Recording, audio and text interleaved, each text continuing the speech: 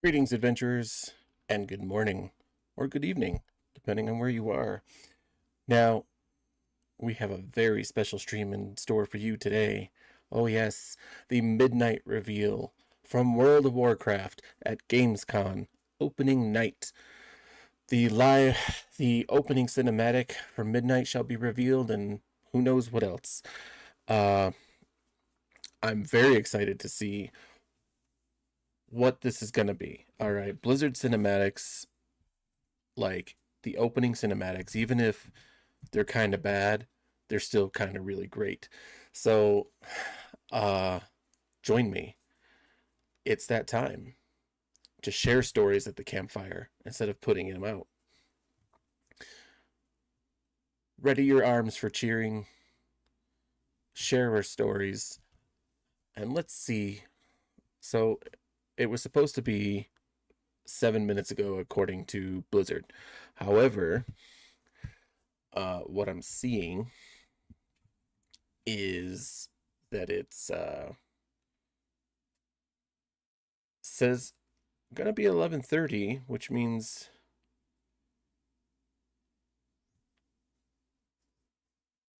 I don't know. It says 82 minutes. So either they're running a half an hour late or I'm running a ton early. So in the meantime, while we wait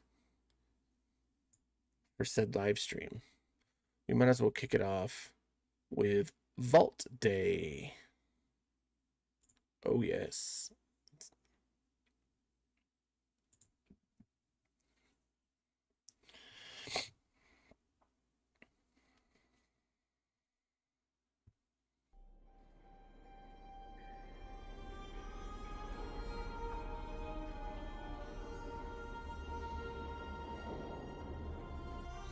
Everyone's waiting for COD, everyone's waiting for all these other crazy stuff, and I'm sitting here waiting for the midnight reveal.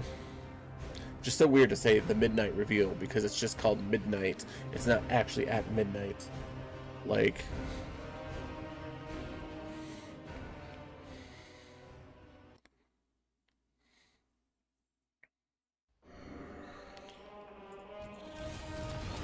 all right. Let's go check our mail since apparently I have some. Which is kind of a rare thing for me.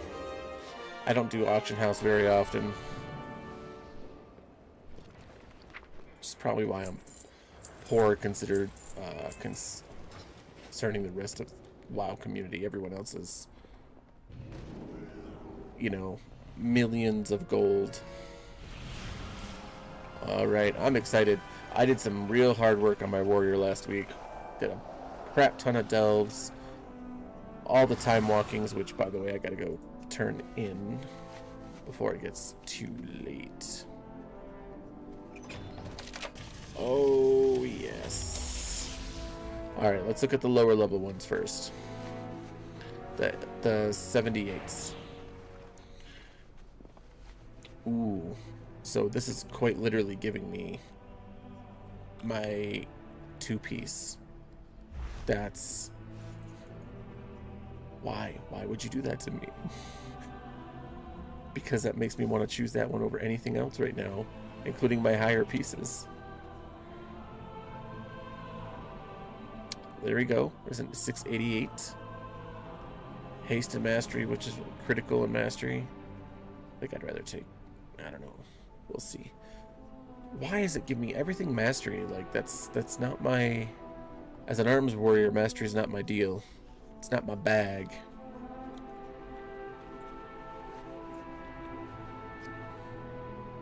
Mere hours before the reveal. Yes, Dark. Yes. Why'd I do a crap ton? Because I needed gear. I needed to raid. I had the itch.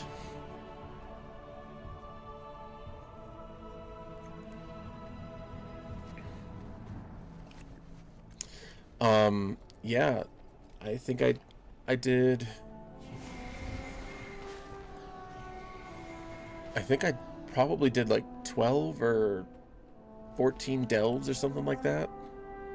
on just my warrior, and I also did delves. I think I did a couple of delves on my demon hunter. Nani.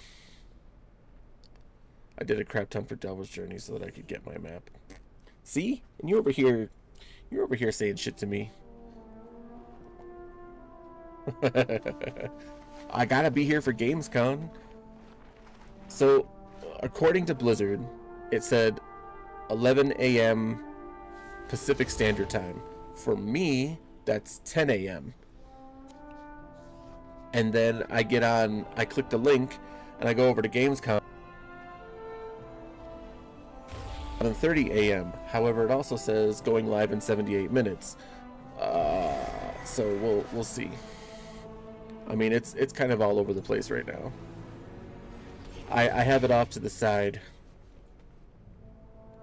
And we'll head out of WoW the moment that it pops up. But I have it. Hopefully, there aren't any audio issues. That's kind of I always have issues with audio on YouTube, like the very first moment, so we'll see what happens.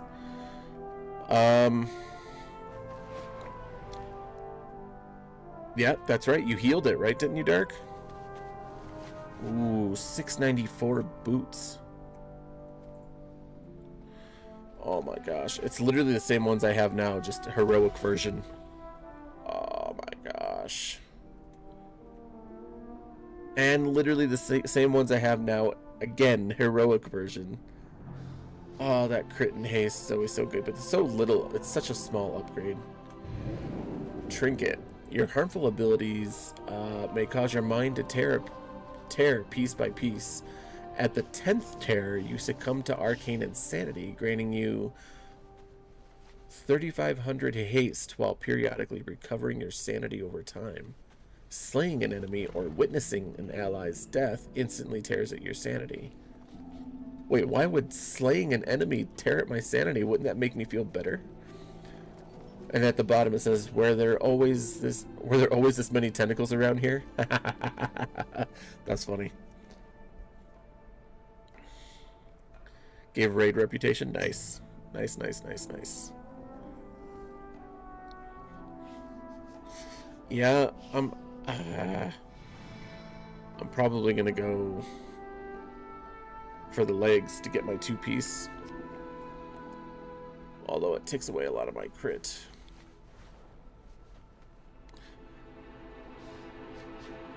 Oh, that's rough.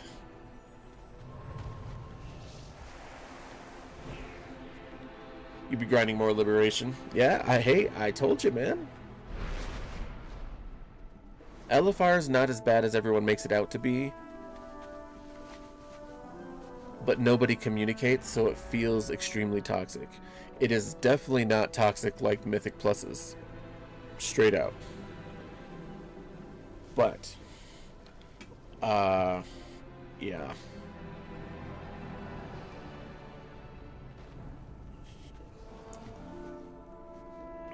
And most of the time you just ignore chat on LFR anyway, because no one's really saying shit. Rank 3 with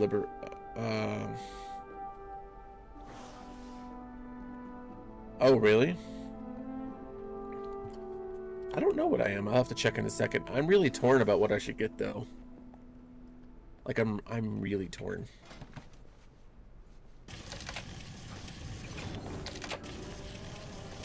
Like, should I just go straight out hero?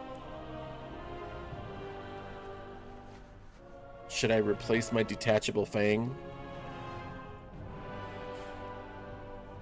Because detachable fang is awful. But also 2-piece. And my 2-piece is actually pretty decent. Execute damage increased by 10% and executes from sudden death have a 10% chance per stack of overwhelmed on the target to trigger a Slayer strike at 100% effectiveness. Ooh. Yeah, that hurts my crit though quite a bit.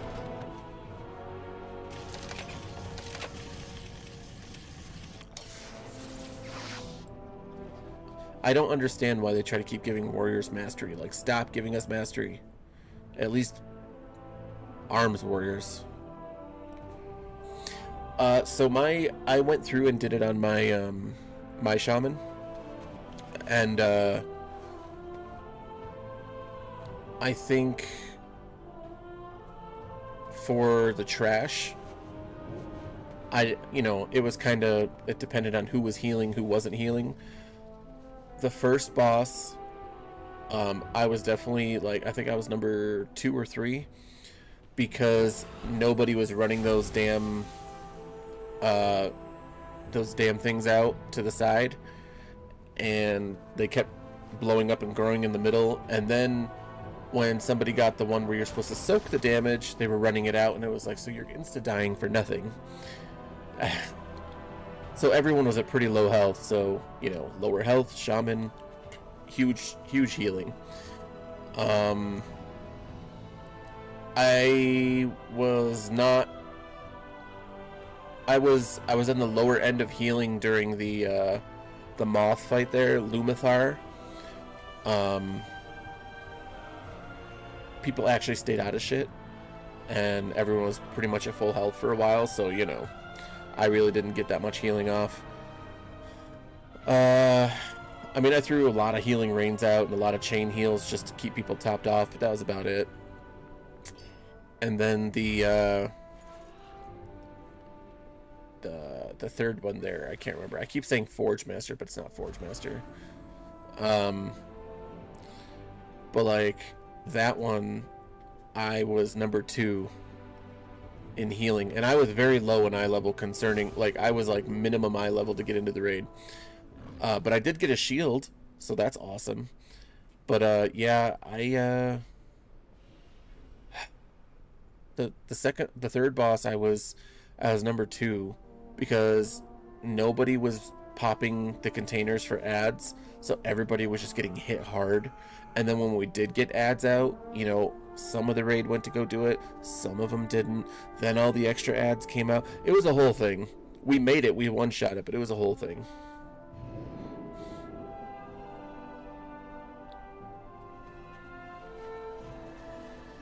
Nice. Yeah, Liberation, at this point, Liberation, people aren't even doing it for the gear, they're just doing it for probably the gold and the rep. So, I'm so torn what to do here, though. I guess I'll just go for the pants. I almost feel like maybe I should wait to see what I get out of raid this week. Because this one's a side upgrade. But these ones are upgrades. Maybe that's what I'll do. I'll wait to see what I get out of raid this week, because maybe I will get something. Maybe.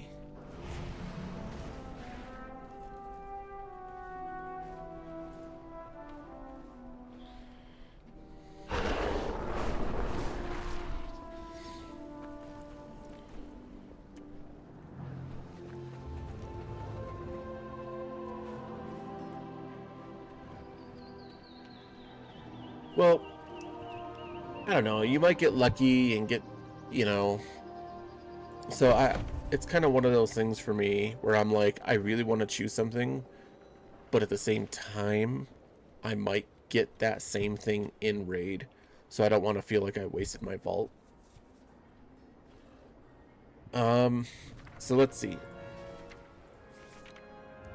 I think it was it off the first boss? No. Second boss? Yeah, so off of Lumathar, my shaman has this shield. The Ward of the Weaving Beast. And then, right after that, we went and did Soulbinder, right? And what drops? Freaking Voidglass Spire staff. I didn't win it, but I would have been totally upset if I lost his shield, but this Voidglass Spire for shaman healing is pretty awesome, because not only do you conjure Voidglass shards, slicing an enemy for, X amount of cosmic damage, or orbiting allies to absorb almost 1,000,000 damage for up to 20 seconds. I was like, Oh, oh, that would be such an amazing staff. And if you get the 2 set, your Void Glass shards are 200% more effective. So, like, that's insane. Absolutely insane.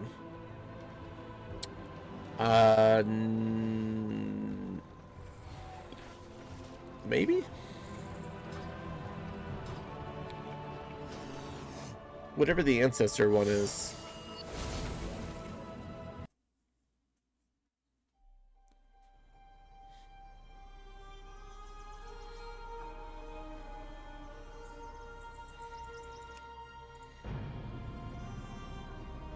So I think Barseer. Both. I have both.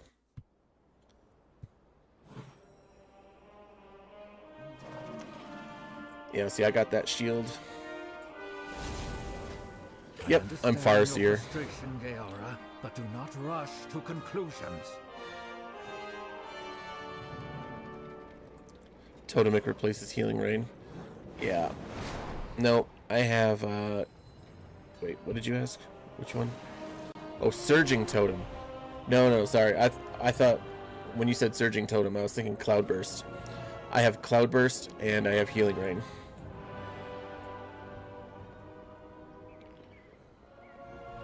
But the Shaman set looks so cool this time around that, like, I really like need this set. And even the freaking PvP sets look, oh my gosh.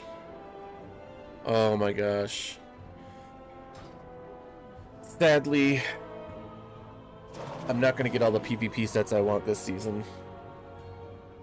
I might not even get any in particular one that I want, but I definitely am going to try. And I'm not a PvP person. Yeah, no, I thought you were talking about Cloudburst. I'm like, yeah, of course I got Cloudburst. Why wouldn't I have Cloudburst?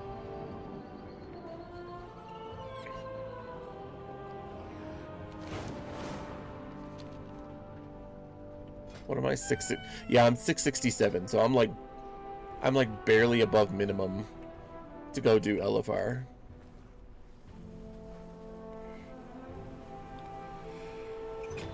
So, back in Dragonflight, seasons 3 and 4, I really wanted the Demon Hunter set because it was the Sargeras set for the Demon Hunters, but it was the Burning Bronze set that made him look like, you know, the way that he's supposed to right now.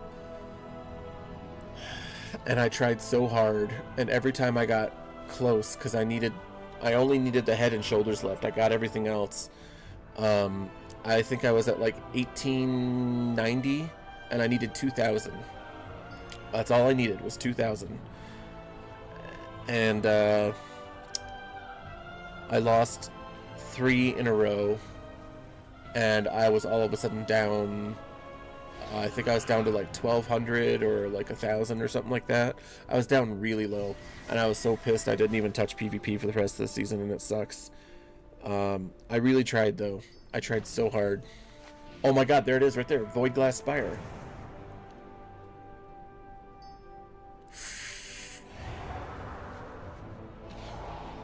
That's such a good staff though. And another shield. Crit and Mastery, Crit and Haste. I'd rather have Crit and Haste if I'm going to have a shield. Let's see. Your damaging spells and abilities have a chance to send an orb of volatile black blood drifting to your target, exploding for X shadow damage split between all nearby enemies on impact. Intercepting the orb allows you to siphon its power, instead increasing your mastery. That doesn't... No...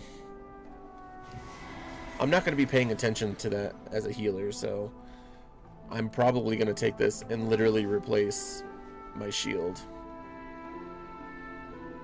which is sad.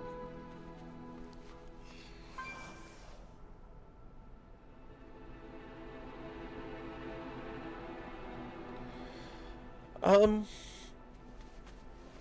yeah. I mean, that'll give it about a week and a half.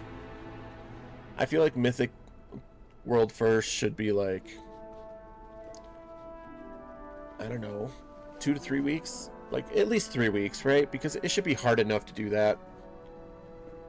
But they already nerfed it, so we'll see how that goes.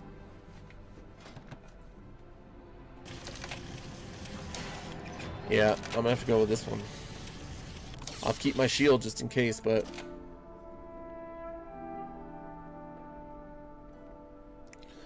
I think so. I agree with you, but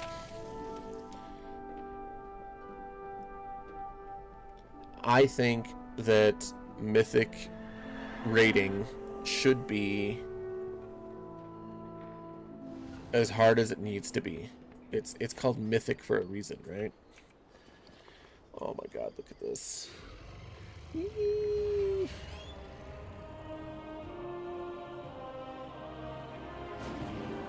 So, but they already nerfed it. They already nerfed it. Last two bosses. Who is it? Is it Liquid?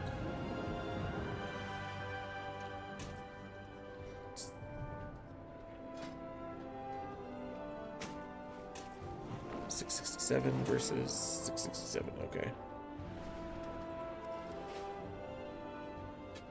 Echo's in the lead. I haven't been keeping up. I kept up last year, or first season 1, and season 2 was over so quick because of all the exploits that I really stopped paying attention.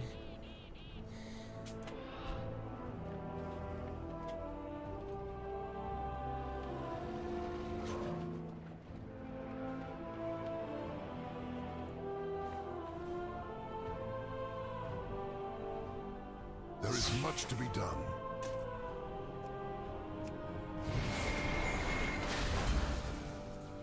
Oh yeah. Go carefully. Well, it says another 60 minutes. On the other hand, so I don't know if that's supposed to be.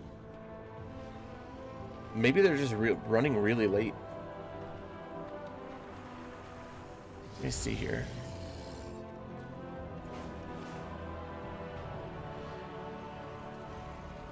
Yeah, see, it says on the Blizzard app, beginning at 11 a.m. PDT. That's Pacific. So for me, that should have been half an hour ago that they started. But apparently they're going to start in about an hour. So, see how that works.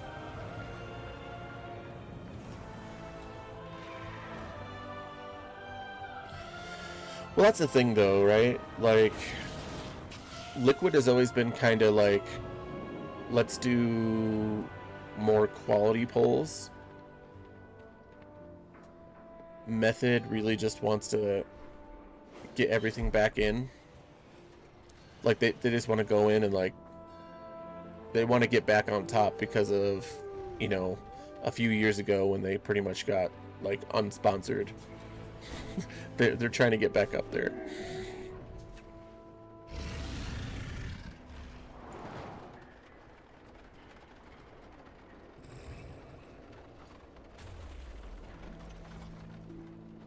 Yeah, I was just going by what Blizzard was saying on their app. It's at 11 a.m.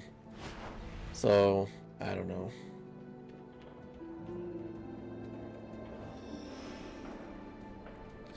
And that's the other thing. I haven't seen Echo in a long time, but I know Echo did really good in Shadowlands?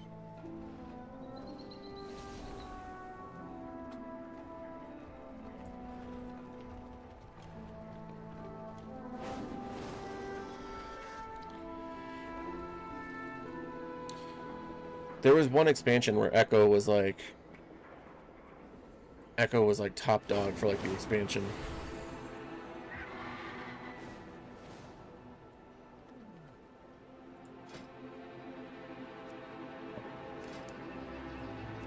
Look at that.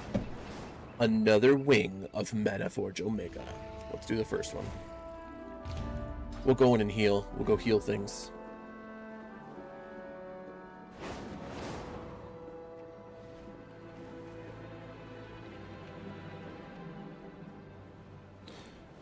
Right, on their app though, okay, it says 11 a.m. PDT. That's Pacific. So they got theirs wrong there, but they got the CEST. They got that correct. They got the 11 a.m. part wrong though.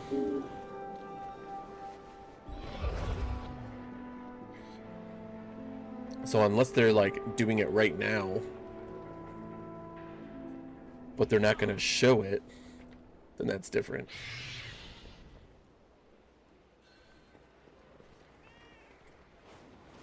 For Liquid fanboys, or but like Liquid fanboys hate everything they do. Oh, Echo exploited, but when Echo exploits, well, Echo exploited, so that's all right for Liquid to well, nobody should be exploiting.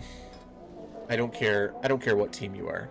Exploiting, that word by itself is literally meant, it's bad. That's what it is. It's not supposed to be there. You're not supposed to do it. Now, there are also times when people think people are exploiting just because they found a different way to do it than what they did on the PTR. Now, that's different. Now, if you go, oh, well, he shot the rocket back into the boss. Well, clearly that was a mechanic that no one really thought about, right? That's different. But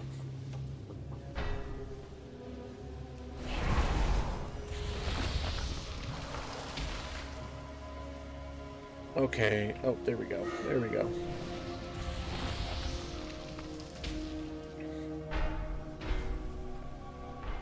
We only have one tank? Well, that's not going to be good. If you're not the tank, bro, cut it out. This guy's, we got one tank and this guy's over here pulling already.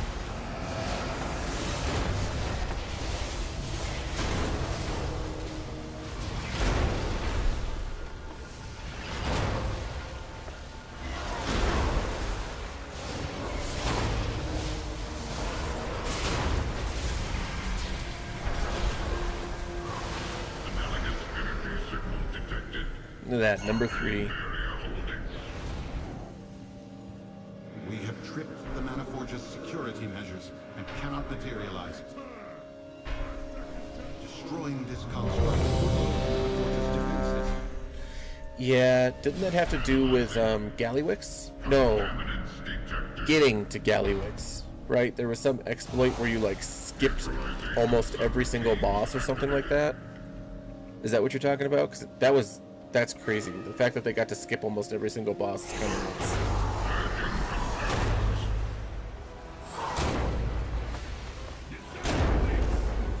The Mage Splinters? I don't know that one.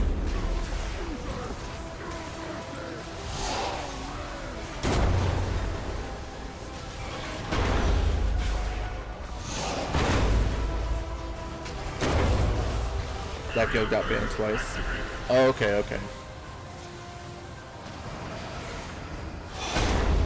Target you.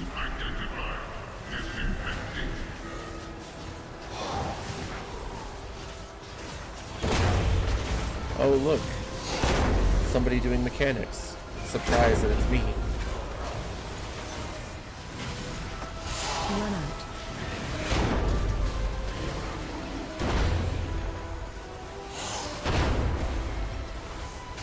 There we go. Week 2 is so much cleaner than the first week. Find shelter.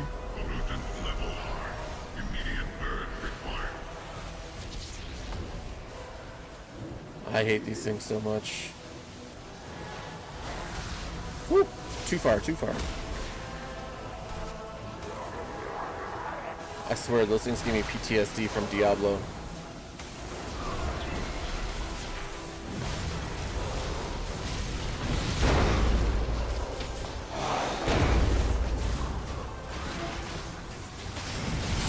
See, there's like nothing to heal. Everyone's pretty much topped off.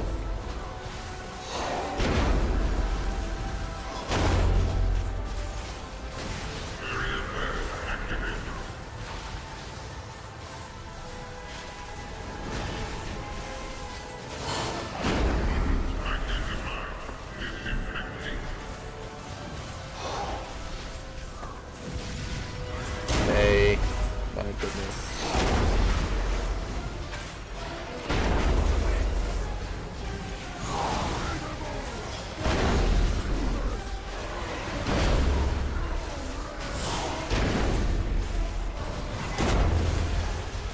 Hey, it's Ingvar. I knew I recognized that voice.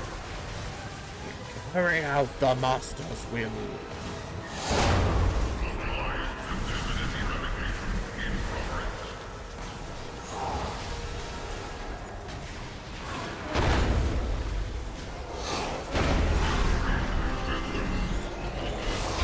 There we go. There was a hero spec where you could cast at focus target so the stacks didn't reset, meaning they had crazy damage compared to other pulls. Because they still wiped it, got hot fixed on the spot, they didn't get to do a second pull with it. The stacks were coded so that if you attacked your target, they would reset. Didn't target your target, they wouldn't reset. Oh, that's right, I did hear about that. I heard bits and pieces. I think you might have told me that, actually, not gonna lie.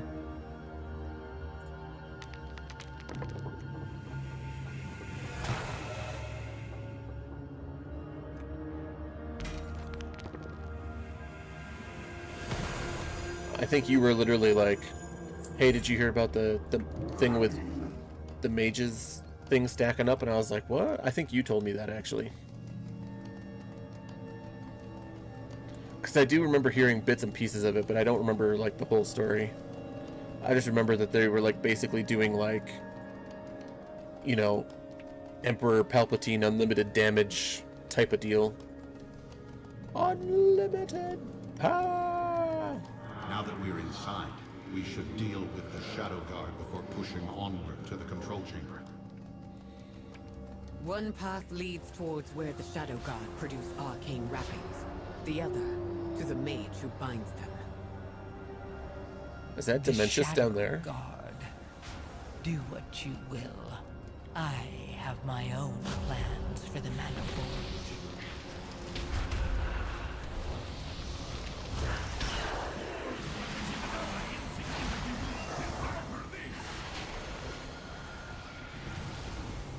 $1 million healing.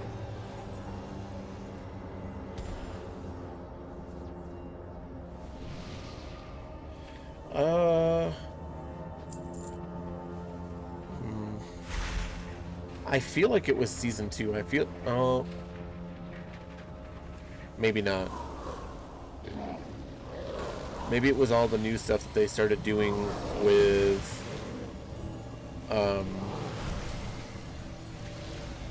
The beast the Manifold uses with to the create talents the and war with Shadow it, so it might have been God's season findings 1. is up ahead.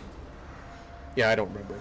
I know that there was a lot of shit going on with Liberation of Undermine because there was like this whole boss skip type deal.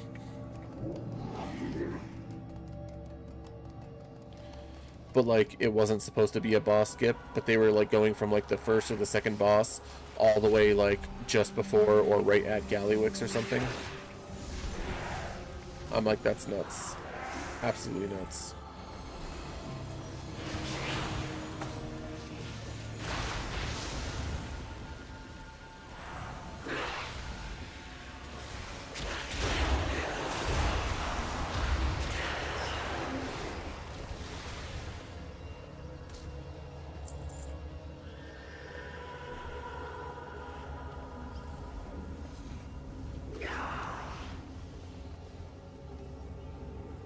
Yeah, that makes sense.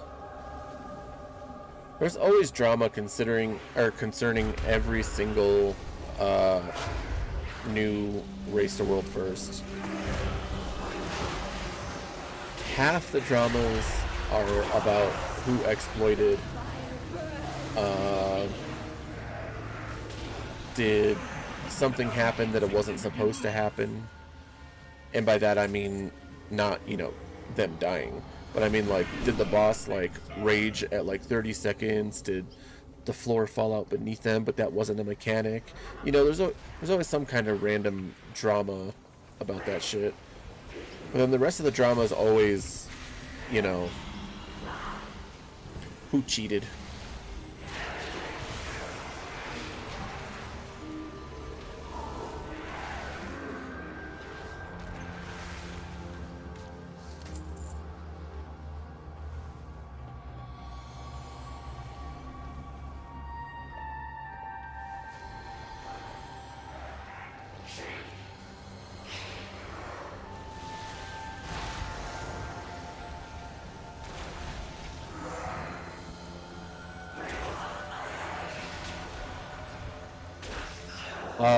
I have only read that. I've never seen it. But it does seem to be a pretty common thing amongst people, saying that Liquid just kind of, they like to fuck around, but they don't like to find out.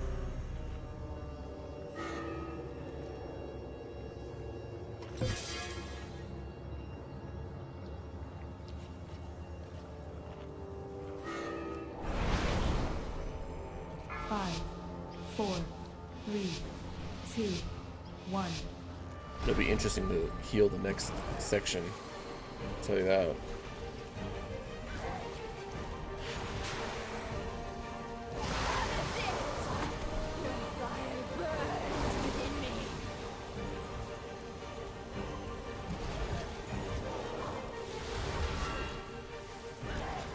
Line on you. Ooh.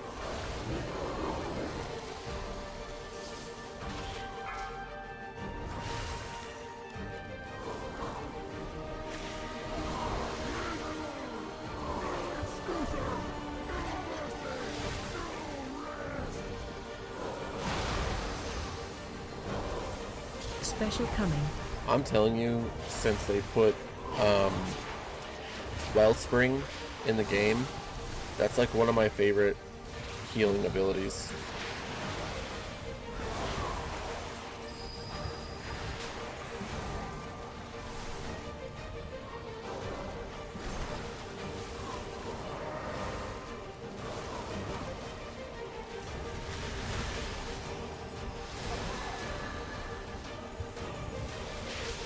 Watch your step.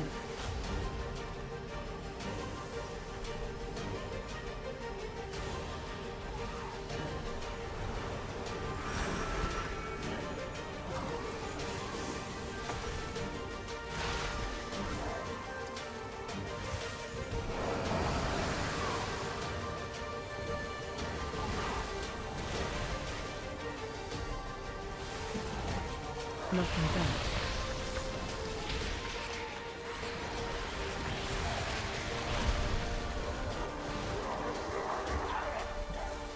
Wow, somebody didn't lust on pull? That's nuts. Route 2 share. Yes, everyone needs to get inside. Thank you. Pushback incoming.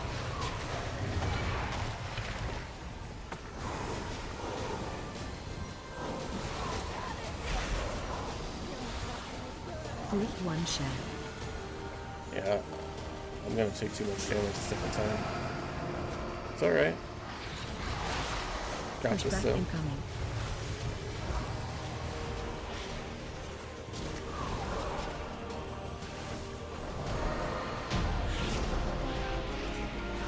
There we go. Without that beast, the Shadow God's numbers will dwindle. Return to the center of the Mana Forge. We need to determine our next course of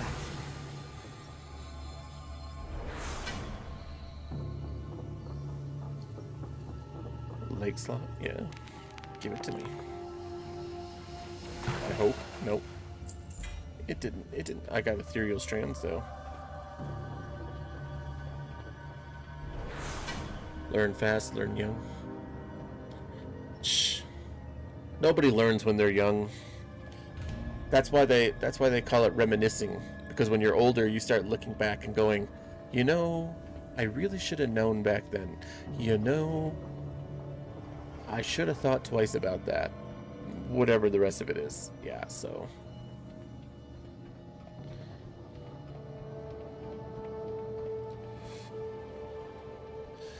if we did learn young, like we're supposed to, like we did back in the day, and I mean like the OG back in the day, like 1600s learned back in the day, where, you know, you learned or you died, right?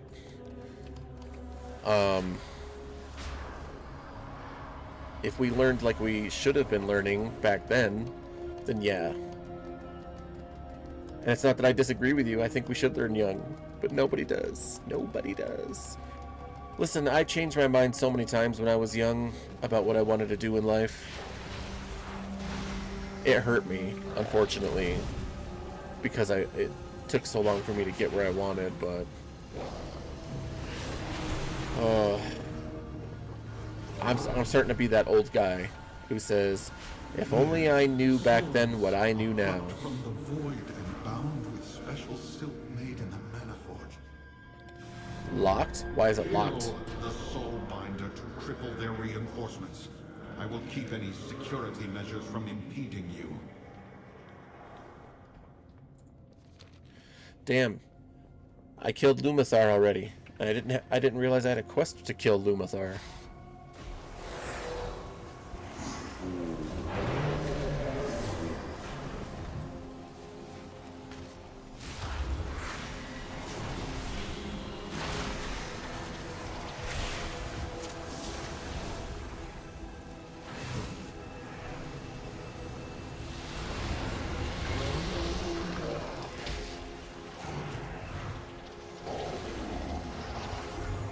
Oh, that's appropriate level. I have lots of characters at 70. But with time walking this past week, I got 2 more characters up to 80. I got my Night Elf Huntress, and I also got a monk. I got a monk up there. So I think that brings me now to 18 or 19 max levels.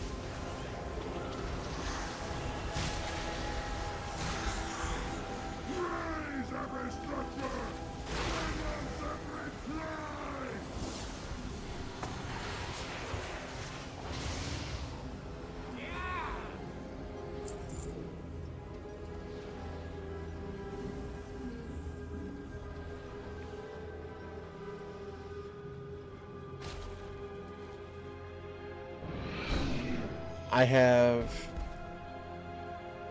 Oh, did you hear, though? I think, with Legion, I knew you were... I'm not even kidding, Dark. Immediately thought of you when I heard this, when I was watching the Legion reveal, the Legion remix. Immediately thought of you.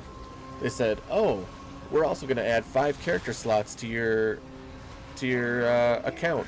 I was like, oh. Yep. That's Dark. That's Dark right there. 100%. Gonna have to fill out those other 5 slots.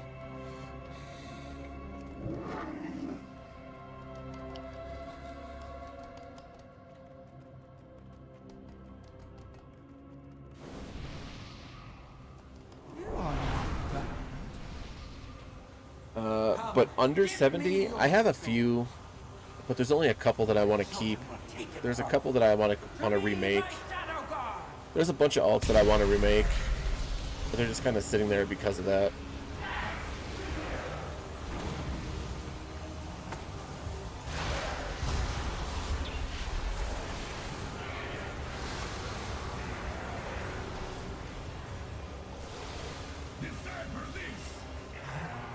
But the thing is, they said that they're creating it for Legion.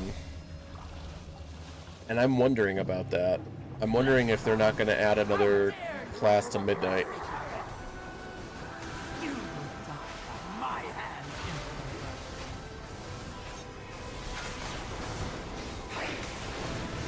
or at the very least another race. I don't know, I feel like they're going to do something for Midnight, or possibly the Last Titan, but either way, I feel like they're getting us ready.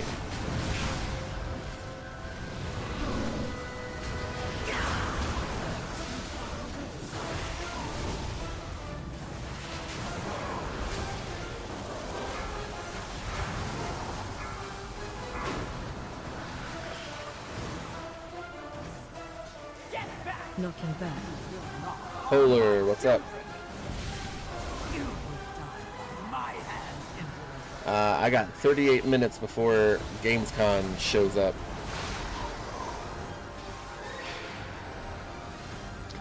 I will say this, Polar. Diablo has been getting a lot of good press. Even the people who are like meh about it are still giving it really good press. I've been seeing it like covered all over the place whenever I open up my my internet, my browsers. Knocking back. What's Gamescom? It's like a game review. It's another convention, but for games that get revealed. It's in Europe.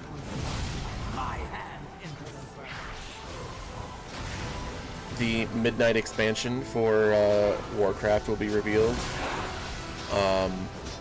Warcraft is definitely not the only thing that's there, but there's a ton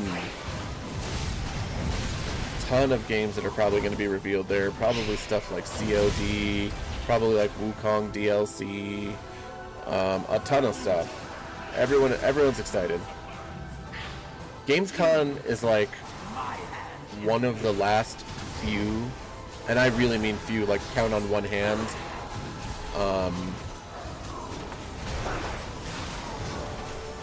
gaming conventions that still reveal games. I mean, BlizzCon is coming back this year, at least according to them, so that'll be fantastic.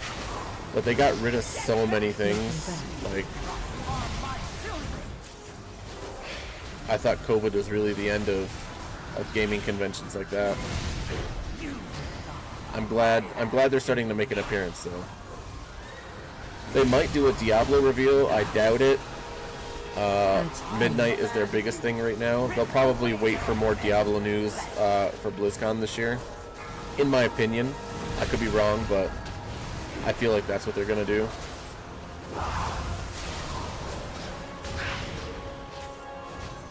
And you'll be happy to know that a few days ago, I finally updated Diablo 4. It took me about half an hour because there were so many updates to go through. Now, no. Yes, Dark. Yes, Tinker Hero class. Two things I want. I want the third spec for the Demon Hunter, and I want a Tinker class. I want a Tinker class so bad, and it needs to be done right. It needs to be done with, like, mechs, right? It needs to be done with mechs. Silk Song. I said con because I read his thing. Gamescom. Yes. But yeah. Diablo is definitely probably going to be waiting for BlizzCon.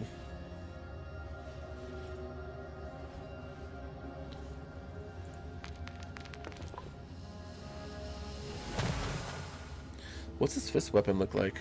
I love the energy fist weapons. Ooh. It's not bad. It's not the best one I've seen, but it's not bad. I mean, it's not for me because it's agility, but... Your damaging spells have a high chance to lash your target with arcane power, dealing X arcane damage split between your target and enemies caught in its path. Damage increased by 30% per additional enemy, up to 150%, and further increased by your mastery. It's a damaging thing, so I don't really need it. Yeah, nothing for me. Let me get my side stuff and then queue up for Wing 2.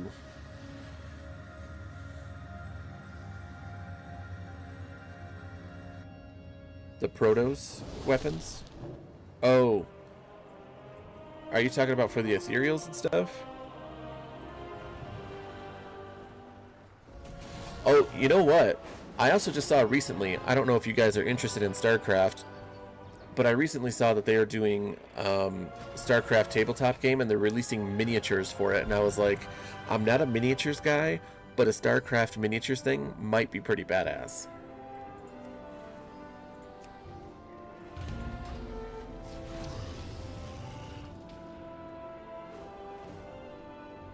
The SL beam fist weapons, Shadowlands. Oh yeah.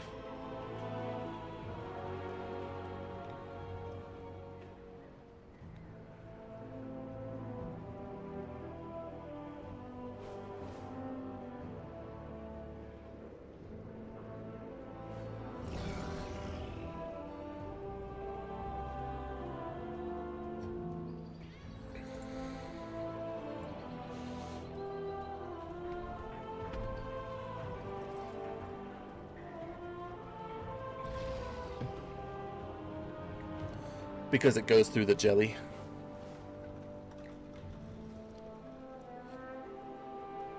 It slips right through your jelly fingers.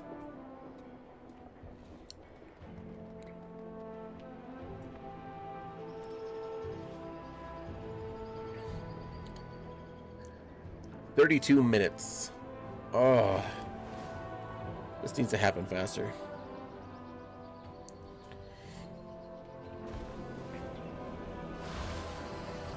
I should also try and pop on my my Demon Hunter and see what I got in my my vault. Oh, and my Night Elf Hunter, since... Oh no, I didn't do anything at 80, did I?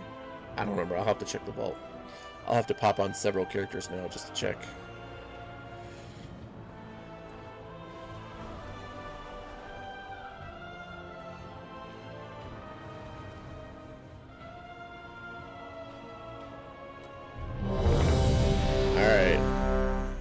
The only one I've seen from here is the Forge Master guy.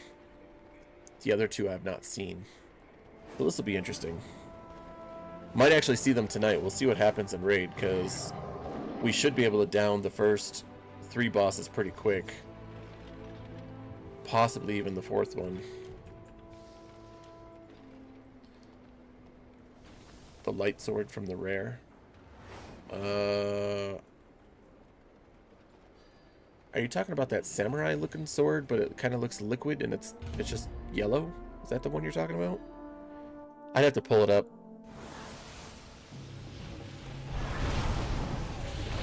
In the next chamber, Araz uses his machines to feed arcane energy into the dark heart. Kill the mana forger before he wakes Dimensius.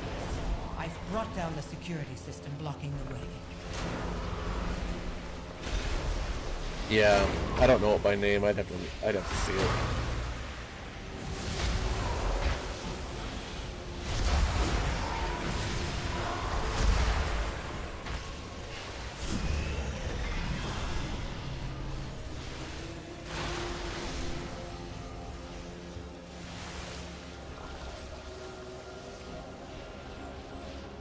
I love how Zeldath has her own thing, but she's still like, well, you know, you got things to do, so I'll still disable security systems for you.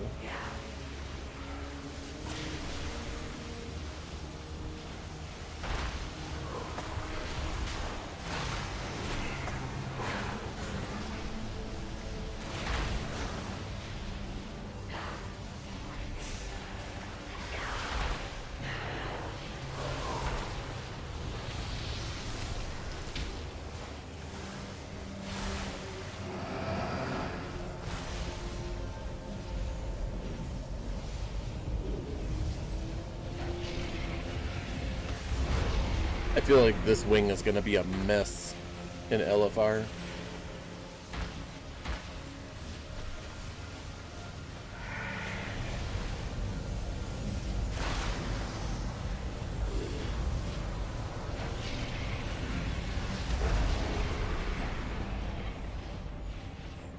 So many people died.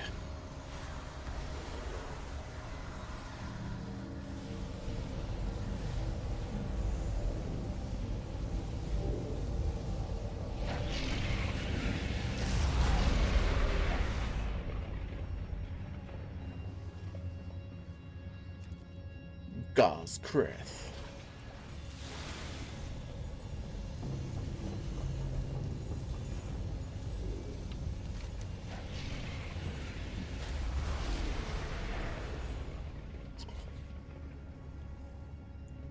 We're literally waiting on like the majority of the raid here.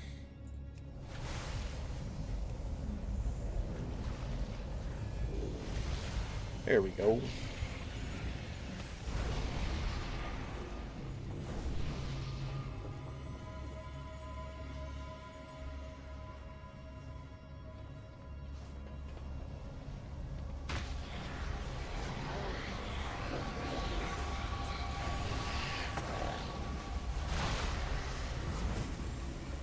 Oh, you know what also comes out this week, Dark? Meaning today for me, but not for you. Tomorrow for you. Is the story mode. The story mode where you go in and kill Dementius, you know, all solo style.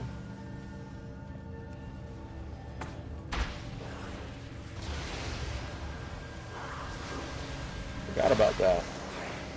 I was looking forward to that so much last week, and then I'm gonna find out it wasn't even there.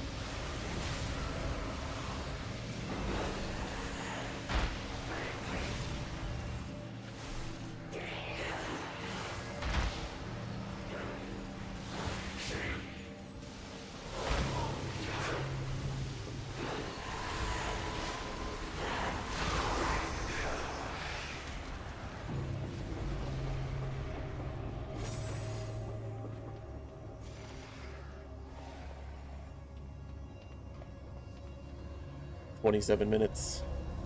I'm excited, but I'm tired. I didn't sleep well last night. So I got up early thinking that I needed to be here at 10 o'clock.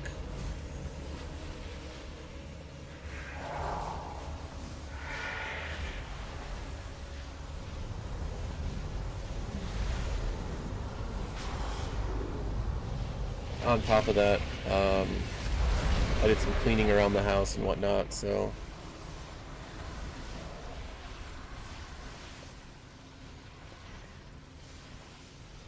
It feels like it's been a long morning already.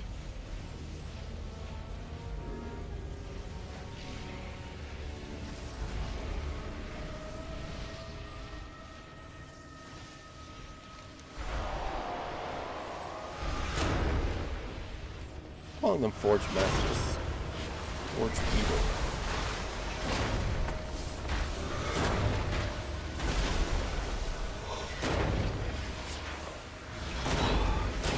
Ready my wallet. Oh my gosh, I know.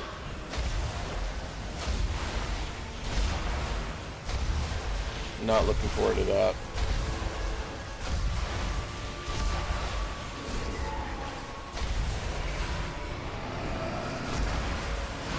But they always reveal some kind of midnight pre-purchase with a mount. Hey, I mean... I will not allow the disruption of Lord Dementius' resurrection. Maybe with the midnight pre-purchase, maybe we'll get Xal'atath's feet as a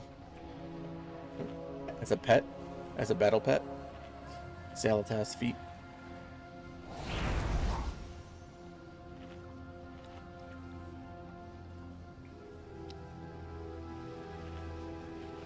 Since they're literally always showing off her feet, and then she never touches the ground. At least it feels like she never touches the ground.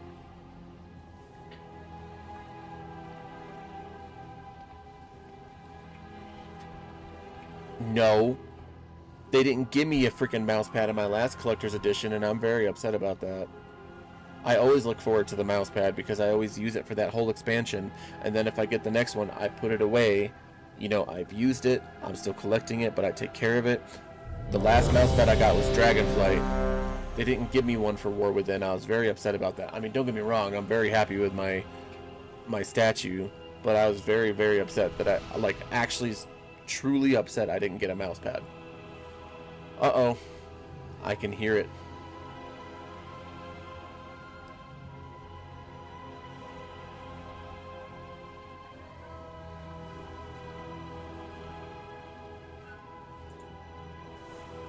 29. It says 29 minutes. Oh, pre-show in 29 minutes.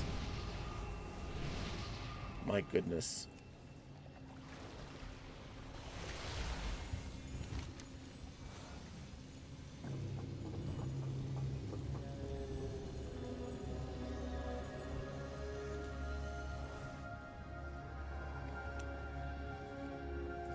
The machine must not be stopped. Here we go.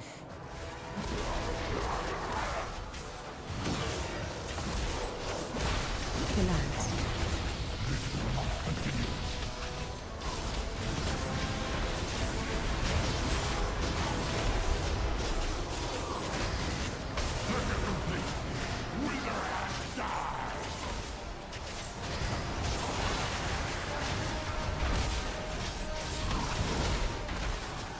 Hope so.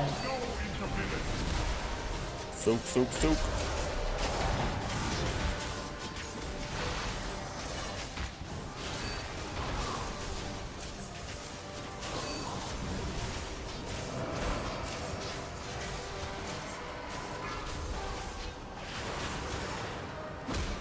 Collapse.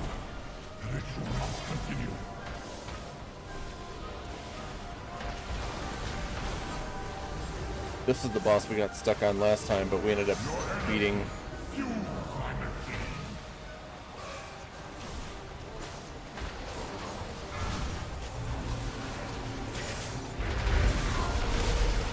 Hope so.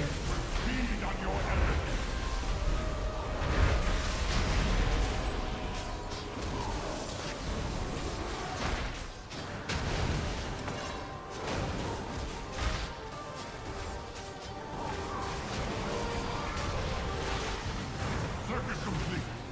Wither and die. Watcher.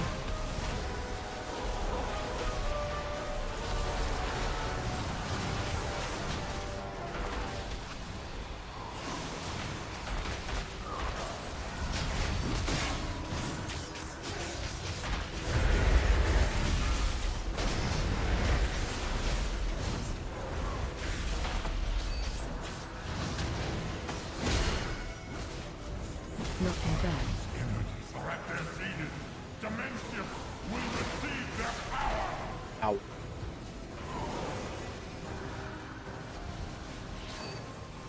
Frontal.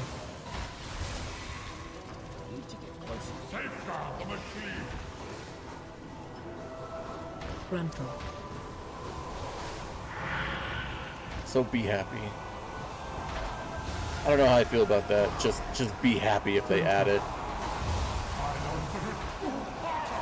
Your part in this ritual is to die.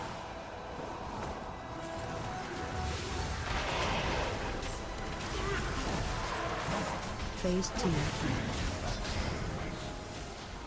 2. Aw, they all left my spirit link. Sad times.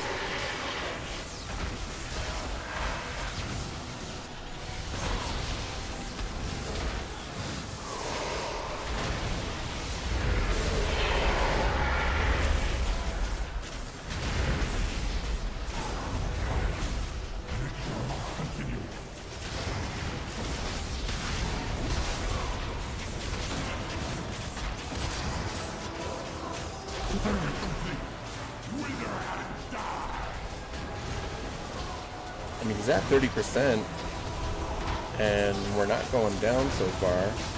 That don't mean we won't, but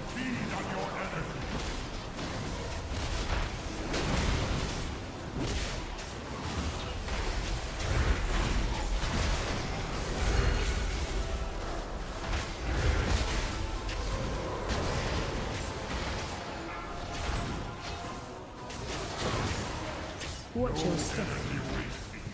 You will fuel my machine. you know what? I also hope they announce Knocking back. Little Nightmares 3.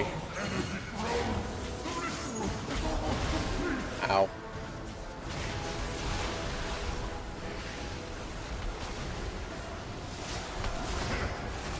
You may have disrupted my ritual. My fate will fuel the machine. Ow. Why is everybody in the center? Your energy fuels my machine.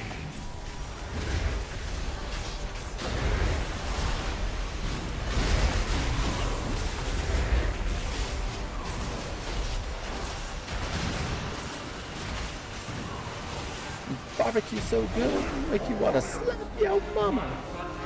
Complete the ritual and hasten thy Lord return! Sweet, that was a one What shot. zealotry, what loyalty, sacrificing himself to power the machine. If only the rest of you had that kind of commitment. You will need it now. Demencius' reformation is inevitable. The surge of energy will tear reality apart and will quickly wake Demencius. Zalatath and I will try to stabilize the Mana Forge. The rest of you, evacuate to the wastes and find a way back in. Oh, I Soul will gather Hunters. my We tried forces Soul and Hunters and we meet got you our once I've done so. butts kicked.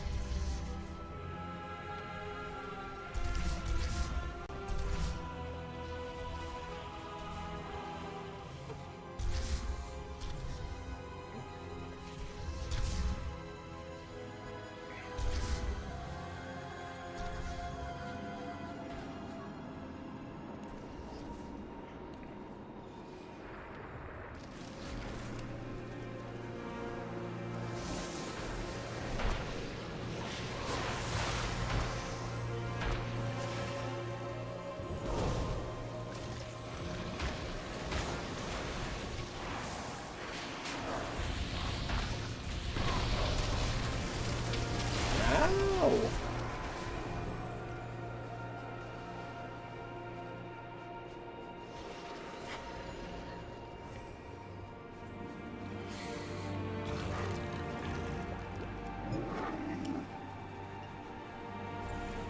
Have you gotten your new mount from the Delves yet?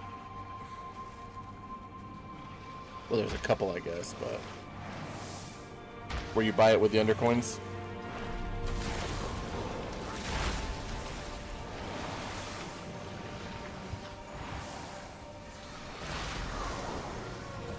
Yeah. How do you not know these things? You're the one who always comes up and tells me. So one, you get that Void Dirger's Delve thing if you go complete Brand's little go find my clothes quest. So you get a whole new Dirger's Delve for that. But also, for 15,000 undercoins, That's the thrill I need. I need bigger prey. you get another mech, but it's all lightning-y.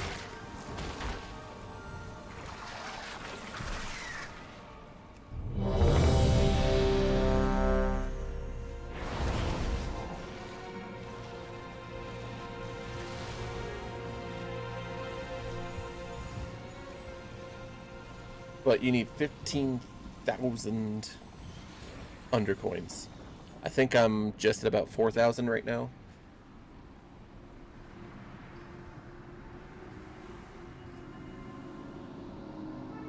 I don't know. I didn't do any I can't. No, I did delves in season 2, but I definitely didn't do any 2, 1. overcharged ones back then. Face the flames. Submit to the void. Ooh, this is gonna be rough. Fracture your soul and your mind. Feel my wrath.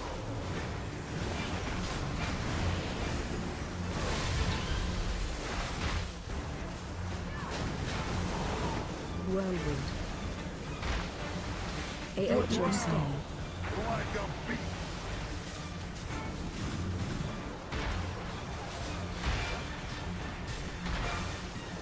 You won't escape.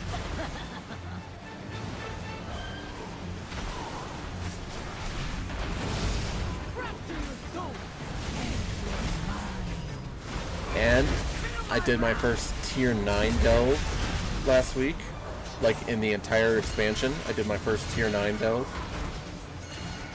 I want to push myself, so we'll see how that goes. AoE incoming.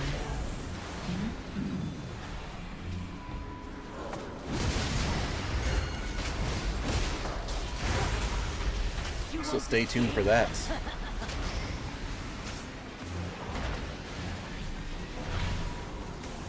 Fracture your soul, and your mind. Feel my wrath. Watch your step. Like a beast.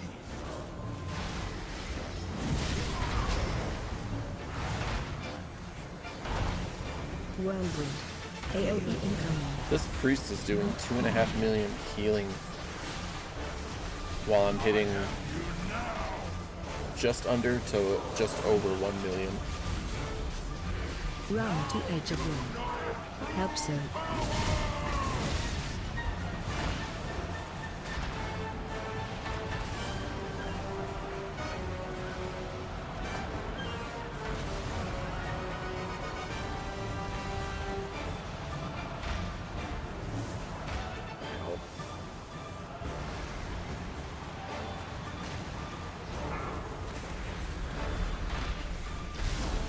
Fracture your soul, and your mind. Feel my wrath. Oh, somebody just hit lust. Whirlwind. AoE incoming. Wow, Alifar is extremely organized today. I thought it was going to be chaotic. You won't escape.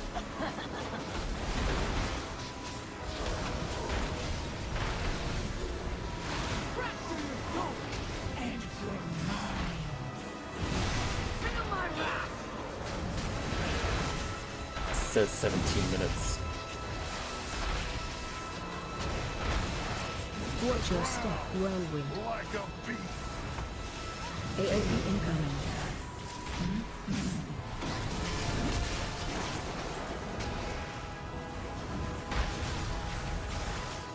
You won't escape.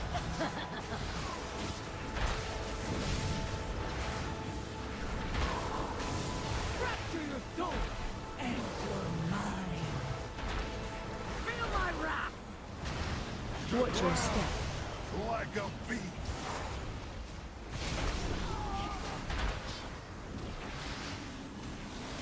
Man, that AoE that Gamescom chat is going nuts.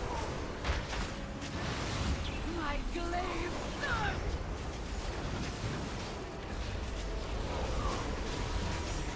Watch your step. Run for your lives. Oh.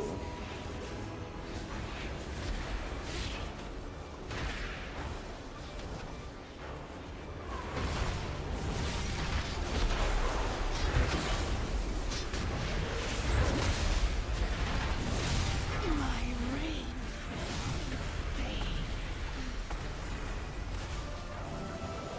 Fracture your soul, and your mind.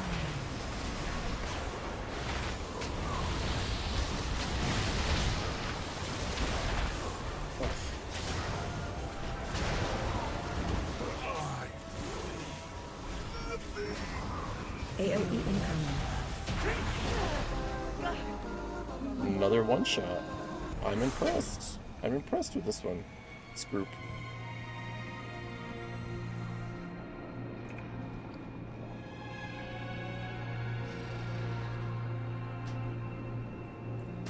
It's bracers, right?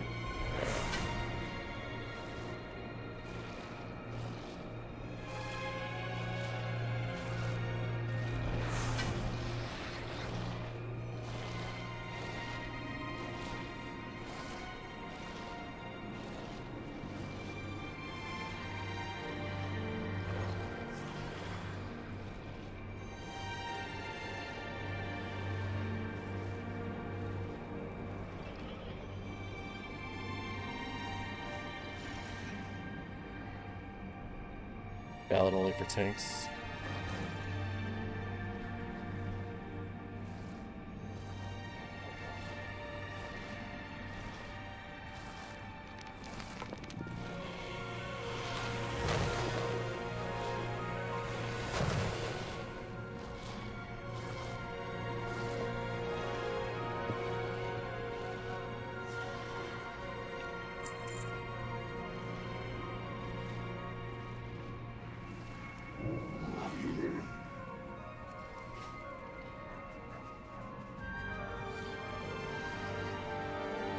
Are you saying it could have been farmed before, or it could be farmed now super easy?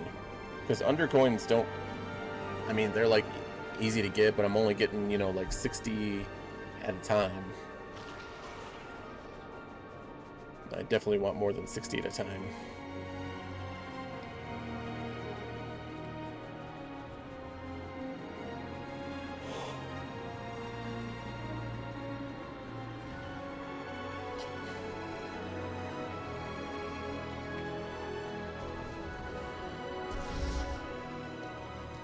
Wait, where did everybody go?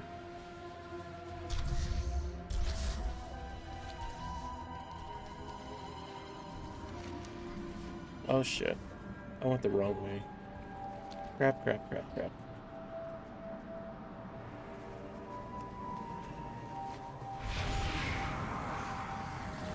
I thought they went back inside.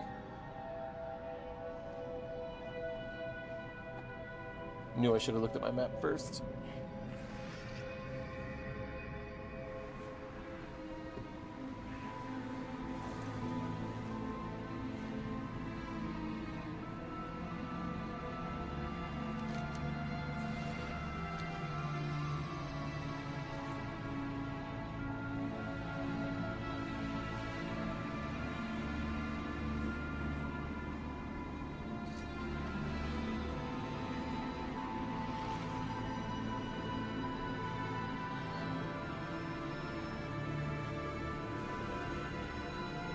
Minutes counting.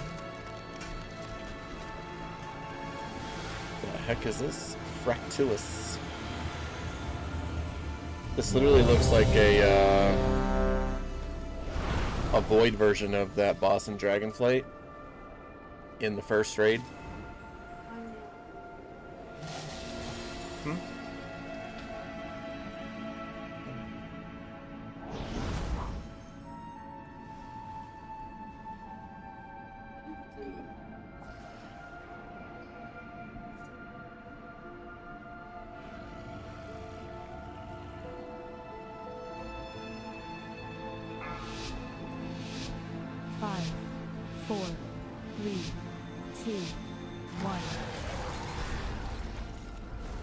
Ew, somebody yelled milk me daddy.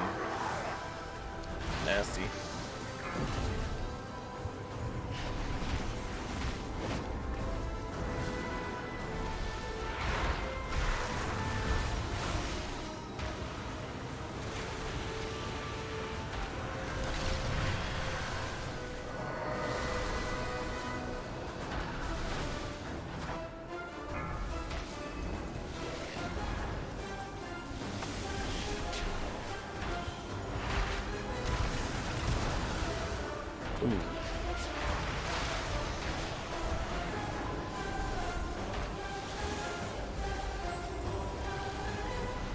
AOE incoming.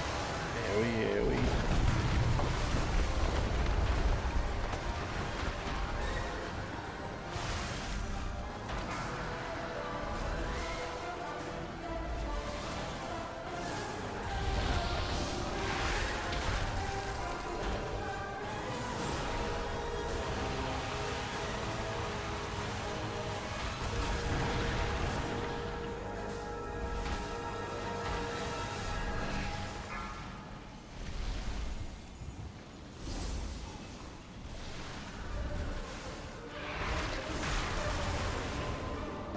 Ouch.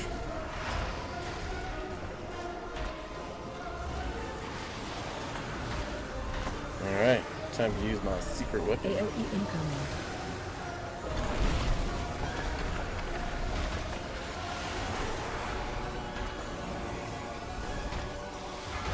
I freaking love healing tide totems so much.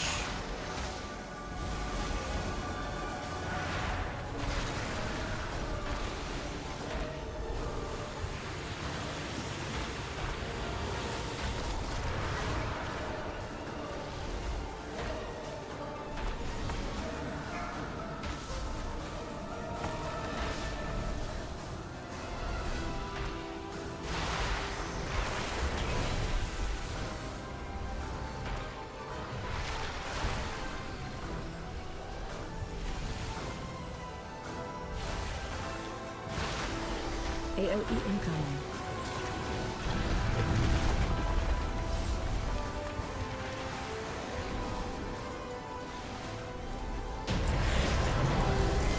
Damn, all one shots. I know it's LFR, but still, I expect it to die at least once.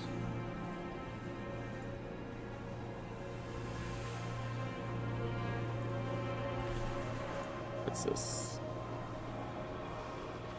Mastery. Oh, okay, so this goes with my Void Spire. This is a trinket.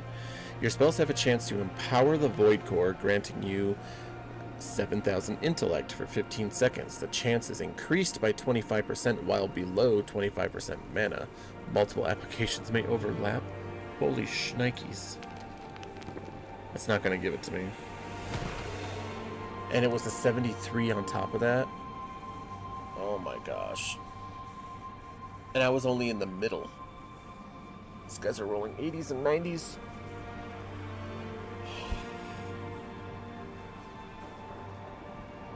It's messed up. Cool. The new wing is good. Okay, so 3 things with the new season. The way that the powers are, my shouts auto-cast at half a second intervals, so it's free casting my Dust Devils, so I have 9 Dust Devils. Spawn being AFK. Second thing, the Chaos items roll with a very flexible values and unique ability. As always, max roll with higher stats. 3, this is looking so much fun.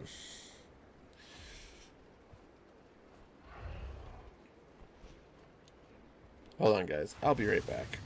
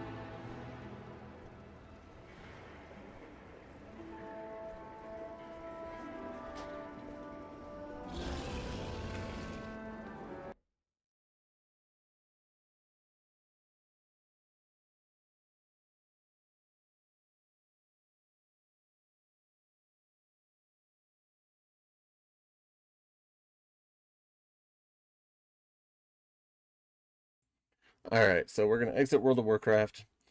We're gonna pull this up.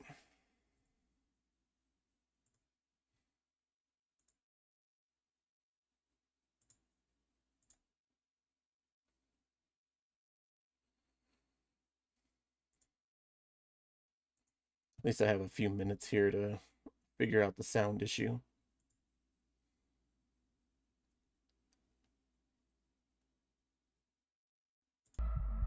There we go.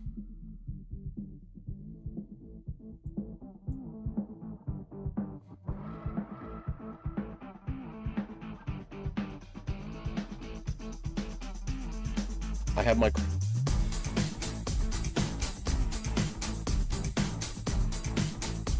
for eating on stream, but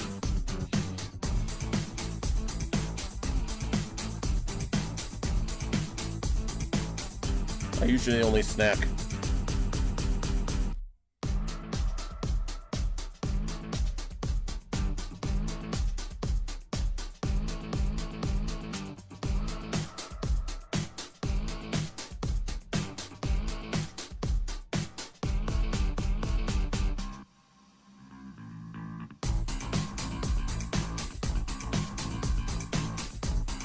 There's 3 would be great. I'm sure they have something about Darksiders, what is it, 4?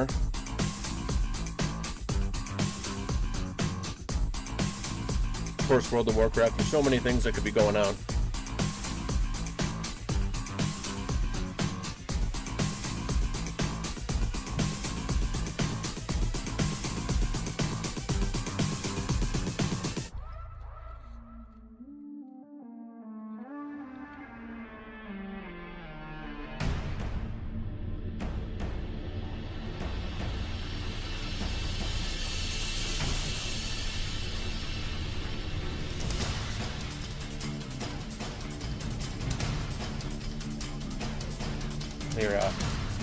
You're only up here because I have food.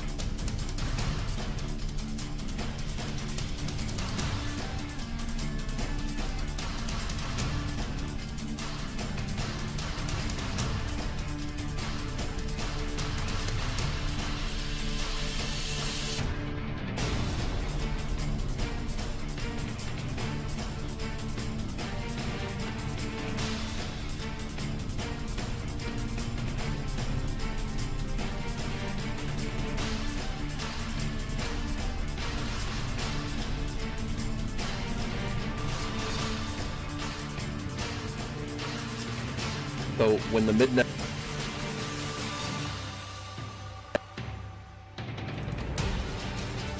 I'm going full quiet. I gotta watch this thing like crazy. I'll probably watch it 10 more times when it pops out on the Blizzard app.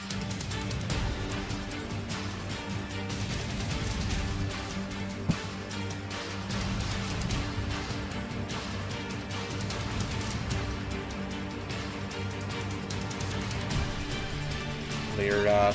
No. Alright guys. 10 seconds.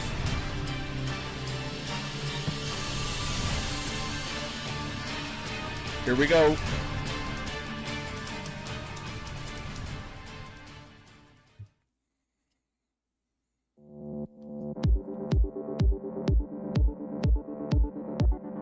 Hello and welcome to the Gamescom Opening Night Live 2025 pre-show. I'm Kyle Bossman. The main show, Opening Night Live. The one with Black Ops 7 and Resident Evil Requiem, hosted by Jeff Keighley. That's soon, but not yet. This is the waiting room. And the secret about the ONL pre-show is that it's good itself. We've got an absurd amount of trailers and reveals and premieres right here in the lead up. So let's not waste another microsecond. Here's a brand new game reveal. Yo, remember me? Your old pal Bubsy? From all those classic games you loved. Was it something I said? What could possibly go wrong? Forget about that. Let's talk about the new one. Bubsy 4D. Now this I like. So, where are we going next? Don't mind if I do. Zoink! They call me the Orange Blur. Do any of these outfits come with pants?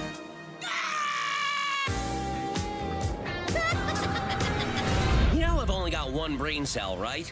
And it's working overtime on this baby. Atari? I didn't even know they were still around. The first game I ever played on my PlayStation 29 years ago was Bubsy 3D. If you told me back then that one day I would be introducing Bubsy 4D to the world, I'd say, yeah, that sounds about right. Now let's keep this pre-show popping. Here's another brand new game announcement. That guy literally looks...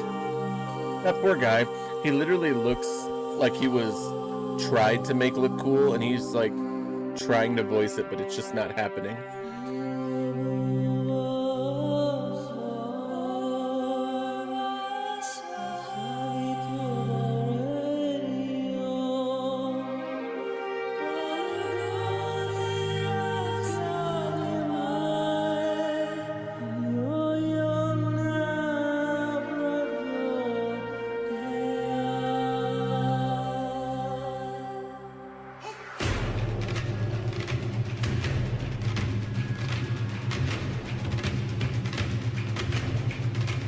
Interesting.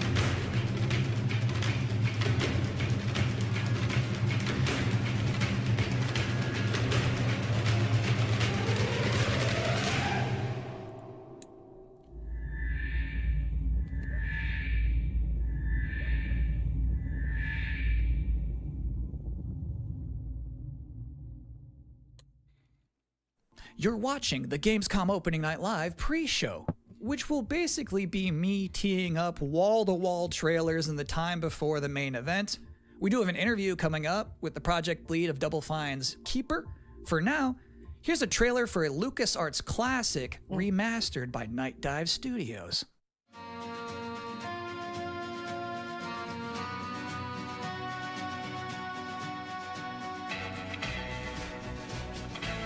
Where are you, Marco? Oh shit. You afraid of dying, kid? Keep that fear.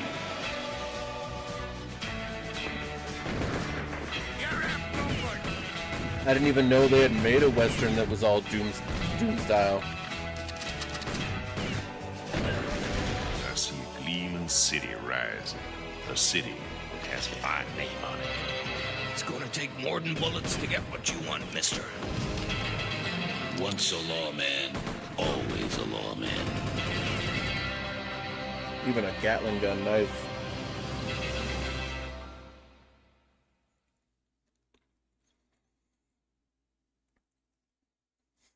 If you thought maybe I was exaggerating a little bit when I said this pre-show is filled with exciting and really good That one, Dark? trailers I never played because that it's one. my job, normally you'd be right. However, sometimes a trailer is actually just unmistakably exciting and really good, like this one.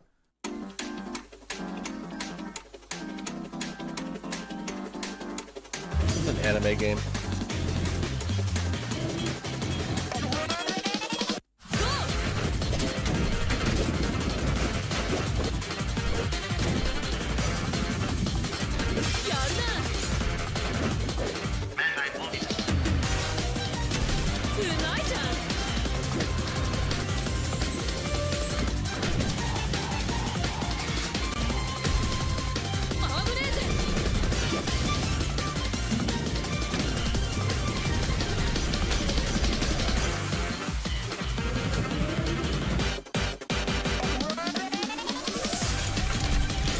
I don't like stuff like this. Mostly due to the fact that it's anime. But I don't know. In this year's Xbox showcase, Double Fine announced their first new game since Psychonauts 2. It's called Keeper. And joining us tonight in a recently pre-recorded interview is the game's project lead, Lee Petty. Hi everyone, thanks for having me. I'm so excited to have you here. So you showed a first look at gameplay of Keeper, the game itself is about the lighthouse, but also the bird as well, right? This duo.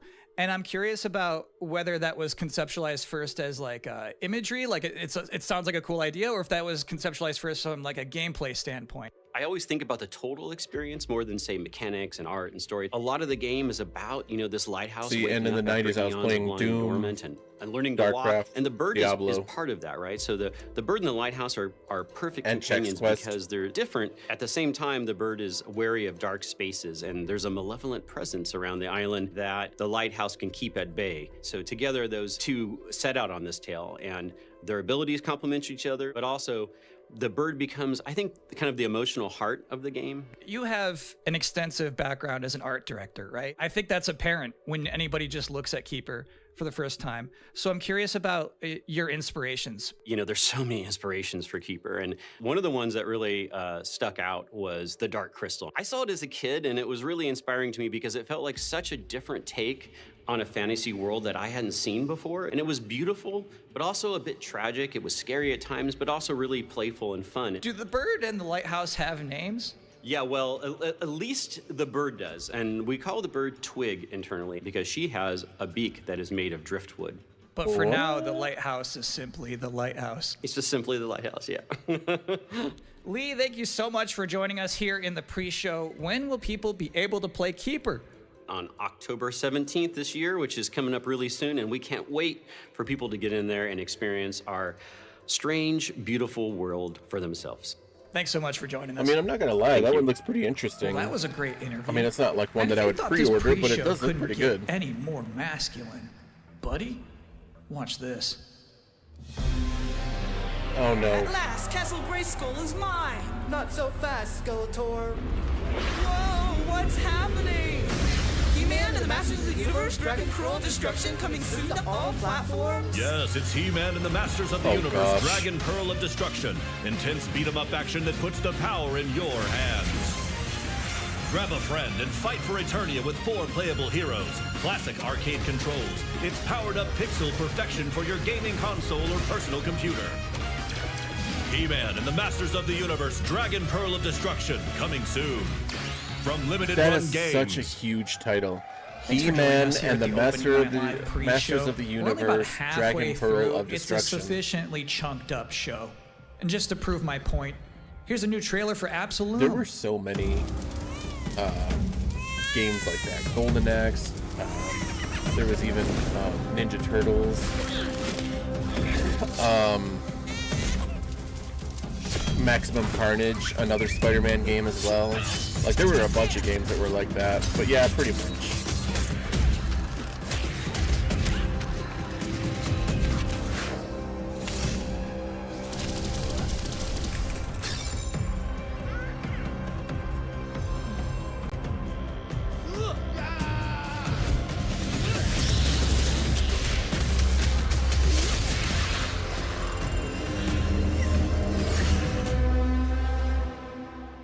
Absalom. October 9th. That's a release date reveal. And I think Frog Mage revealed too. These That guys was went cool. all echoey. Now, if you'd like to take a break at this moment, maybe grab a water and some snacks, I really can't recommend it. Here's a brand new look at Long Gone.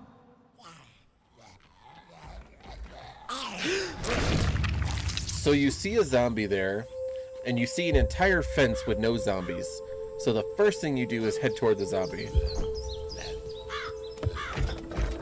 What did they do? Weld these things on?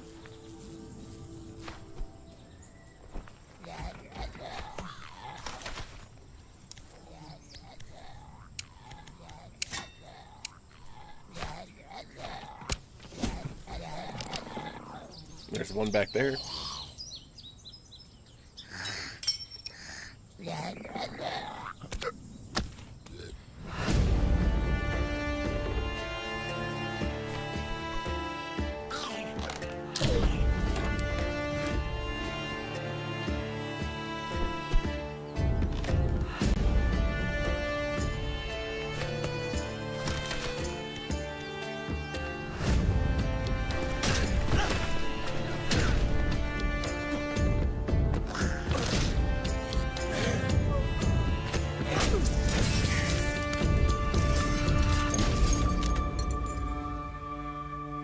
So I think the concept of this game seems cool, but I'm not digging it.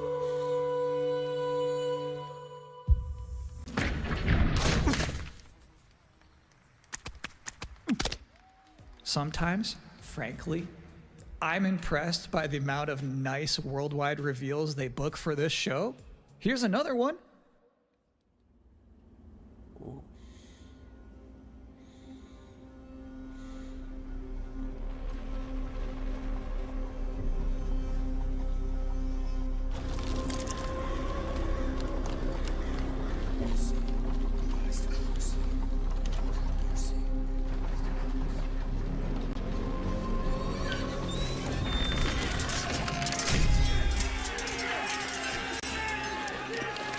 Napoleonic era?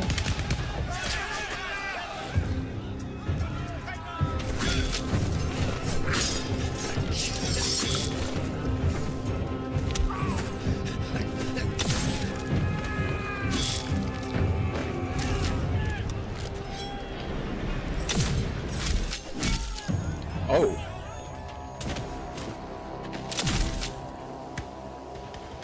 Uh-oh.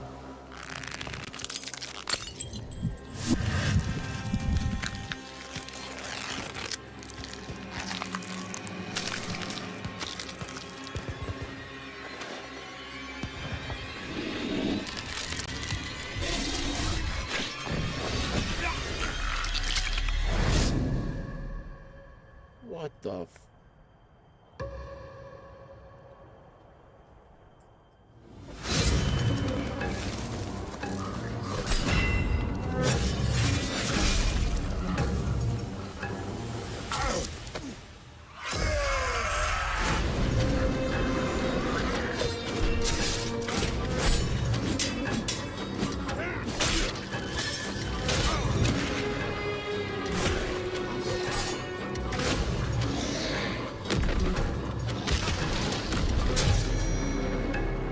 What kind of sword is that? Oh.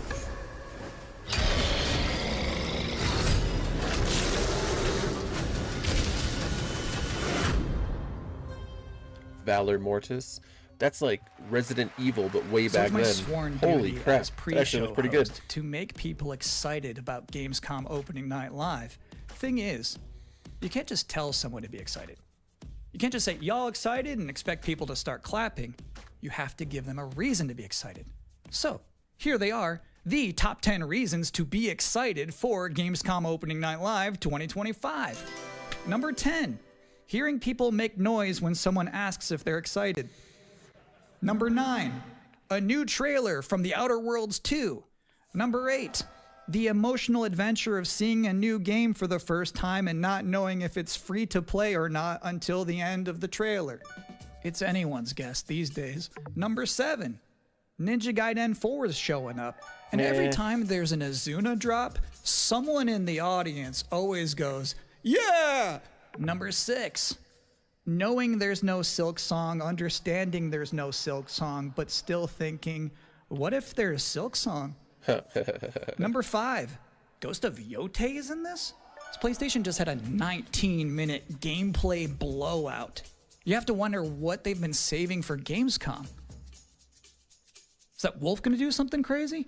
Number 4, Silent Hill F going full freak mode. Uh-oh. Number 3, watching game designers develop their public speaking skills in real time.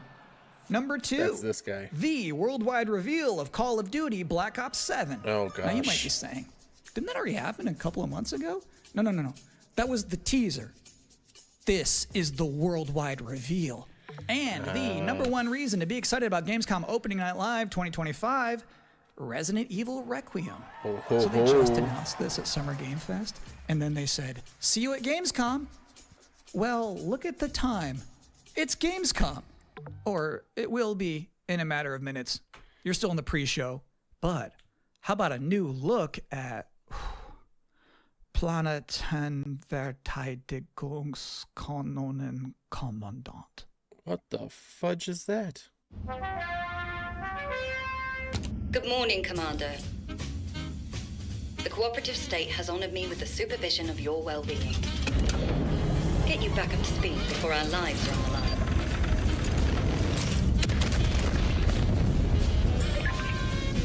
Glad to see you've not lost your touch.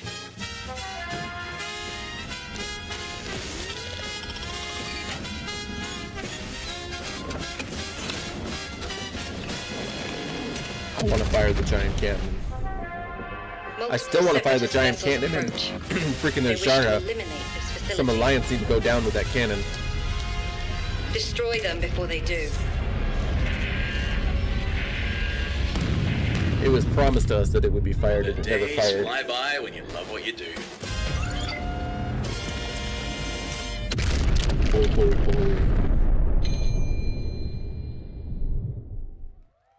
Welcome again to the Gamescom Opening Night Live pre-show. If you're just joining us, there's still plenty of time to enjoy some bonus video game trailers before the big show begins. Here's a freaky one.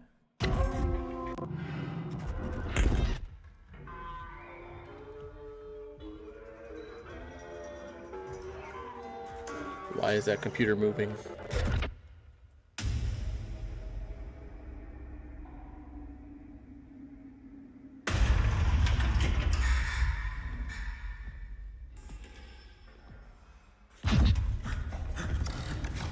Oh shit.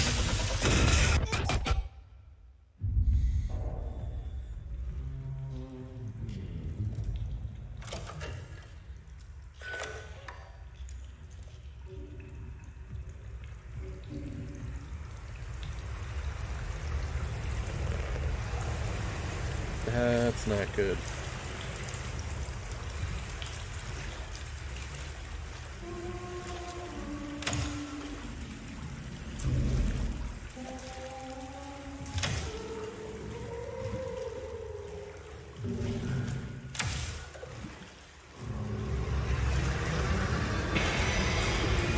Yeah, that means something's coming.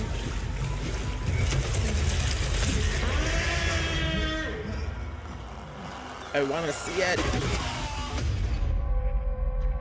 Routine.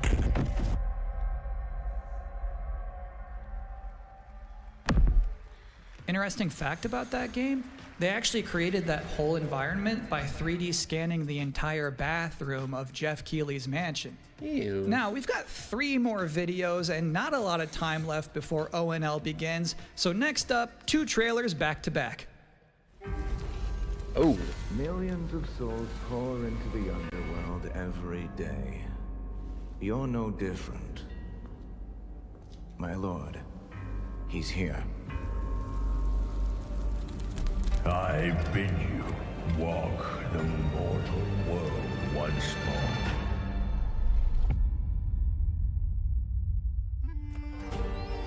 Fallen leaves return to their roots. You shall gather the souls that stray. Ooh. I've watched over this city for ages, and every name in your scroll of death.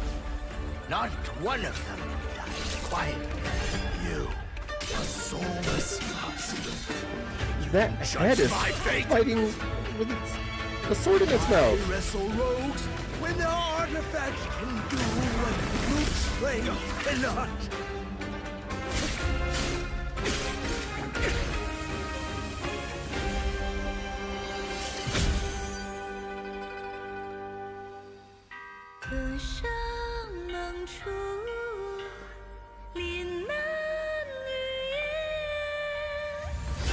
Oh. What? Soulless husk?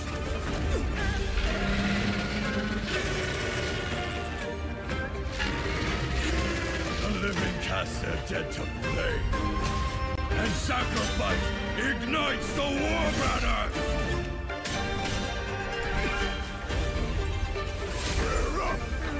Here we go again. What the hell?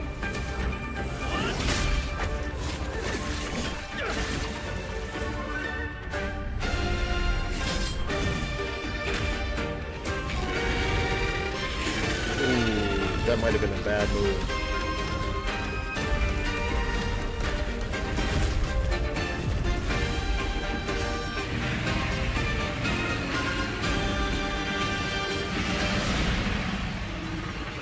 If you know not life, how can you know death? Okay, this looks like a pretty decent freaking game. Holy cow.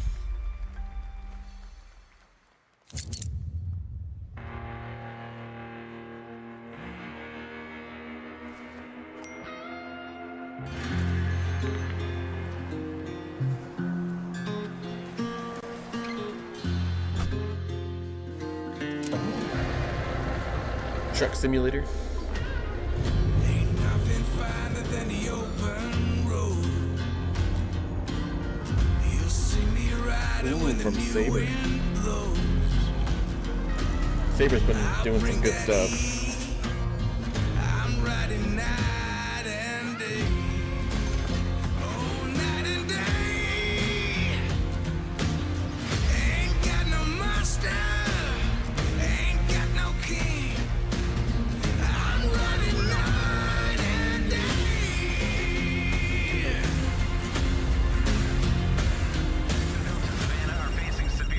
Bad news, Deacon.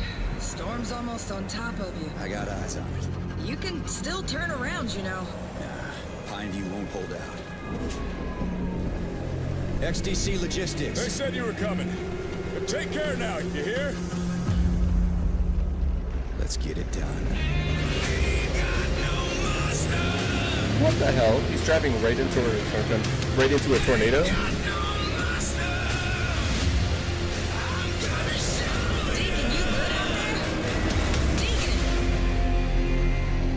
Still looks kind of like a truck simulator. I'll give you a moment to catch your breath after that. But to be honest with you, that was not the last king of the road you're going to see in this pre-show. I've got one more trailer for you, a brand new reveal for Sonic Racing Crossworlds. Oh, my eldest daughter was go nuts for this.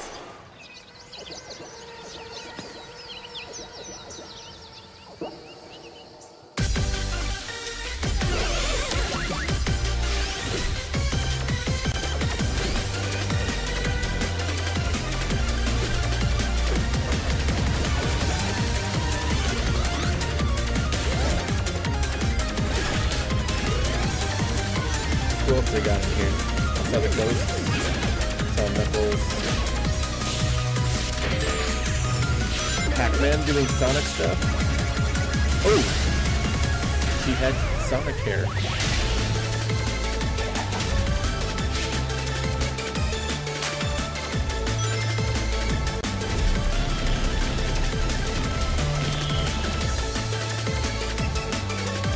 Alright then. And that concludes another 10 out of 10 pre-show. Up next, Black Ops 7, Ghost of Yotei, Silent Hill F, Resident Evil Requiem, even more apparently. It is time for Gamescom Opening Night Live 2025. Thanks for watching. Not even a mention of World of Warcraft. That hurts.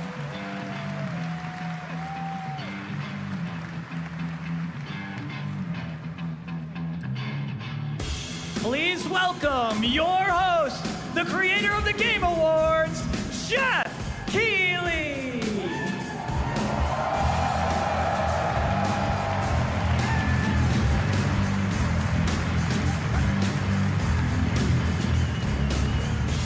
I love how he's pointing at people like he actually knows them.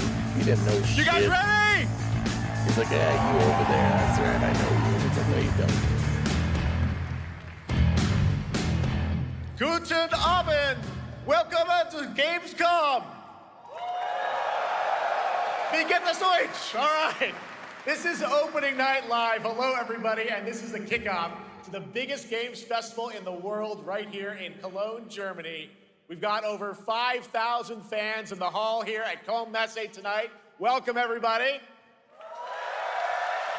And by the end of the week, more than 300,000 people will walk the show floor, which for the first time has more than 1,500 exhibitors. It turns out that E3 didn't die, it just moved right here to Germany. Well, duh. And Where do you think everyone's going to go? If there's only a couple left, we're all going to navigate there. No matter where you are, we're all connected tonight as one global community to celebrate the art, creativity, and joy of games. from the boldest indies to the biggest blockbusters. Today, the game industry has never been more dynamic. Clever ideas from small teams are breaking through in huge ways. This summer, Peak, a co-op climbing game created by Aggro Crab and Landfall Games, stormed the charts on Steam. Oh, yeah. And right now, I can saw announce that. for the first time it has sold over 10 million copies to date. Congratulations to the team. And there's also other fun ones, like you guys have probably played Date Everything, a wild dating sim where you can romance a treadmill or a curtain. It's on Steam right now. Check it out. It's sold I have not played that, estimated 500,000 and it doesn't copies. sound like I need All to. these successes prove something important. Small teams with big ideas can change the industry. And that brings us to one game made by a handful of developers in Australia. For 6 years, Team Cherry has been crafting Hollow Knight Silksong. It is highly anticipated and Steam's most wish-listed game. Well, tonight, I can finally definitively tell you that Silksong is 100% actually launching this year. And You know, I never behind played Hollow me, Knight. you're seeing some brand new Silksong gameplay, the first extended look since the last trailer in 2022. And starting tomorrow, you guys here at Gamescom can play a demo at the Nintendo and Xbox booths. There you go, Silksong is real. Silksong is real. And on Thursday, Team Cherry is going to be sharing some news as part of a YouTube premiere on their channel, so make sure to check that out. Tonight, we'll give you a first look at this holiday's biggest games, like Call of Duty Black Ops 7 and Ghost of Yotei, plus major news on Prime Video's Fallout Season 2 arriving in December. And later, we'll have a special performance of the music of Claire Obscure Expedition 33, one of this year's most celebrated games developed right here in Europe. Plus, a brand new look at Resident Evil Requiem from Capcom. That's and gonna be the world sick. premiere of the opening cinematic from World of Warcraft Midnight from Blizzard. Yeah. Now, as always, O&L is also about surprises, and we do have multiple brand new AAA game announcements and reveals over the next 2 hours, so stick around right until the end. This is our biggest opening night live we've ever done, so let's not waste another second. It all begins with this.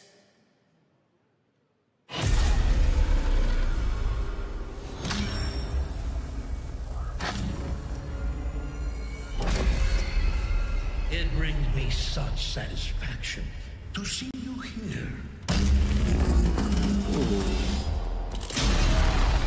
A witness to my work. You will know fear.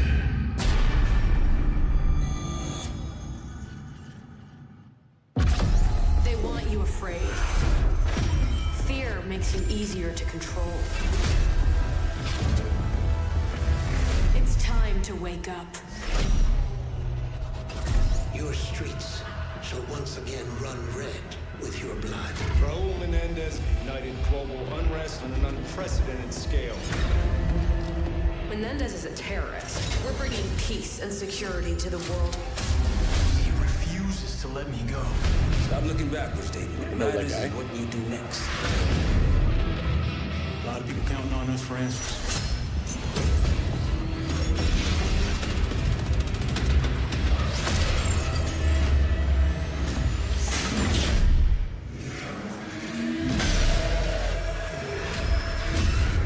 Inspector 1, report. Need a shipment. What the hell? This isn't real. The hell it ain't!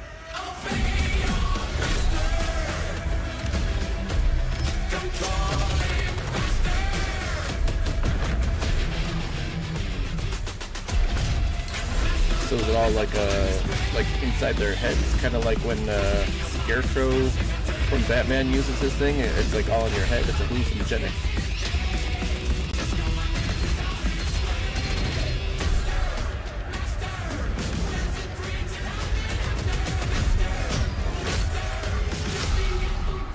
Pull it together, man! so eager to leave, David? Killing the man is a hell of a lot easier than killing the idea. You were never cut out to be a Mason. No more games. This ends now.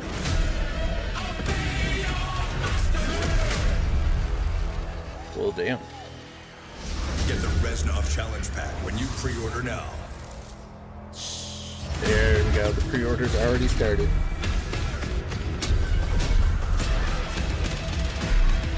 First game to be revealed. Already got pre-orders out.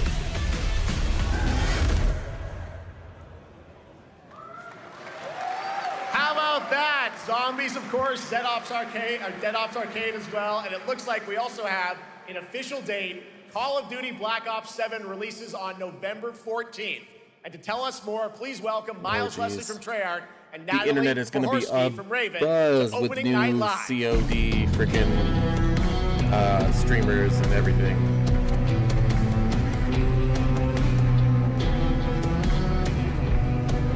That's a big stage.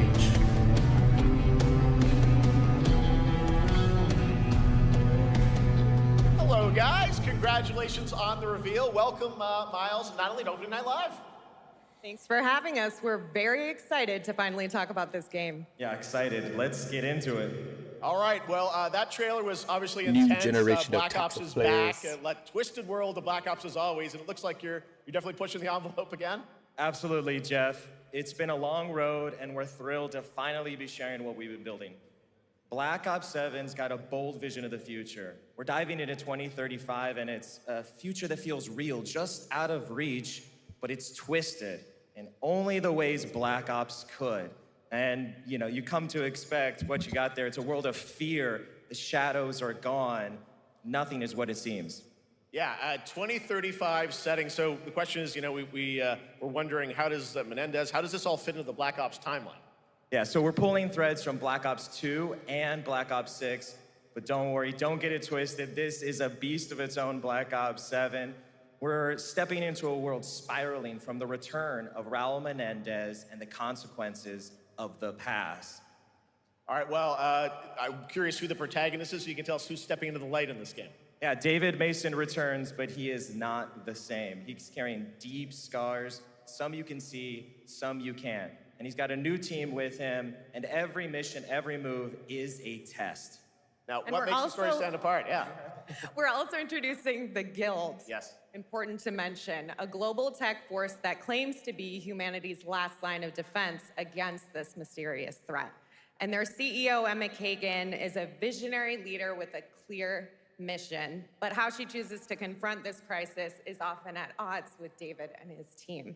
So it's not a battle of good versus evil, it's a clash of philosophies. You can What hear kind she's of a little future are we nervous. building, I can and hear it who in gets that to shaky decide? voice. All right, so some deep thoughts there. So yeah, tell us about, how does this story stand apart this time? It's the characters. Okay. So the story is about identity, memory, and consequence. And we've crafted this cast like pieces of a puzzle. So each one has a reason to be there, and each one brings something unique to the table. And we've also got our central city of Avalon, which is more than just a backdrop. It's a living, breathing space that evolves with the player. And it's also where our story roots take hold. All right, well, one thing we want to talk about is gameplay, and I understand you're doing a co-op campaign for this one? That's right. From the start, we wanted to make a bold change with the campaign. Black Ops 7 can be played solo or up to 4 players. It's a shared experience, and every mission has been handcrafted for variety. Tone, pacing, gameplay location. You're going to be running on the rooftops of Japan, exploring the Mediterranean coast, and then diving deep into the human psyche. All of it has been crafted to really add clues to the story and offer their own gameplay focus. Wow, so wild story, co-op campaign, you are definitely pushing boundaries this time. Yes, we are. Black Ops 7 is all about innovation across the entire game, and not just in gameplay, but in how we tell stories, how we connect players, and how we build worlds.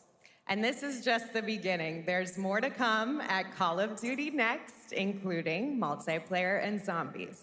But for now, we hope you guys are excited to step into something new and experience something truly unforgettable.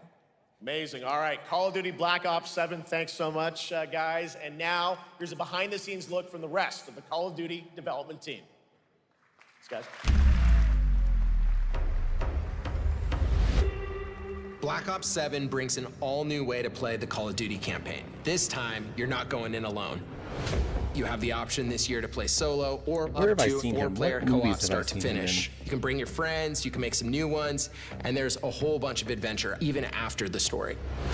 For solo players, we really make sure that they can engage in the campaign the way they want to and feel like they're truly playing a Black Ops story. What's going to be fun is having each player in your squad gravitate towards their own play style and then really playing it off of each other. We've crafted this as an inherently social mode that features the amazing linear Call of Duty missions that our community loves. Mission variety is at the core of the Black Ops 7 campaign. The pacing shifts between high-intensity combat, stealth-driven objectives, and deeply psychological sequences that challenge your perception of reality. Avalon serves as the narrative's anchor throughout, but the campaign stretches far beyond its borders, both geographically and thematically. It's dynamic and full of opportunities to explore, experiment, and experience the story in new ways. And in the culmination of the co-op campaign, that's cool and all, we're but unleashing something bold. People, the end game. I guarantee you It's a 90% proving of ground people to just put want the everything you've multiplayer mastered so that they throughout can the put up campaign to their the test. The end game their is a streams brand and new their PvE social shorts and experience. how where good you they and your are at squad the will game need and to how they can survive snipe overwhelming people at odds, freaking 6 adapt miles under away. pressure, and break the rules of what you thought a campaign could be. Each run is a new step in your power journey as you wield personalized abilities and face unexpected challenges. And here, all of Avalon opens up. It gives us a lot of freedom to have some fun with the gameplay mechanics, player movement. Players really can turn the map into their playground. This is your chance to explore the world beyond the mission.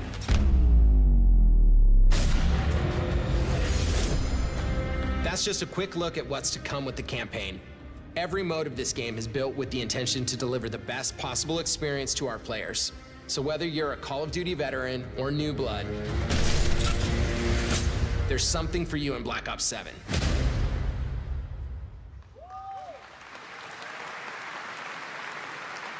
All right, for much more on Call of Duty Black Ops 7, make sure to watch the full-length Black Ops 7 Direct and tune into Call of Duty Next on September 30th. Still to come, we'll have news on Fallout Season 2 and the announcement of a brand new game from adventure game legend Ron Gilbert. I grew up playing his games. I can't wait to show you his next unexpected creation a little bit later. All right, who's ready for our first brand new game announcement of the night? Let's go. I figured you'd feel that way. Well, to do the honors, please welcome back to ONL, one of the most respected and recognizable hosts in esports. She's my co-host, Shox.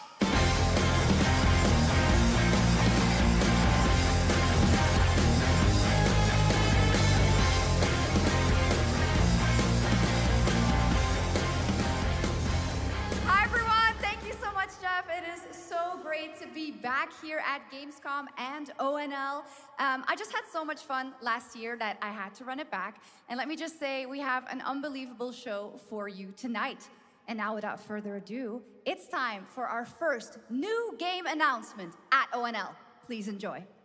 What is it? What do we got? What do we got? Our gods have forsaken us for fear of the coming darkness consumes all but you, lamp bearer. Something stirs within you, something ancient, powerful. Is this Dark Souls? Hungry. So I ask you, will you harness this darkness within and deliver unto our so-called lords retribution?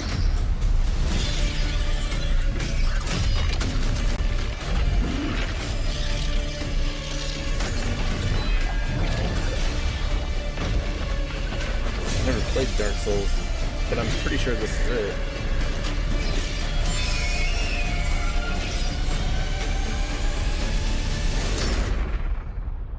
But should you fall, the world falls with you. It's like She just wrecked him.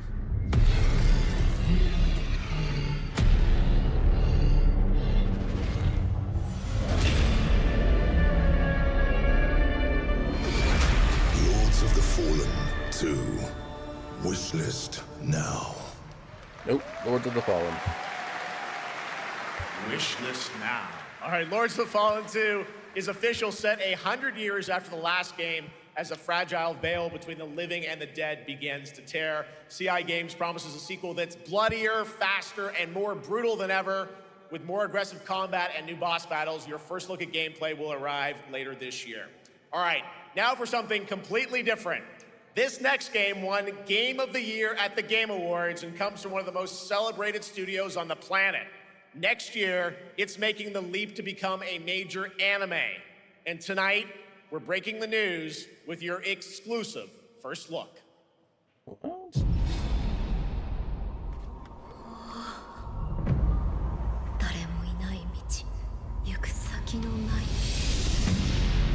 Sashina.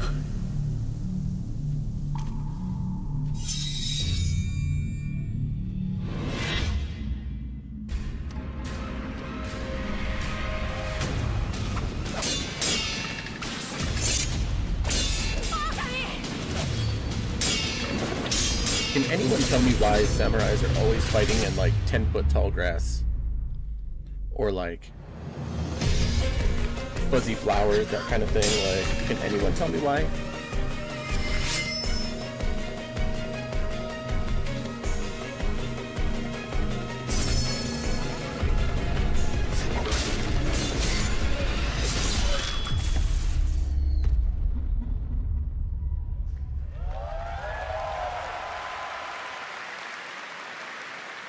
Looks awesome. All right, we're just getting started. Our next new game announcement stars a hero who needs no introduction, a true legend of justice and gadgets.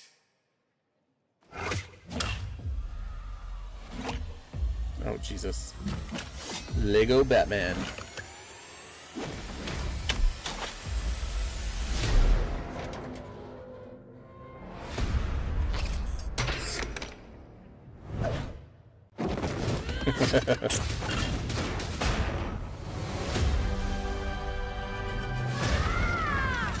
I need to become more than a man. I need to become a symbol. What did you have in mind? Oh, it's like an origin story.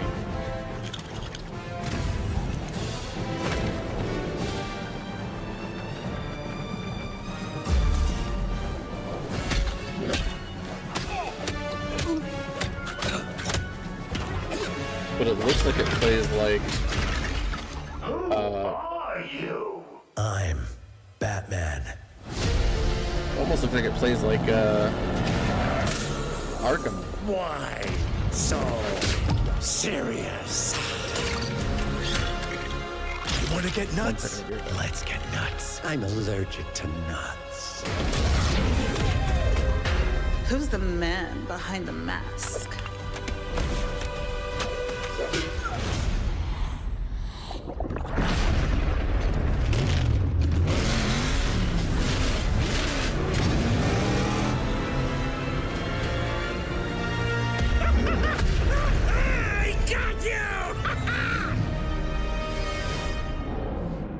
Clearly you didn't.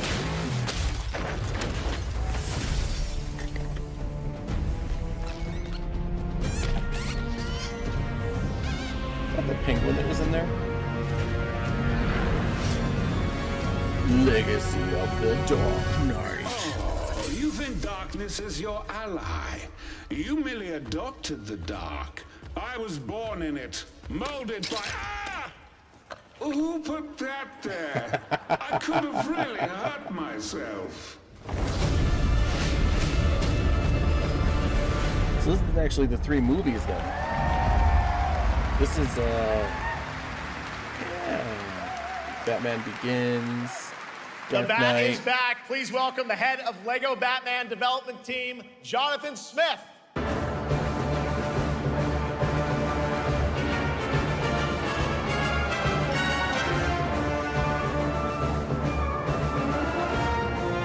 Jonathan, welcome to ONL. All right, so after the huge success with Lego Star Wars, you guys are returning to Lego Batman? We are so thrilled to reveal this game tonight for the first time to you all and to the world. Yep. And that's not all. At Gamescom, you will be able to play Lego Batman, I'm not Legacy there, of but the Dark Knight. Wow. Pretty amazing. All right, well, there will be a demo on the show floor for everyone. Now, let's break down that trailer because we see so many fan favorite references, to films and things like that. So what is the story of this game? This is the definitive, essential Batman story. We take you on Bruce Wayne's epic journey from origin to legend. You'll train with the League of Shadows. You'll fight crime on the streets of Gotham. And as the years go by, you'll establish your ultimate legacy as the Dark Knight. We've incorporated his iconic ultimate moments legacy. and deep cut That's what he should have said. references from decades of Come on, Batman so many puns here, guys. movies, TV shows, comics, and games, all brought together and brought to life in our unique Lego world. Well, we cannot wait for it. Let's also talk about the combat, because we've got some real gameplay here of the combat, and I gotta say, feels like you're really amping things up here this time. Oh, the team has created a really rich, deep combat system that's authentic to Batman's unique style. So, surrounded by enemies, you'll pull off powerful attacks, counters, and takedowns. You'll use cool gadgets like batarangs to stun enemies and the Batclaw to reel them in. For the first time, we've added difficulty levels, Caped Crusader and Dark Knight mode for those who want an extra challenge. And you'll build a new Bat family of allies as you're joined by playable partner characters like Jim Gordon, Catwoman, Robin, Batgirl, each with their own gear, which you'll need as you take on a rogues gallery of villains from Joker, Penguin, and many more, including the mighty Bane, as you saw in the trailer, voiced by the incredible Matt Berry. Oh my God, I cannot wait to see what you're packing into this game. It also looks like you have a bit of is it an open world Gotham? Is that fair to say this time? Sure, that's right. Gotham is a playground, a Lego playground where you're free to explore. A Lego you can playground. grapple from rooftop to rooftop, glide over the streets, or cruise around in your choice of Batmobile. This game has it all. I think you've sold me on it. All right, John. I'm pretty hyped about it. It will be here playable, as we mentioned, for all you here in Germany. Introduction. You can play Lego Batman, Legacy of the Dark Knight for the first time starting tomorrow on the Gamescom show floor. Thank you so much, Jonathan. Although in there it does show. All right, now over to Shots with our next new game announcement exclusively on ONL. Thank you so much, Jeff. Indeed, I find myself here in the audience. There we go. I find myself here in the audience. Thank you so much, Jeff. And some of the best fans at ONL. So is everybody having fun? I love it, but we're just getting started. Still to come, we have an amazing musical performance from Claire Obscure Expedition 33. I can hardly wait. And also a new look at Resident Evil Requiem, as well as a bunch of other surprises. I know what you guys are excited for. I can hear it. But now it's time for a new game announcement. A long-awaited sequel that fans have been eager to see for nearly a decade. We have fought the enemies of humanity across 1,000 worlds. No respite, no remorse, no mercy. We are the wrath of the Emperor, his angels of death. But the Imperium lies broken, its armies scattered and reeling. Our foes rise to drag us down, and the galaxy has been torn asunder. On the world of Cronus, we make our stand. We are the Blood Ravens. There is no victory to claim here. Only vengeance to enact. Whilst even one of us lives, we fight. For only in death does duty end. Dawn of War 4.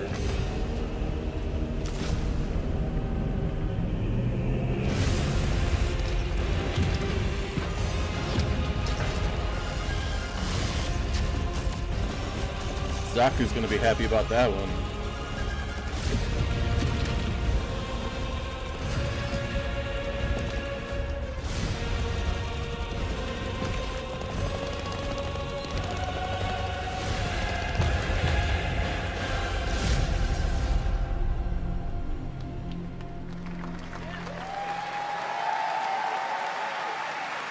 Two centuries after the last great conflict, the battle for Kronos begins again in Dawn of War 4 with 4 playable factions and over 70 missions. Dawn of War 4 is coming in 2026 to PC.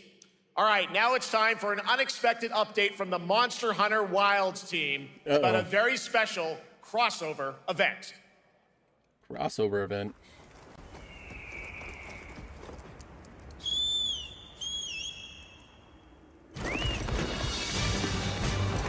Chicken. Giant chicken.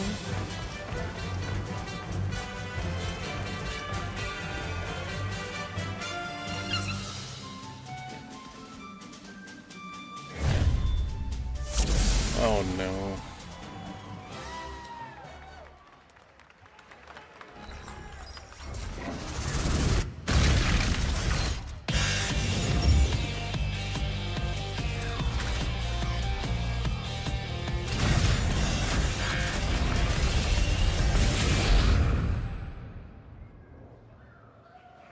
Sad thing is, Wolf would probably really love that one. All right, to tell us more, it is my great honor to welcome 2 very special guests together on stage. Ryozo-san from Capcom and Yoshi P from Square Enix.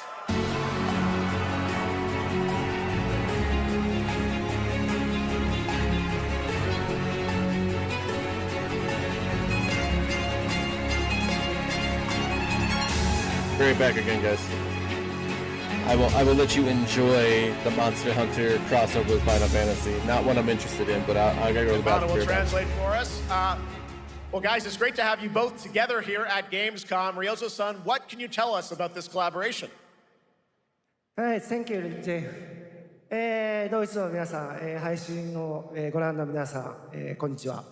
今日ですね、この、ファイナルファンタジー14との特別なコラボレーションを発表できたことを本当に嬉しく思ってます。Thank you, Jeff. Good evening to everyone at Gamescom and all the friends watching online. Today, we're very excited to announce a special collaboration with Final Fantasy XIV. ですね、モンスターハンターワールドの時にもコラボさせてもらったんですけど、その時もですね、吉田さんとまたちょっと機会あったらどっかでやれたらいいですねみたいな話をしてたんですけど、今回それが実現しました。今日お見せした、映像はですね、まだ一部でして、詳細は、来月皆様にお伝えできると思いますので、そちらの方を注目していただけたらと思います。あとですね、今回もですね、吉田さんと、スクエアエニックスのスタッフの皆さん、本当に全面協力していただいたことをですね、感謝してます。吉田さん、ありがとうございます。はい、でここからですね、ぜひ吉田さんにバトンタッチして感想をいただけたらと思っております。After our collaboration in Monster Hunter World, I remember talking to Yoshida-san and discussing how much we wanted to do it again, and now we're very thrilled to make it happen. What we showed you is just a little glimpse of what's to come, so please look out for more information that's coming next month. But of course, Yoshida-san and the Square Enix team have been working just as hard with us on this special collaboration. So I'd like to not only thank him, but turn it over to him to share some thoughts. Guten Tag, Gamescom! まずはこのような素敵な場所に招いていただいたジェフさん、それから我々にね、いつも本当にたくさんのインスピレーションをくれる良三さん、それからカプコンの開発チーム、そして何よりゲームファンの皆さん、本当にありがとうございます。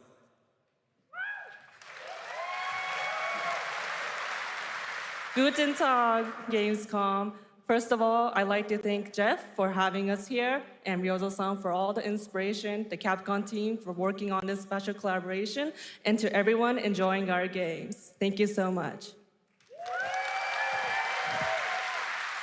まあ今良三さんの方からもちょっとご紹介いただきましたけど、まあモンスターハンターワールドの時にもご一緒させていただいて、今回それに引き続き第2弾ということで、モンスターハンターワイルズとも、我々クロスオーバーと呼んでですね、全面協力して、コンテンツ開発してきました。As Ryozo-san mentioned, we worked together on Monster Hunter World, and we wanted to make it happen again, and it's happening for Monster Hunter Wilds. We would call it a crossover, and we're very happy to make this happen with all of our efforts joined together. もちろんクロスオーバーですので、ファイナルファンタジー14側にも、スペシャルなバトルコンテンツご用意しております。今日は先ほどねティーザートレーラーとして、モンスターハンターワイルズ側の映像を見ていただきましたが、我々もちょっとだけ映像をご用意してきました。Since this is a crossover collaboration, not only Monster Hunter Wilds, but Final Fantasy XIV would also be having a special collaboration content inside it. Outside of the trailer we just saw, Final Fantasy XIV has also prepared a short trailer to show you what you can get. Wow, all right. Well, thank you so much. Ryozo-san, Yoshida-san, here's the trailer.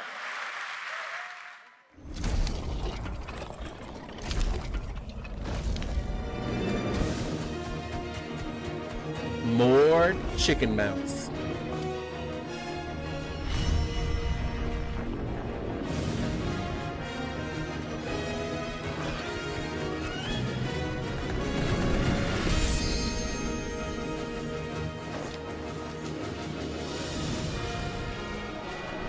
That's a flying chicken.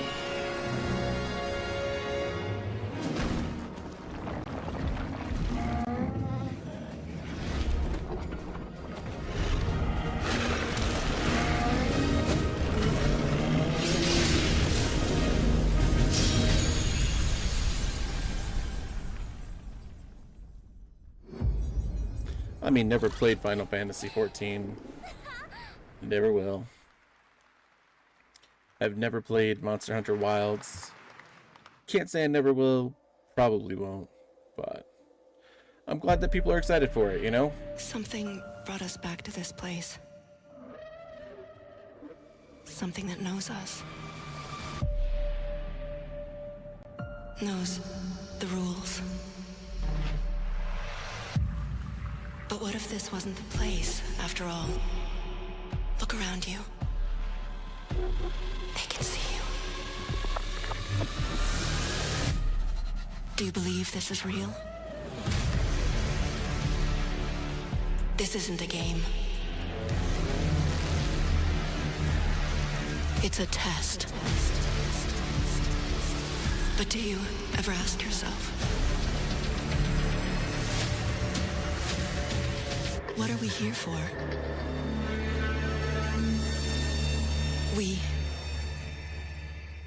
We're here to play. Oh, I thought it was some game. They tricked me. Bastards, they tricked me. Basically just a Gamescom commercial. Welcome to the world's biggest gaming playground. Game On. 500,000 people, 1,500 exhibitors, endless games to explore right here in Cologne. Well, not endless. Discover rising stars at Gamescom awesome indies. Step into the cosplay There universe, was the Lich King. on-site or online. Watch, join, become the hero. Experience live shows, esports battles, and creator events in the Gamescom event arena. Not in Cologne? Go to Gamescom.global. Stream the highlights on Gamescom Now, vote in the Gamescom Award, or dive into our Gamescom studio on Twitch and YouTube. And of course, we're here to play. Join the fun in our community RPG, Gamescom Epics. Loot awaits. We care. Gamescom runs on 100% renewable energy and puts accessibility first. The whole city joins in at the Gamescom City Festival. It doesn't stop there. The whole world comes together, not only here in Cologne, but also at Gamescom Latam, Gamescom Asia, and beyond. Nice. Welcome to Cologne. Welcome to Gamescom. All over the world.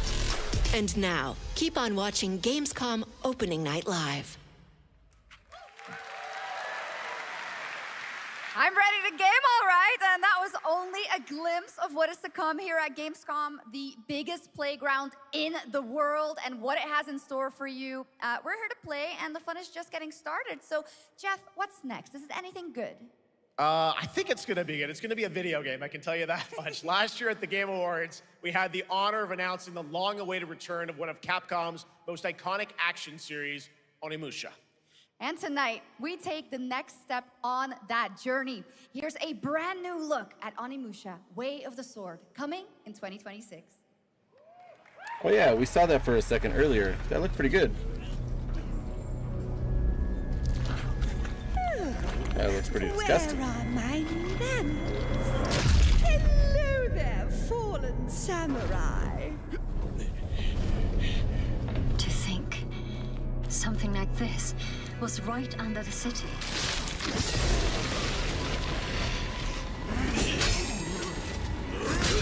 I feel like Capcom has definitely been, like, since Resident Evil has been known to be the, like, horror genre of gaming.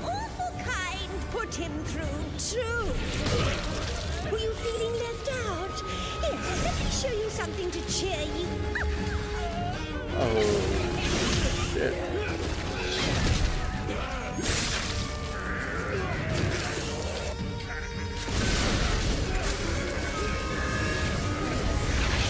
The new way is controlling this lightning.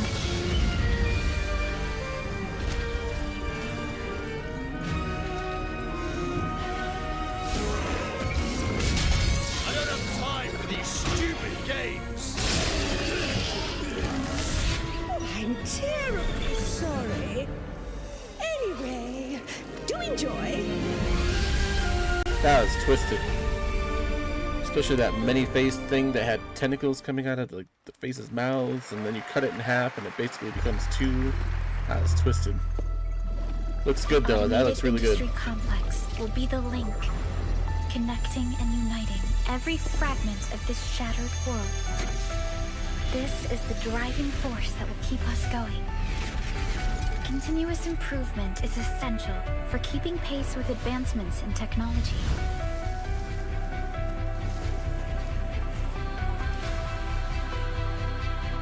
Enfield.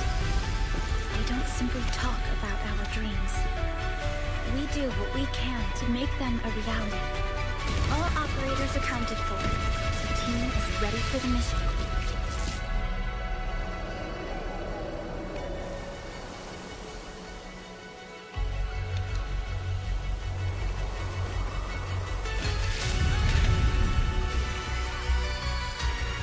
Another sim type game.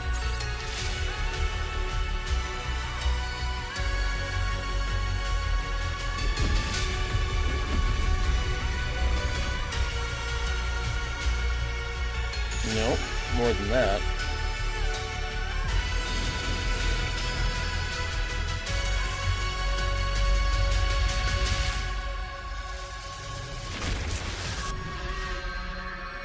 Enfield.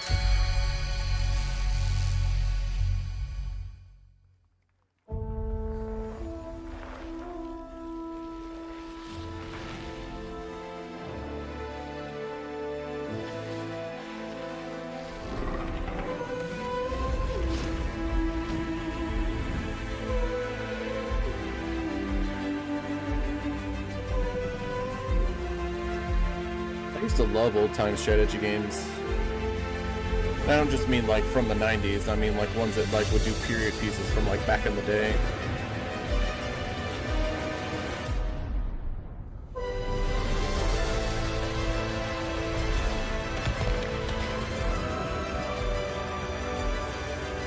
Risk? Like, is this a new type of risk?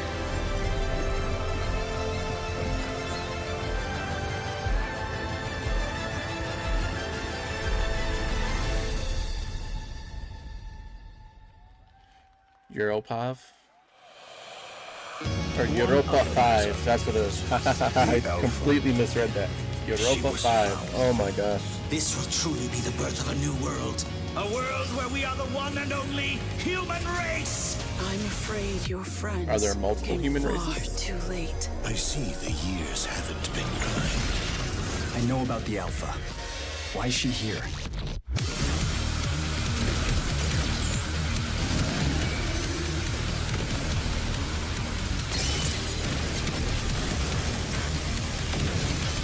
Damned outers. You tore my heart out when you took him from me. Now it's your turn to suffer! Stay alert now! Hand over the Alpha and let us end this war. Oh, Mother. Thank you.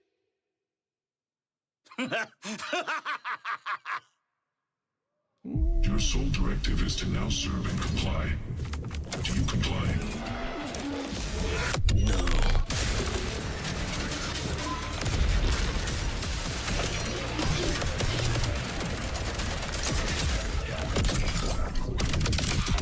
Did you just shoot in like a rectangle? A way out is here. I can feel it. Void Breaker. That looks like an interesting You one. guys having fun so far? We got a lot of shows still coming your way. All right, now it is time to head back into the wasteland. We're talking about the TGA award-winning Fallout series based on Bethesda's legendary RPG franchise. Season 1 earned universal praise for its tone, storytelling, and original characters, not to mention how faithfully it brought Bethesda's game world to life. Well, later this year, the series returns to Prime Video for Season 2. To tell us more, please welcome to ONL some very special guests. Series executive producer Jonathan Nolan, executive producer Geneva Robertson-Dorrit, and stars Ella Purnell and Aaron Moten.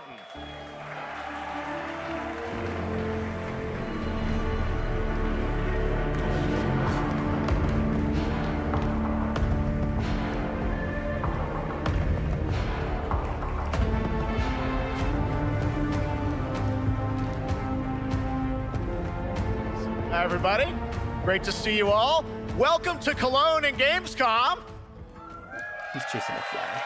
Jonah, you know, we've got 5,000 Fallout fans here in the hall tonight, millions more watching online, and we can't wait to hear about the new season. Yeah, we're very excited. We literally just wrapped, jumped on a plane, and came out to see you guys. Gamescom is actually really kind of where it started for us, the journey on this show. It was 2 years ago. We asked Todd Howard to come here and show the very first footage that anyone had seen anywhere of the first season. We didn't come because we figured if the reception was negative, we'd just blame it on Todd. So we're back, and given that history, it's that much more disappointing that we didn't bring any footage to show you guys. Well, let's talk a bit about Season 2. As we see behind us, it looks like we're headed to New Vegas, right, Janelle? Yes, Lucy and the Ghoul ended last season dealing with a lot of family troubles. So we thought it would only be right to send them to the most family-friendly town in the wasteland to go deal with their shit. And along the way, we're really excited to take them all to some of our favorite locations from the game. Oh my God, yeah, it's such a classic game, and we're very excited to see what you have in store for us for Season 2. Ella, it's great to see you again. Thanks for coming out to Cologne. Hello. Last time we saw you was at Game Awards when Fallout won Best Adaptation. You were up against yourself in Arcane, and you won for Fallout. Congratulations. We want to talk about Lucy's journey in Season 2. You know, how do you think her exposure to I the heard Wasteland Fallout is gonna games are pretty sort of good. I've never done affect her Fallout Vulture myself. sensibilities this time? Yes, the question is, what is she gonna do when she finds her dad? Is she gonna big bring eyes. him back to her vault she's and got give really him big justice, or eyes. is she gonna give him wasteland justice, which is the ghouls' justice? I think a central question of the season is whether Lucy will transform the ghoul or whether the ghoul will transform Lucy, and how much they will influence each other. Okay, I like it. Aaron, let's talk a bit about Maximus. He went through quite an evolution last season. Now that Lucy and Ghoul are kind of heading to New Vegas, tell us about Maximus. How does he get deeper into the Brotherhood of Steel this season? So deep. Yes. So Tell deep, us more. Jeff. Yeah, when we first met Maximus, all he wanted was to be a knight. And now, in very Fallout fashion, it's a little bit of a careful what you wish for moment. So here he is now with this newfound status, trying to make the world a better place in extremely, or I guess deeply flawed society. Yes. Yeah. All right, well, we cannot wait to see what you guys have in store for season 2. Let's talk a bit about Ghoul. Can we expect more sort of Cooper Howard flashbacks as well in season 2? Yes, absolutely. Cooper Howard and the Ghoul, played by the amazing Walton Goggins, definitely coming back. We have so much more to do. Obviously, we ended the last season with Cooper Howard dealing with, I think, a very common marriage problem. What do you do when you find out your spouse is planning nuclear war? And so he's going to figure that out. And as he does, he's going to uncover a greater conspiracy with huge implications for the Wasteland. All right, well, we'll look forward to seeing how that unravels. Now, season 1, of course, was known for amazing original characters that you guys built in the Fallout world. We thought that was so cool. But now that you're diving a little more directly into New Vegas, I think the fans here want to know, are we going to see any more direct ties to the video game and characters, locations in this season? Well, we're super proud of the original story that Geneva and Graham are telling, but there was one character in particular from New Vegas that I was really excited at the possibility of seeing a little bit more from. We're writers, we're no good at describing this stuff. Maybe we should, pictures worth 1,000 words? Oh. I think so. Okay, all right. Well, it sounds like then we might get to hear a little bit more Seal of season 2. Is that possible tonight? Well, I don't know, Jeff. I heard you like world premieres. We like those, right, guys? Right, Gamescom? Gamescom. All right, Gamescom. Here's a world premiere of our teaser trailer for season 2 of Fallout, streaming this December on Fallout Prime Video all over the world. Amazing. All right, let's check it out. Thanks so much, guys. Here we go.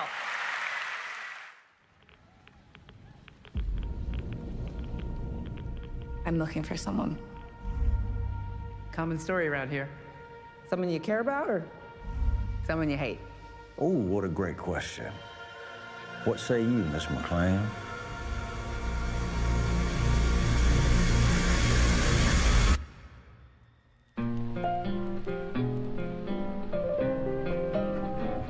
Why would my dad go to Las Funny Vegas? thing is, they're talking about the show. I didn't know that. You want to know why the world ended?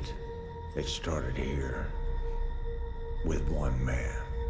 It's all over, but the cry.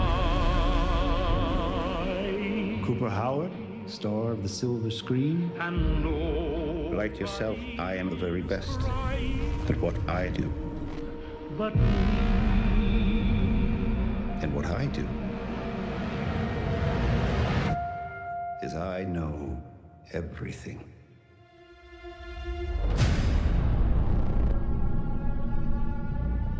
I know there's a war coming. The bombs will only be the beginning. My concern is that you would do just about anything to save your family. I think you are actually quite a violent man. You just don't want to kill me yet.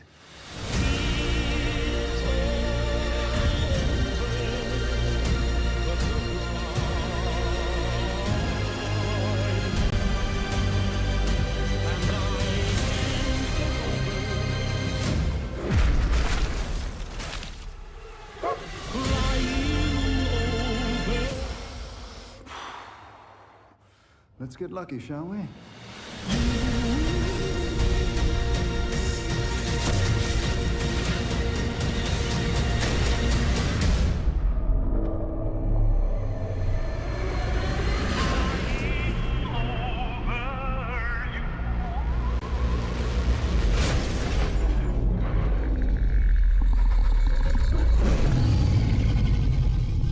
dragon. I defer to you about what to do in this situation.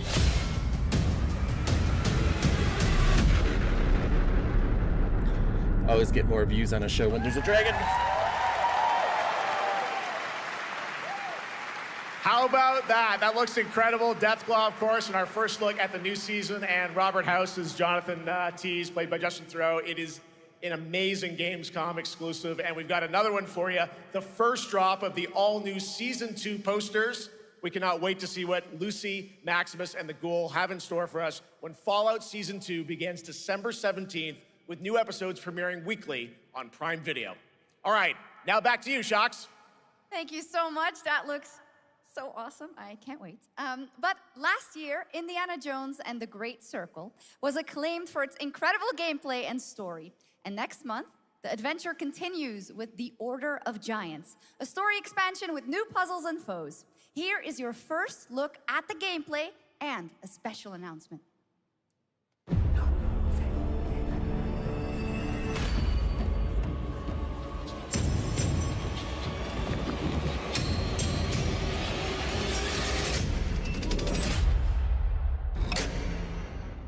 What do you know about the legend of the Nameless Crusader? Fierce warrior. Fought in the siege of Antioch, 1097 AD. Very tall, like a giant.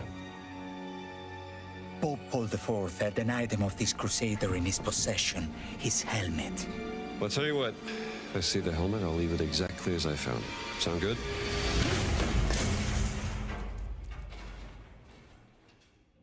Oops.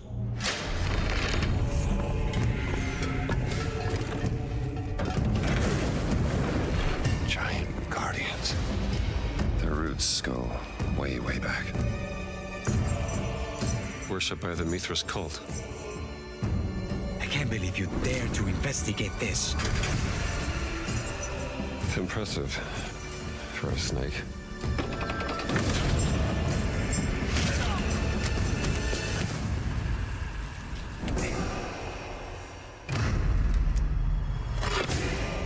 It says Semper Vivus, always living. Not dead. He's not in a tomb.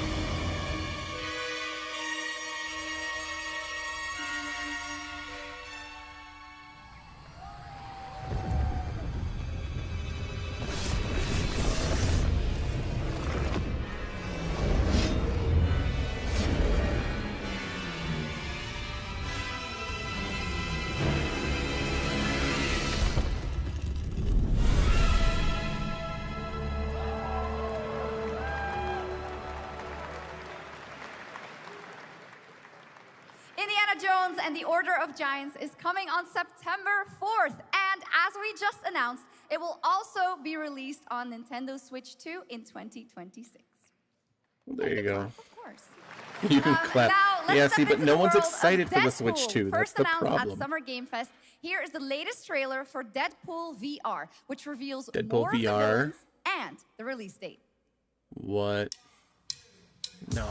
My massive, galaxy-spanning streaming network is expanding. Mojo. To score eyeballs, I need talent. Now that is efficient exposition. The biggest, Omega Red. baddest bastards recruited across time and space. They require persuasion. Look who it is. Spyro Gyro, a deluxe portal for two, if you please. Adoring fans will be watching your every move. Fighting on a reality show to the cheers of trillions.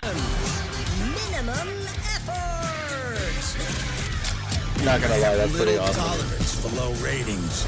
Oh, shit. If I had VR, I'd be doing this.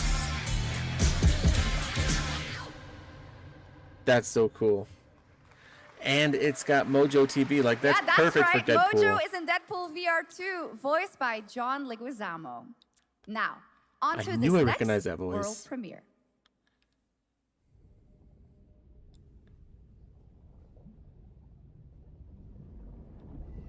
Oh. Oh.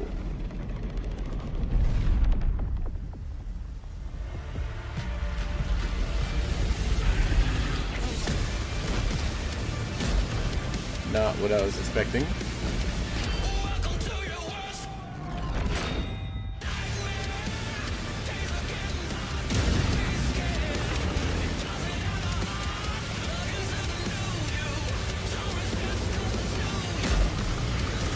It's like another World of Tanks kind of thing.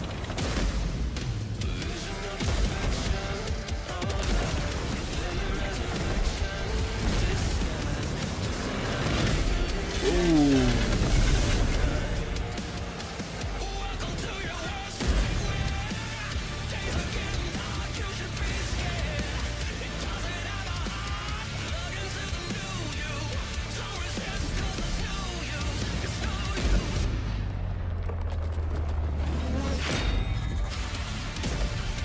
It's got an antenna on the tank.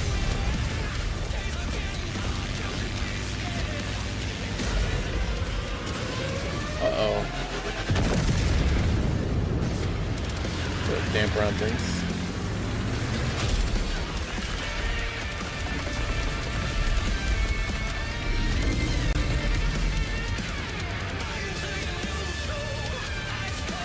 It is a World of Tanks 2.0. No shit.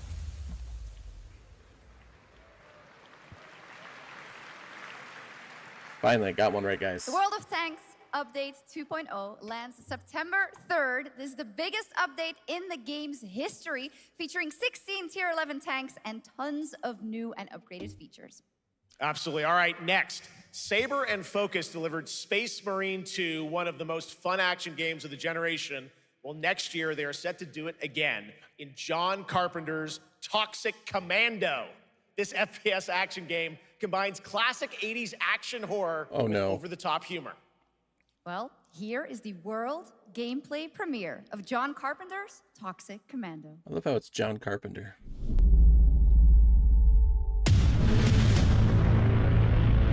Oh. Next step, improvise.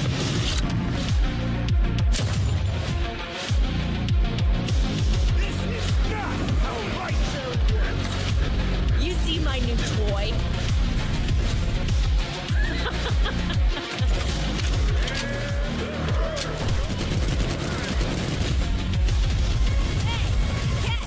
Liar, liar, zombie unlocked.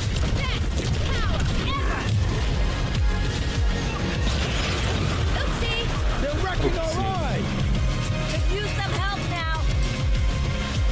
I need some first. Can you all please cover me? Whatever works. Those monsters are badass though.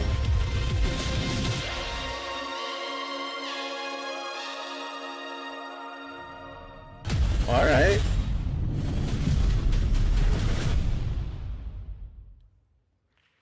For a shooter, it looks pretty damn good to me. Super fun. All right, our next reveal comes from a true legend of game design, Ron Gilbert, the mind behind Monkey Island, Maniac Mansion, and so many other classic games that defined the golden age of point-and-click adventure games in the 80s and 90s. I loved those games growing up. Well, now Ron is back with something completely new and completely unexpected. It's called Death by Scrolling, a roguelike, vertically scrolling RPG set in purgatory where you'll battle waves of enemies, hoard gold, and do everything you can to stay one step ahead of the Grim Reaper herself. Here's the first ever look. Welcome to Purgatory, where death is the least of your problems.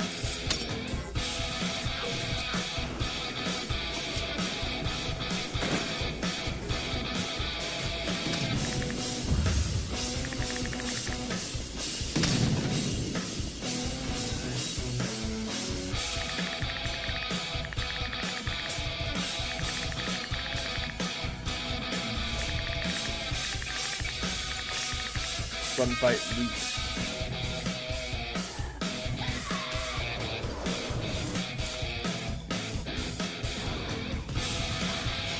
Well, with death being on your tail, I wonder if there's a way to, like, slow death.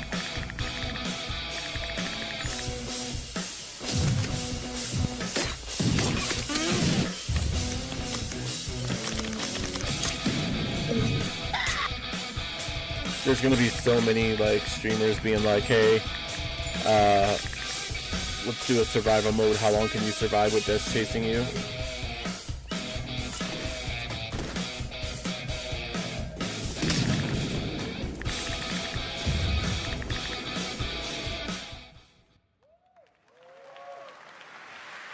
It's very fun. I've actually been playing this game over the past few weeks, and trust me, it is dangerously addictive. The screen, as you can see, never stops moving, so you're constantly on the move, fighting to stay alive. A really fun game. Make sure to check it out. All right, now onto a studio known for its unforgettable storytelling.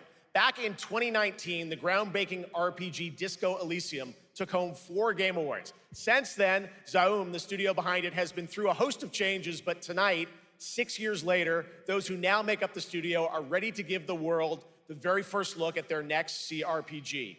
It's a dive into the shadowy world of espionage, where the truth can be stranger than fiction, and every failure isn't the end, but the start of a new path. Really? I once knew a spy. Brilliant, relentless, magnetic.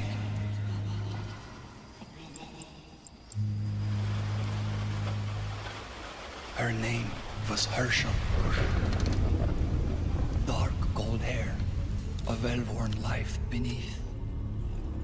A dandelion puff, waiting to be blown. She tried to look out for me. For us. None of it mattered in the end. Everything she touched rippled into failure.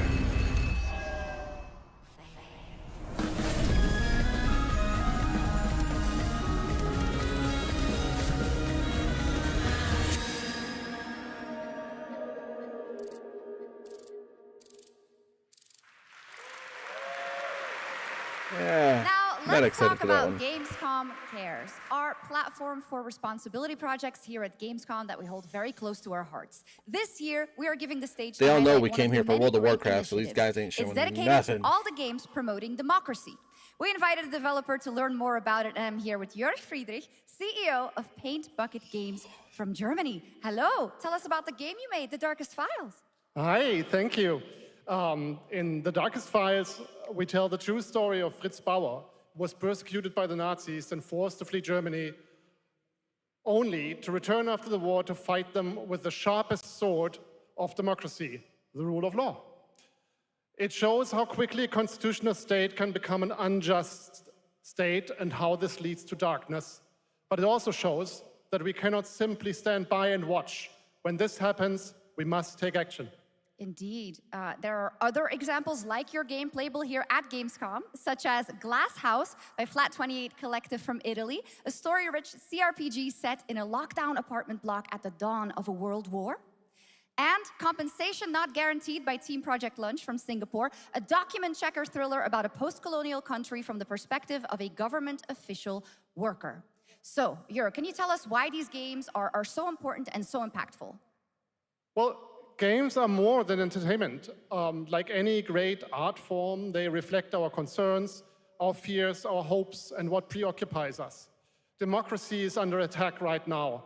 Minority rights are being violated, and the world is becoming increasingly interconnected. So games are a powerful medium for addressing these issues, and they have the potential to inspire change.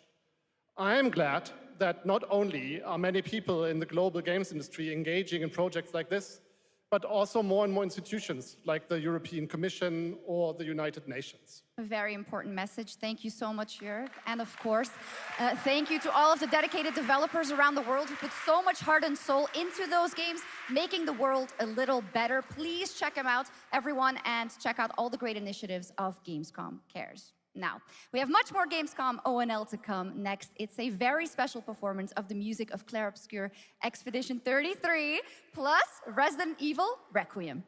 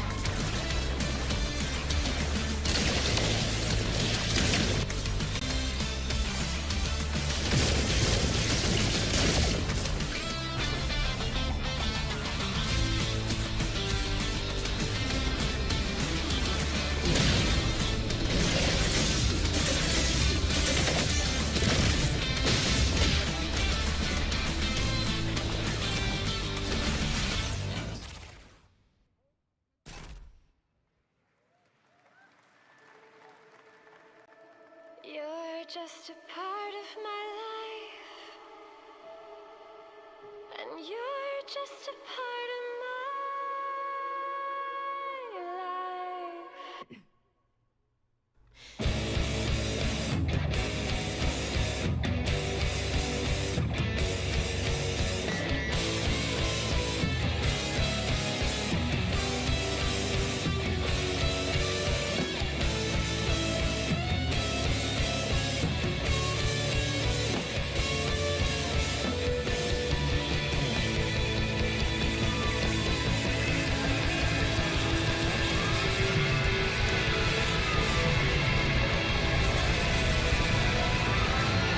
And I can't get rid of you.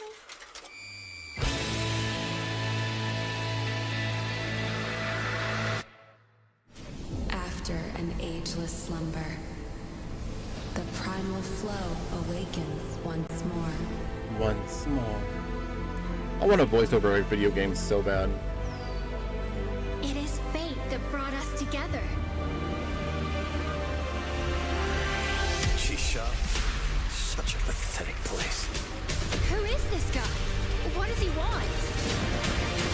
Your ignorance is despicable. Your ignorance is despicable. A power stirs deep beneath us. Yeah, see, I'm not feeling this game either. Last one, Whatever's this one. lurking, it's behind this gate. I'm sure a lot of people will rave about it. It looks like one of those games, but my goodness.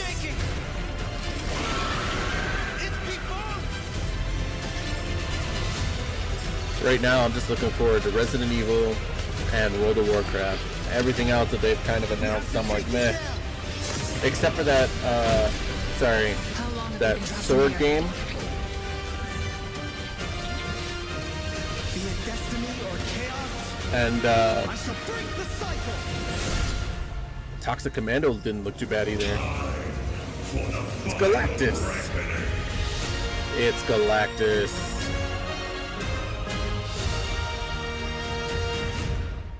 Or maybe like Galactus' son. Oh my god. Fortnite. Seriously, how is this game still going?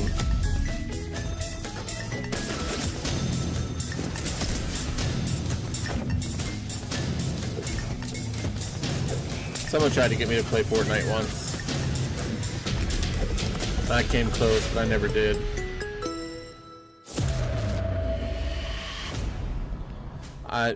I'm happy that they did things like Power Rangers and Star Wars and stuff like that. But I gotta tell you,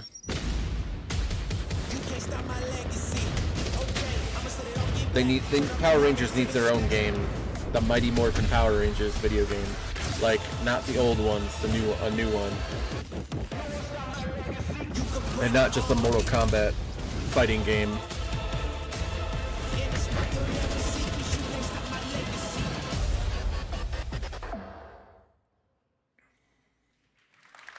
You just got a fresh look at Delta Force, which launches today on PS5 and Xbox. And the best part, it is free to play. Now it is time for something truly special and one of the most requested moments from our community this year.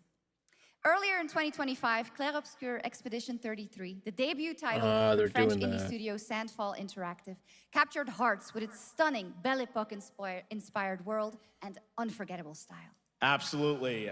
This is a very special game, and tonight we wanted to bring that world to life right here on stage at ONL with a special acoustic performance from the game's soundtrack. Please join me in welcoming, for their first big live performance ever, the composer of the game, Laurent Testard, and vocalist Alice Dupont-Pissier, performing Alicia from Clair Obscur Expedition 33. Holy crap, that was a huge mouthful. I would have messed it up horribly. That's why they don't have me on stage.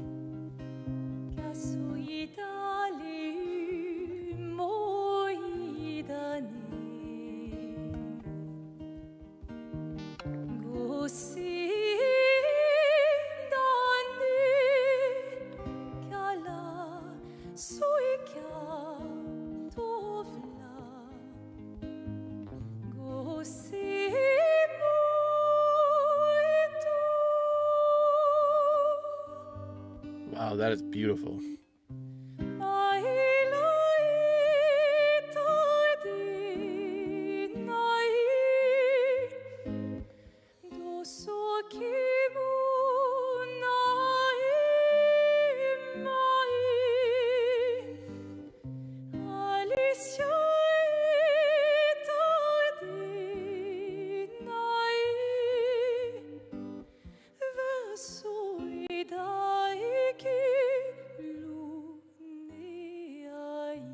That guy looked like Robert Pattinson, whatever his name is. The Twilight guy, Batman guy.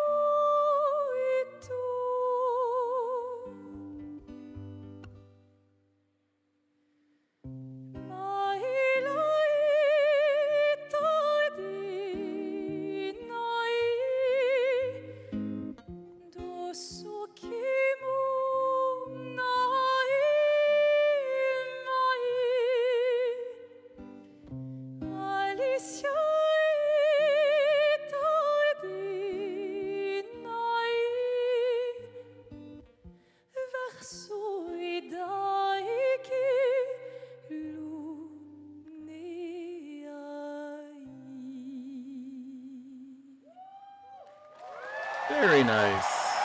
That was beautiful. I'll give a round of applause for that. Yeah.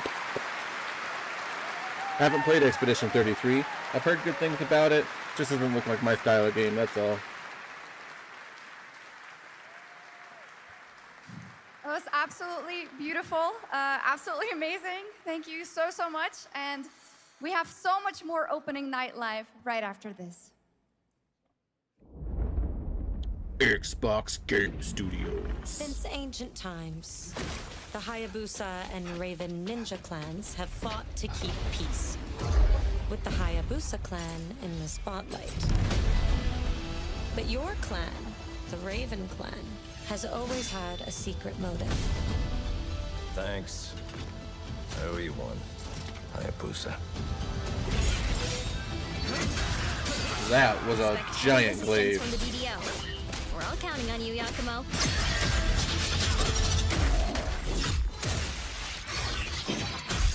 Holy bloody mess. Yakumo, just focus on the hostiles for now. Understood. Stop this madness. Stay away from the Dark Dragon Seal. Go back home to your little raven nest. Is he missing an arm? Or yeah, die looks like he is. If you truly think you have what it takes to slay the Dark Dragon, prove it. The very fiend that resurrected the Dark Dragon years ago. Even a mortal such as yourself has heard of me? I'm sure. Oh. Die, insect.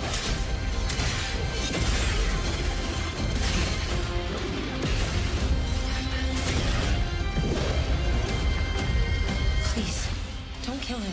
The whole world's at stake. You know, that might be something I would play. I gotta tell you, you know what I wish they would remake? We've seen so many great Mortal games Kombat so far, version so make of something sure to like spread that. some love They to had these amazing developers Sub-Zero and teams mythologies behind back them, in the day. and wishlist your next favorite game on Steam by checking out our Gamescom Steam event. Like, and the best thing is you'll find Sub-Zero even more games mythologies from this year's nowadays Gamescom would be show floors, fantastic from if they did beloved something indies to big blockbuster with titles Quan by Chi, scanning Scorpion's the QR family, code below. everything. Now But it's you're like- time for the world gameplay premiere of an MMO shooter set in a post-apocalyptic dystopian Seoul, South Korea. But yeah, they should From definitely do NCSoft, something like that where they remake this it, because is Cinder City, it'd be so blending cool to like narrative-driven shooter be action with a Sub-Zero, fast, learning your seamless powers, open world. growing up as an assassin kind of thing. Oh, that'd be fantastic. I'd be so happy with a mythologies type of thing. Get on the ground now! Drop your weapon or we'll shoot! Drop your weapon, last warning! You've crossed the line. Are you trying to get us all killed here? Cinder. minutes to drop. Everyone stand by. This is supposed to be an MMO? Nice.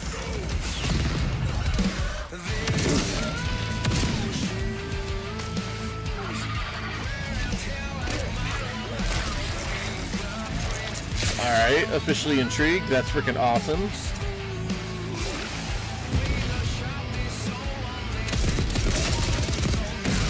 Oh, damn.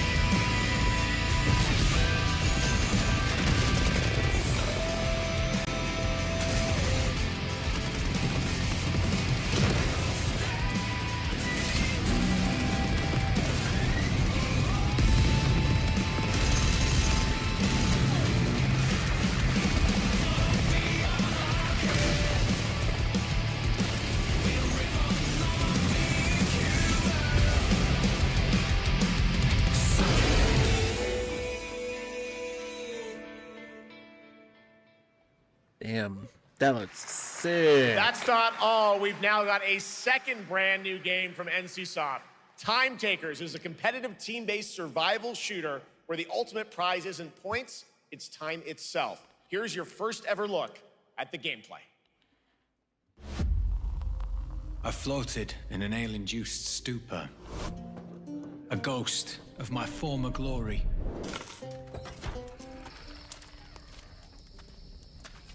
Until one day when I was stabbed. Oh.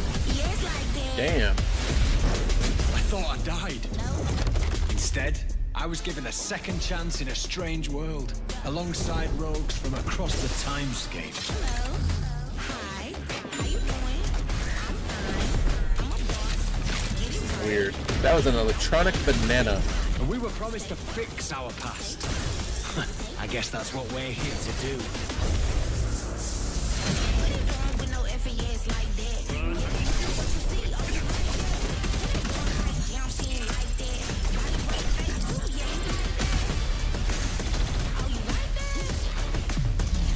So basically another Overwatch.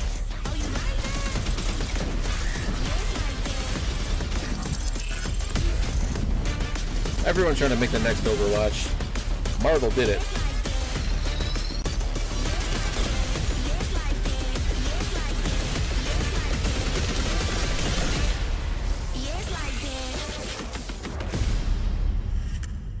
Yeah, I don't know about that.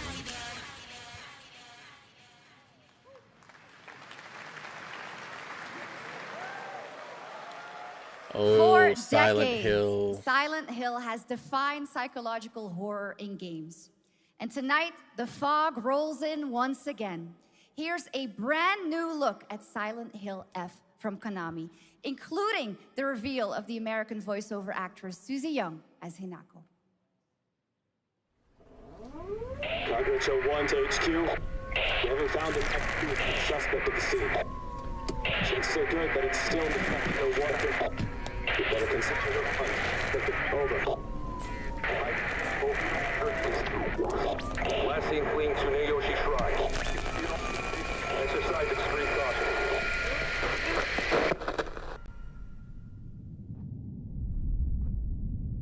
You saved my life and laid claim to my soul. In turn,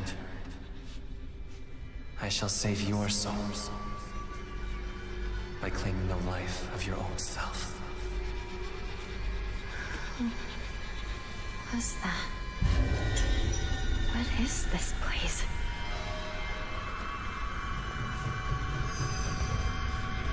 This way.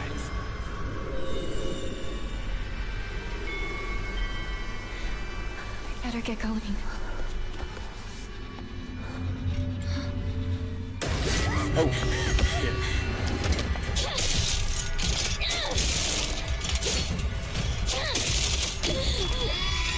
Oh, she's like fighting that stuff off too. A good day is always an extraordinary day. An extraordinary day isn't always good. With that in mind, today's a bit too extraordinary. So this is where you are. I wondered where you had gone. You need to start getting ready. It's time to say your goodbyes. You're going to kill them. With your own hands. What's going on? No. It's got my home too. The halls, the doors, everything's changed.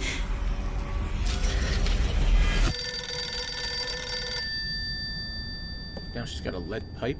Tell me, who are you? Please. Just die.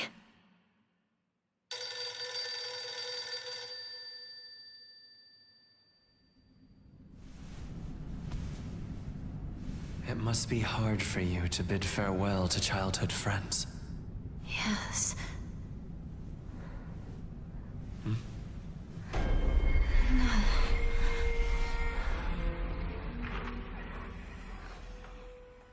What the hell? That looks pretty good.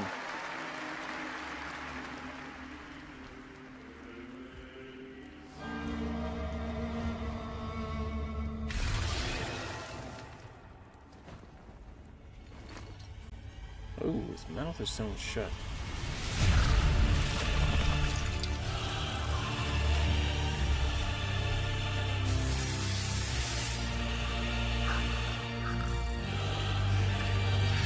And it looks like he's blind.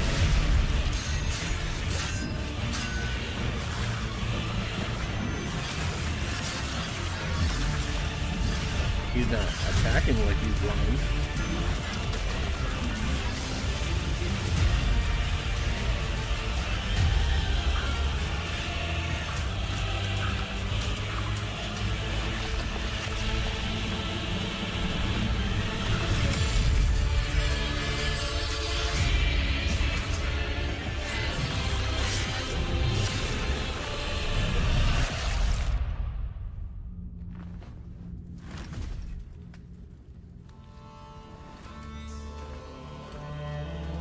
Damn.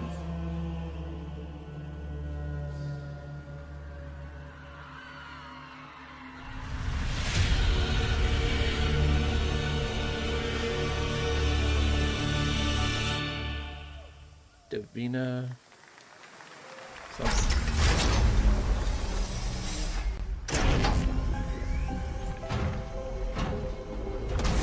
Traveler ND3500. Initiating the travel log. This is the Traveler, an agent of a shadowy faction known only as the Collective. And in Kronos the New Dawn, you'll step into their role. From Polish horror powerhouse Bloober Team, nominated last year at the Game Awards for their Silent Hill 2 remake, comes a bold new vision of survival horror. In this world, the dead don't stay dead. When they find each other, they merge into something far more terrifying. Launching September 5th, here's your brand new look at Kronos, the New Dawn. Oh, damn, that was a terrifying intro.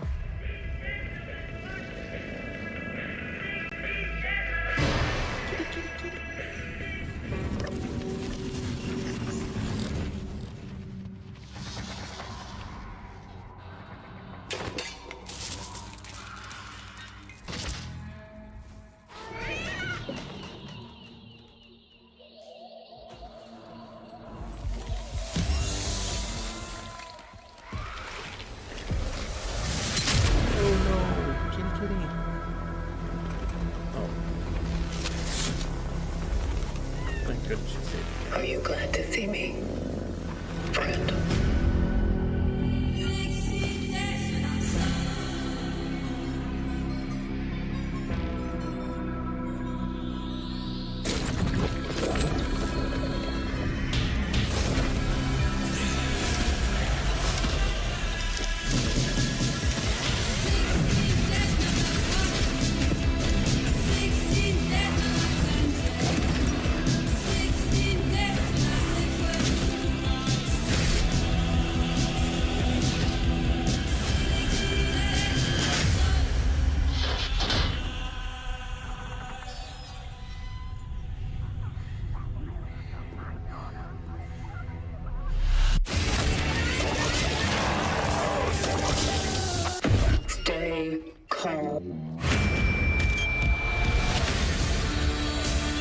like 50 hands, I'm probably not staying home.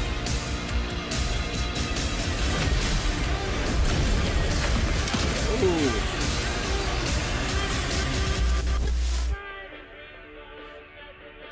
Old-timey radio. Uh-oh, that cat don't like that. Damn, that looked pretty good too.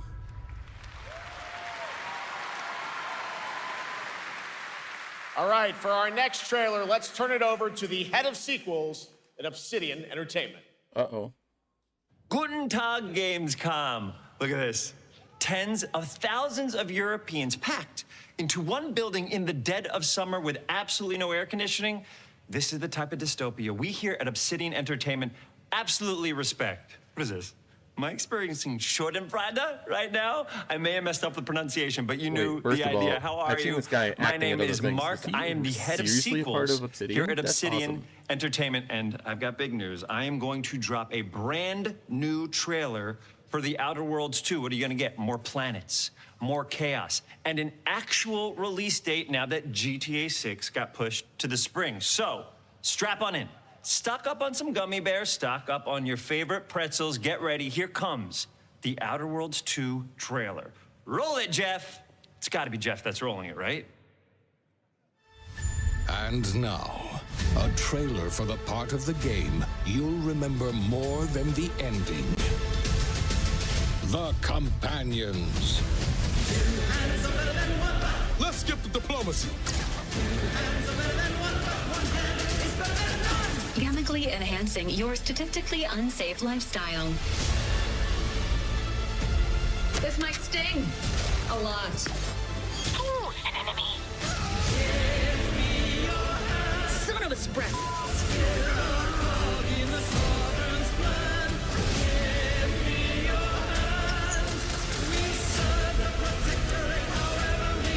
Be grateful you're not on fire.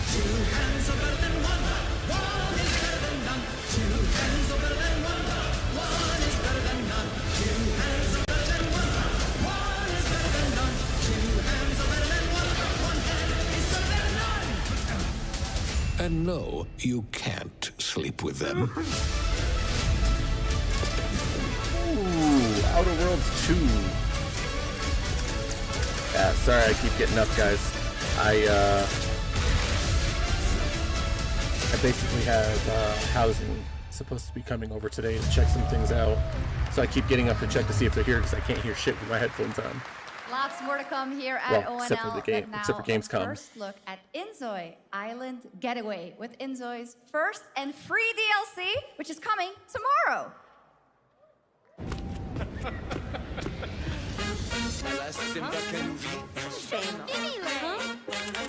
Is this like a high school drama?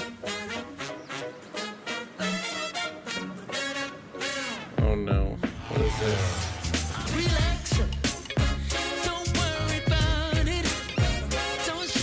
Is this like The Bachelor but the video game?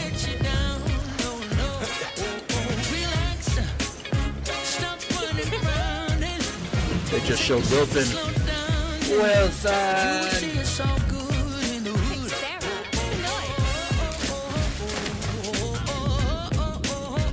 Hey, whale shark.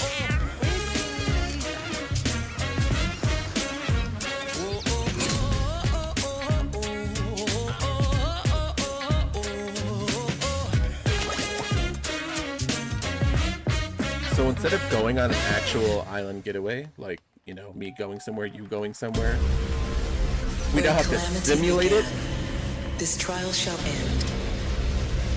Awakeners, prepare for the final confrontation.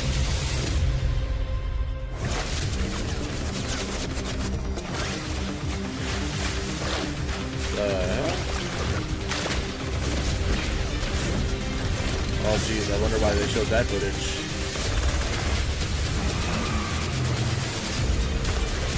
Zoomed up right in.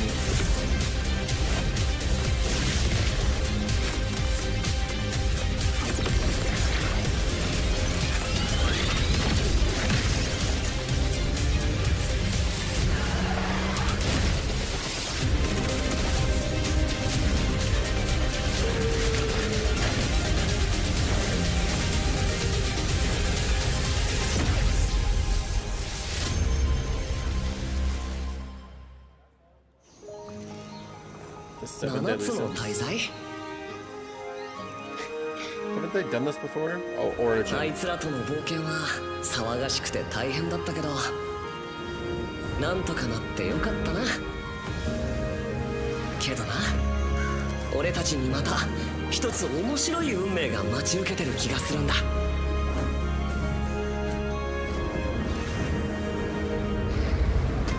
多分楽な冒険じゃないだろうな。この広い世界にはたくさんの試練もあるはずだ。だけど俺たちが力を合わせれば乗り越えられるさ。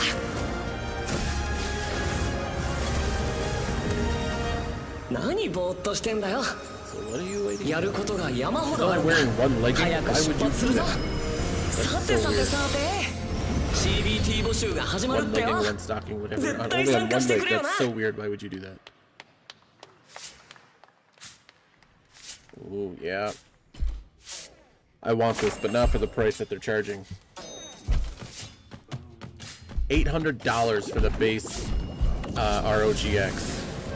And then if you want the special one that actually comes with enough memory for you to play more than one game at a time, and better graphics and more space and everything, $1,000. No, sorry. I need to be rich to do that. And I really wanted to get that for my girls for Christmas too. Not gonna happen. Because that way they don't have to worry about the Nintendo Switch no more. They can play my Steam games, play Xbox games, even PlayStation games. Just, nope, nope, nope, nope. It brought you here, my fire. What the monkeys? My fire. Vampire the Masquerade. Hey, that was a huge tabletop game when I was growing up. I remember there was this Your book. reputation is legend. Oh my, It was probably the player's handbook or something, but it was like this dark jade green and had all these things on it, and like, I don't know. All I know is that everyone was like, have you played Vampire Masquerade? If you play D&D, you love Vampire Masquerade. So, this is the second one, but apparently they made a video game out of it. So weary is the wanderer that treads on the fertile soil.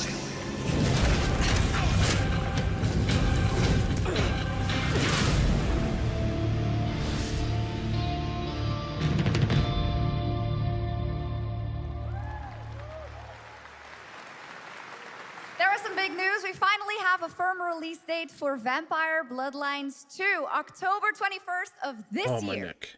And next, since we're here in Germany, it is only fitting to spotlight a homegrown success story, the deep survival crafting of Enshrouded from Keen Games in Frankfurt. Still in early access, Enshrouded has already let friends adventure, fight, and build together in endless ways.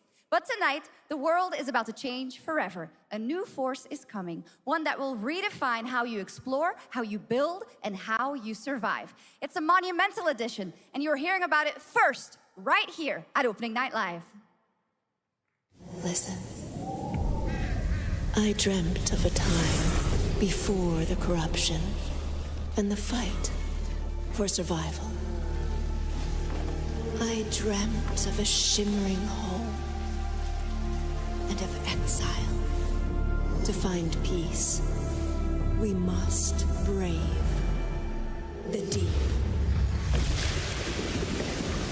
Enshrouded, wake up the water. The old gods whisper, and an ancient fury awakens. We shall purge the profane and command the water to yield to our will, for there is no greater power than the flame of the faithful.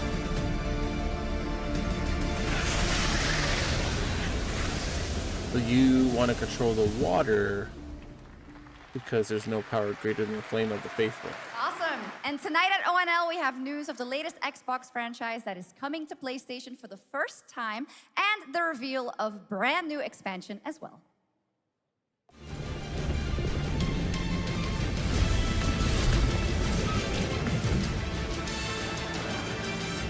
this, like Total War or something? Age of Empires 4.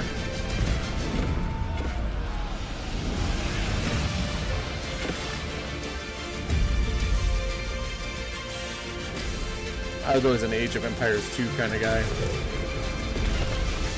Give me Egypt, Rome, all the old armies.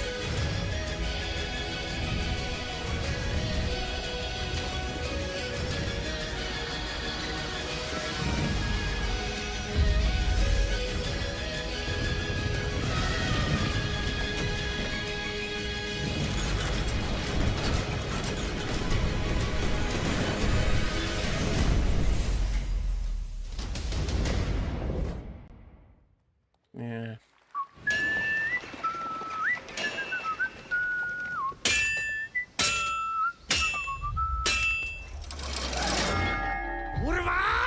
Honored friends, masters of the blacksmith's guild, let me introduce a young master of our craft and new owner of Gutenberg's old forge, Henry of Skalitz. Wait, are you a blacksmith, like, building the town? Ready? We can begin. Oh, shit. That's a neat concept, I'm not gonna Look lie. at Legacy of the Forge, the second story expansion for Kingdom Come Deliverance 2. You'll put your blacksmithing skills to the test to acquire and repair a legendary burnt-down forge with brand new design features. All right. Do we have any Cult of the Lamb fans in here?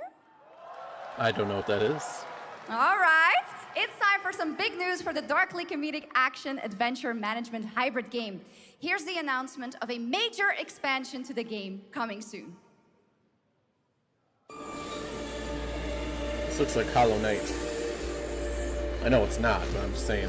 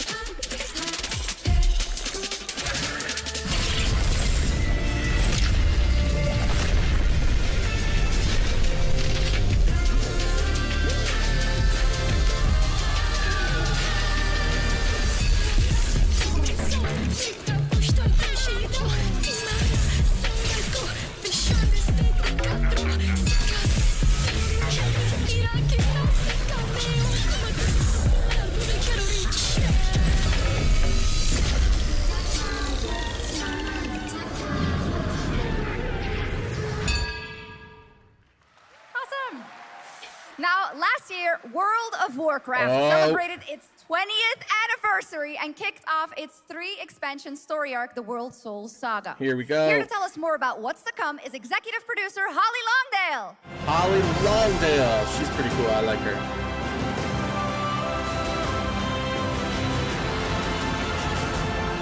Is she all RP'd up again?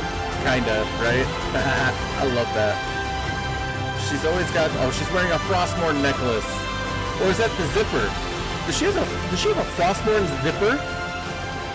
No. My God, it is. Hello, everyone. I am so excited to be here to reveal our next adventure, World of Warcraft Midnight. I'm equally excited to welcome you all home with our new housing feature. And if you're here at Gamescom, please come by and check it out on the show floor. We have a lot coming in this next expansion, our 11th expansion. To start with, on the horizon, there's a looming darkness, and it's threatening the ancestral home of our blood elves. Oh no. But Midnight is also about light. No. And about hope. No, that's why it's called And about Midnight. heroes who rise when the world needs them most. And it's about the bonds that tie us together. And it all starts at the Sunwell. And if any of you have ever played WoW, do you remember the Sunwell? Of course. I can't wait to see how it's updated. With that in mind, please enjoy the premiere. Shit, here we go. Of our cinematic introduction. I'm gonna mute the mic Midnight. in case I gotta shout.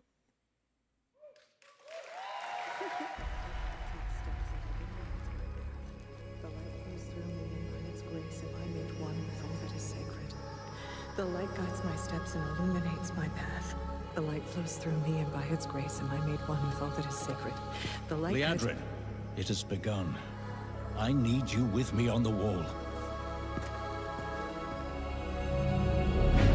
Gorthamar, the void will envelop us soon.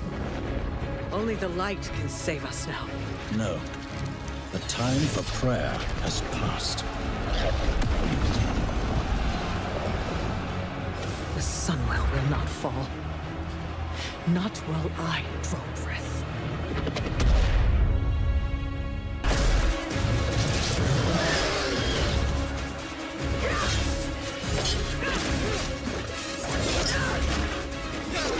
Little elves. I can see you grow weary. How much longer can you hold out? Flee and save yourselves. Liadrin, don't. Light be with you. You see? She understands it's hopeless. Soon, you all will.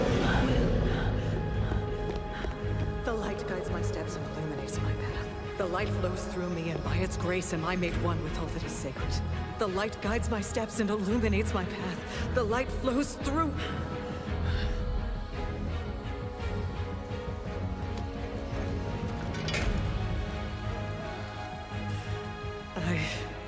I know that I am unworthy. I don't know if I deserve your help, but I know my people do. Please give them strength. I admire your spirit, but that will not save you.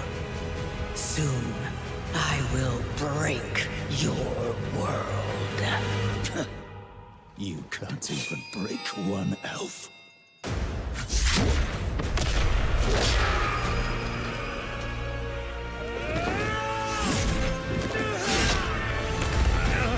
This darkness comes to devour everything. And when it is finished, there will be no more light. Without your aid, we will perish. I beg you, help us.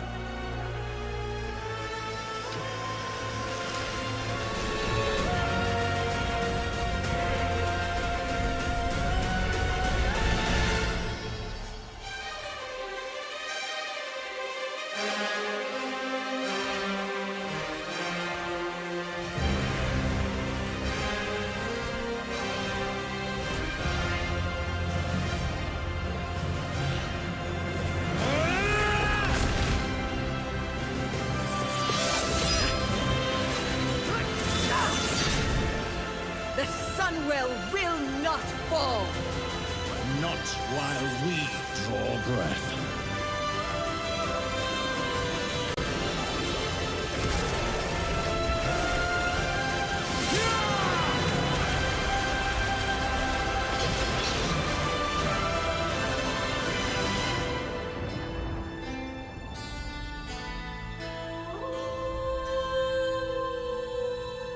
Whoa, there's so much to unpack there. What the fuck?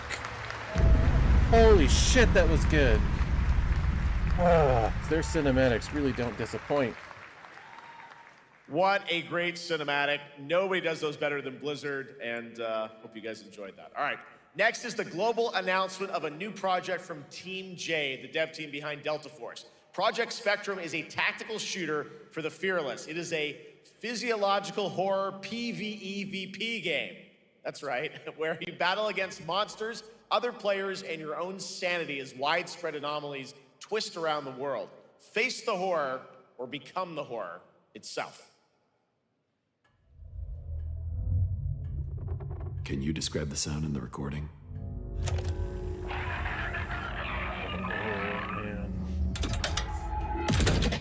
Sorry.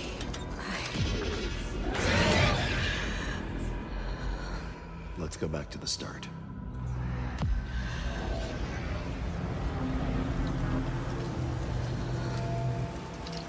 I remember the wind, strong wind. What the hell happened here? We got company!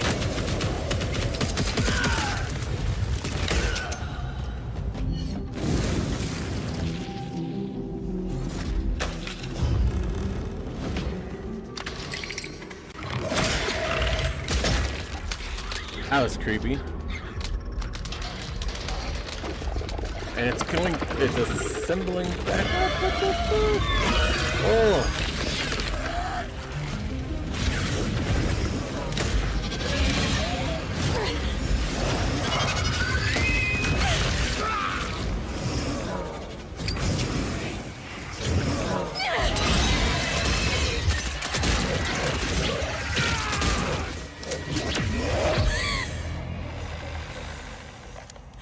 The loss is too heavy for you. But sometimes... Looks like we'll be returning Thursday and Saturday. And bury truths. What do you think? What if you are the beast? The beast? Oh no, tomorrow as well. The housing, the mythic dungeon, the delves. Damn, they got a lot of stuff for WoW on the next couple of days over there. Watch out!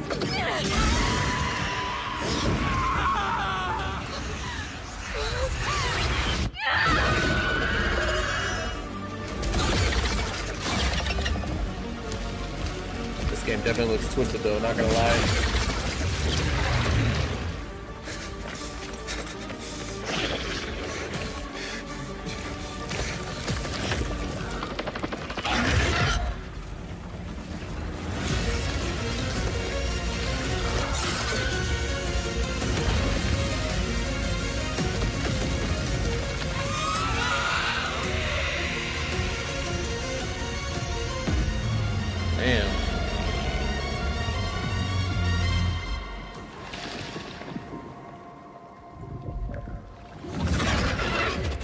For all those looking at the World of Warcraft stuff, they're updating right now. It literally says upgrade available on the War Within, which means Midnight itself is all right, able to this be bought. next world premiere feels familiar, yet it is something brand new from Wargaming. And trust me, you've seen them with tanks, but you haven't seen them do anything like this before. And it's coming to PC, consoles, and Steam Deck. They're definitely trying to update that app. Yep.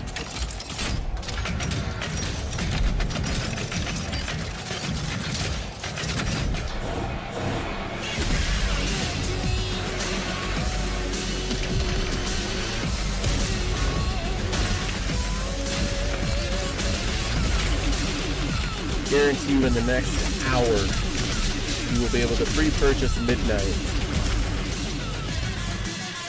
in all of its glory.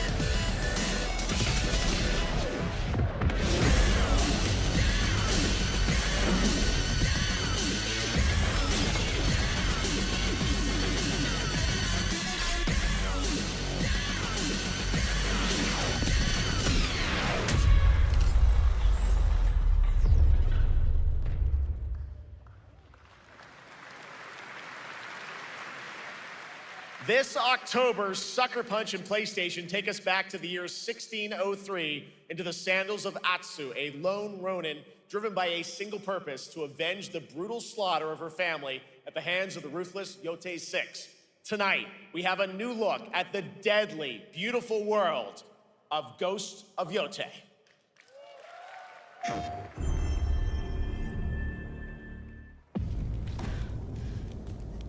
The end of the world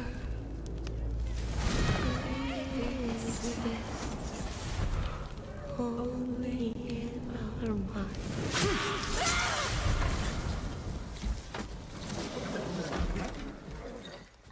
Are you going to give me a line?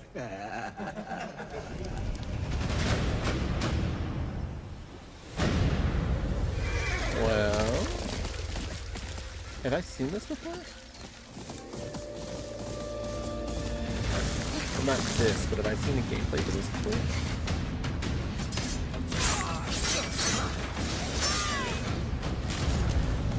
Swordsmith's daughter. I watched that tree burn. How did you escape? Same way. I survived every battle. The thought of killing you.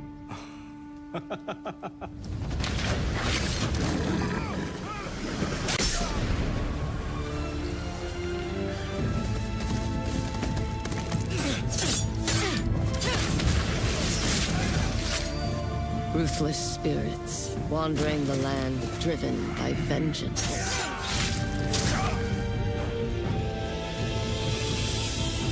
Sometimes I feel like that is what I am.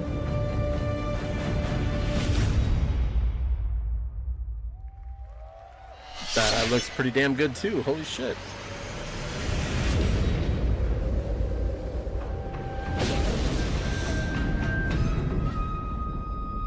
Legends.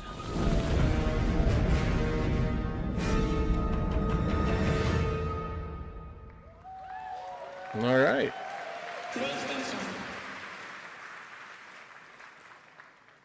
There you have it, an amazing new look at Ghost of Yotei, out October 2nd for PS5, and confirmed today on ONL. It's also getting a Legends co-op multiplayer DLC in 2026 with fantastical supernatural story and survival missions, all free if you own the base game. For nearly 3 decades, Resident Evil has terrified, thrilled, and defined the survival horror genre. Now, a new chapter rises from the shadows.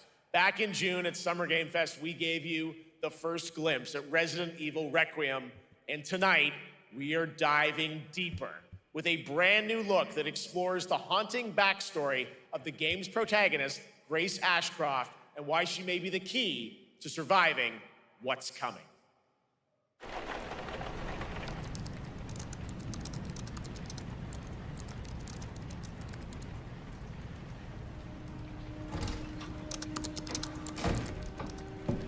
Anne.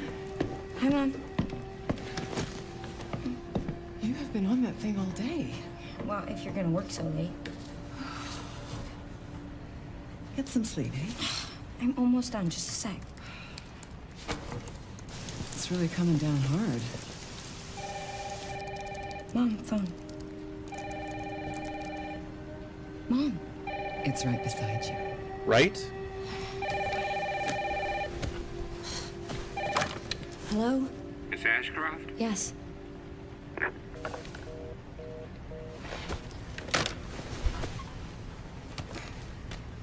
Who was it? Dunno. They asked for Miss Ashcroft and then they hung up on me. Rude.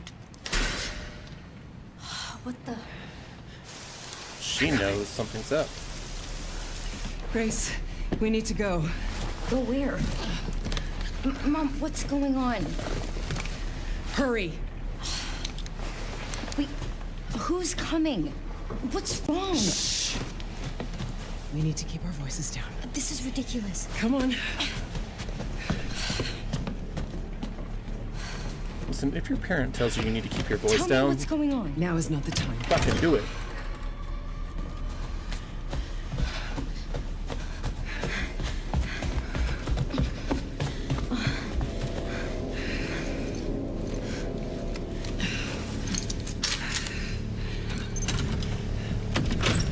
follow, Mom. Stay close. Mom, wait! Grace, keep moving.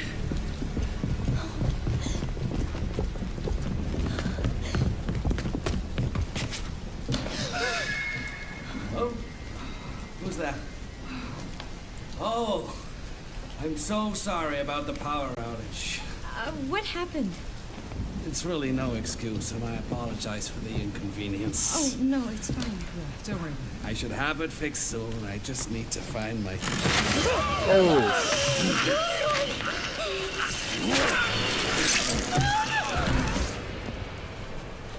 Come on in here, Grace. Grace, look at me. Grab my hands. Okay, look at me. Look at me. In and out. Breathe in and out. Oh, Grace. I promise you, I will explain this all to you one of these days.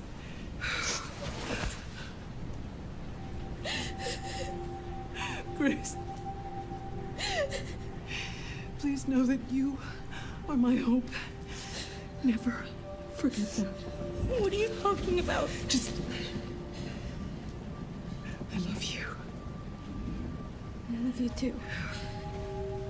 Okay. Mom, I'm scared. No. We need to find a way out of here now. But we don't have any of our stuff. We can come back for it later, Grace.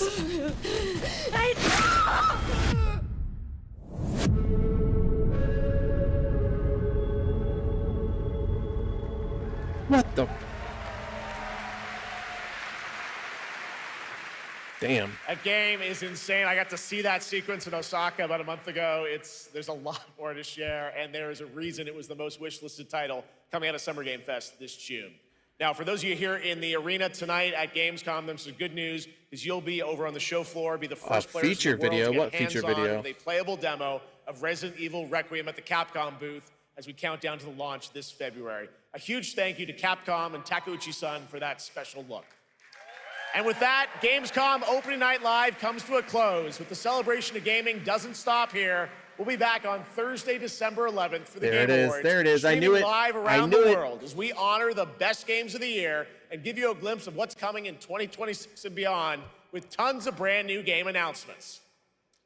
You're leaving, but before we say goodnight, we do have one last surprise. Oh my God! Epic Edition is A global $90. announcement from a studio that walked away with multiple Game Awards wins for its last project. Please take a look.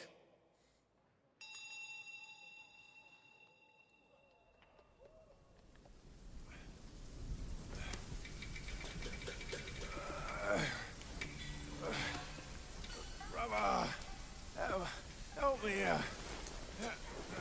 You ain't even trying. Oh my gosh. It's all me. These look incredible. Where's the mountain? Hey. It looks like the void is literally sucking up Silvermoon. Coswallop. Master will take us back, as long as we keep that mountain in our heart. Hey. No scolding, no flogging, life spared. No risk going back.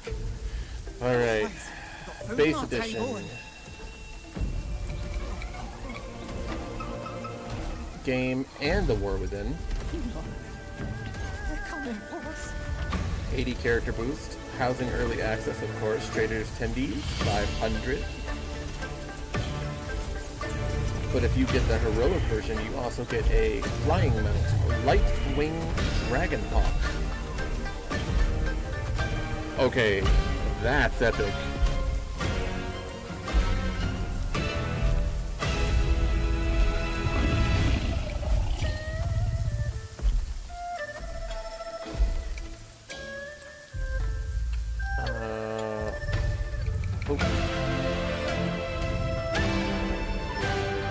Also a transmog set. That's not bad. It's a little clunky, but it's not bad. What I want are those damn I want the weapons that the Blood Elf guards have in the city. There's a special announcement. Game Science has announced and kicked off development of the second title in the Black Myth series, this time starring Zhang Kui, the ghost-catching god who wanders between hell and earth. This will once again be a single-player ARPG rooted in ancient Chinese myth and folklore. And don't worry, to those who love the Black Myth series, the westward journey won't end here either. It's been amazing opening night live tonight. Thank you so much to Shox for joining me. Thank you so much, Jeff. I had so much fun. Also, a huge announcement at the end of that to close out opening night live this year and kick off Gamescom 2025. It's been so much fun to host this thing again with you. All right. Gamescom was cool. Let's pull this over here. We're going to look at this real quick. So the heroic version for an extra $20 gives you a mount and a transmog set and an extra 500 tendies. I feel like it definitely should have given you like maybe one or two more things for $20. But for $40 more, what do we get? Hope Flutter Pet. Okay. It's the mount, but as a pet. Doom Feathers Pet, a Void version of that. Void Strider Raiment, another transmog set. Oh, that's nice. Not gonna lie. All right. It also comes with another flying mount. Oh my gosh, a Void Dragonhawk. That is sick. And another flying mount. Oh, so it changes, just like the they've had a couple of those. They've had a couple of mounts, and then they also had the Warden set that does that with the moon. Let's see. Infused Rotunda decor, meaning literally stuff for housing. We got stuff for housing in the Epic Edition. Light and Void, that crystallized Void. That's amazing. A fountain. Yes, that fountain is awesome, especially if you're going to be a paladin or a priest. You can like do little rituals, freaking roleplay praying out like that. It's crazy. Paintings of Ilaria, Terralion, Eritor, and Xalatath decor. What? We're gonna, oh my gosh, we're gonna put these people up in our house? Wait. Did they say Lorthamar? No, Eritor. That's Eritor. Eritor's got a new hairdo going on there. Interesting. All right. And beta access, which I wouldn't need. 3 days early access, and another 30 days game time. From $50 to $90, I would definitely say that's definitely worth it. From $50 to $70, I would say just for two things is probably not worth it, especially since you get 2,000 tendies instead of just 1,000. Yeah. Anyway, let me check this out. Dark.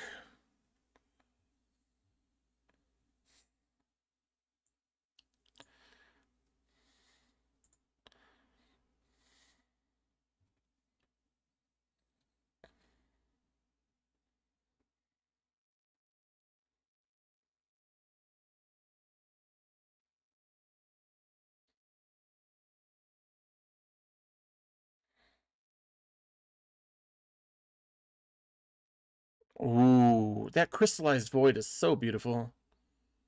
Oh. Do you not see Quel'Thalas? Holy shit. That is beautiful. An updated Quel'Thalas. Like, we kind of really knew that, but for real. The trees look so much better. This used to be my favorite zone. This is probably going to be my favorite zone again. What the fuck? Oh, wait. This is like life. This is life. What happened here? This is not the void.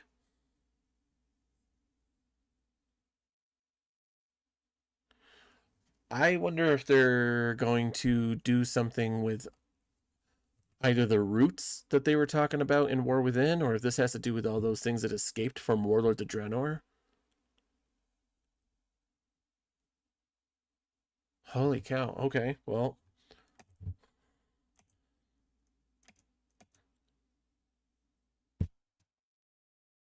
I mean, look at that. Look at that. Everything even in the background. That is incredible. I wonder if they actually completed the whole city though, like from where the dead scar is. Oh my gosh.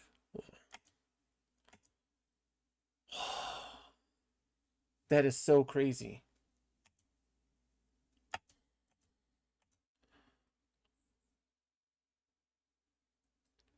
Oh my gosh, Quel'Thalas is so beautiful all over again, and it still looks good even from all the way PC.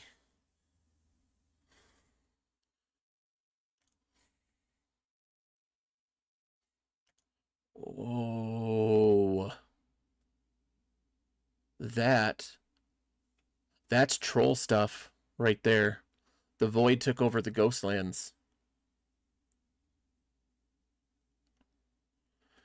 Yeah, if that's like Zulaman area type of thing, cause we got the wooden spikes, the stone towers. That is definitely troll, and these types of trees are very unique. The pine trees, very unique to the Zulaman area and the Ghostlands. Harandar. Harandar, like I said, Harandar has got to be where we were going to do the whole roots thing with those trolls. New zone, the Void Storm. So 2 new zones.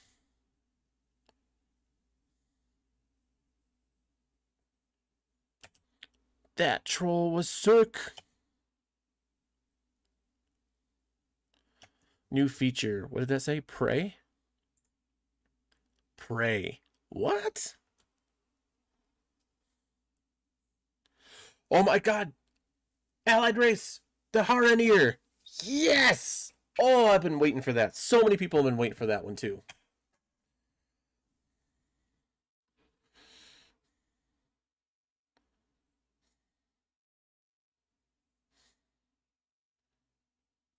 New Demon Hunter spec Devourer.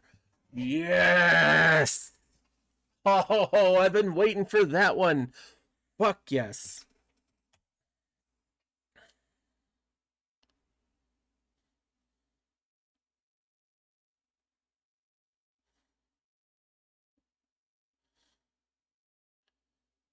Whoa.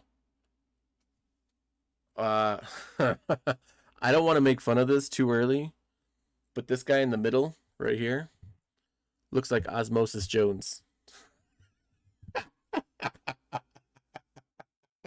That's he kind of, I swear he looks like Osmosis Jones. He's even got the vest on and everything.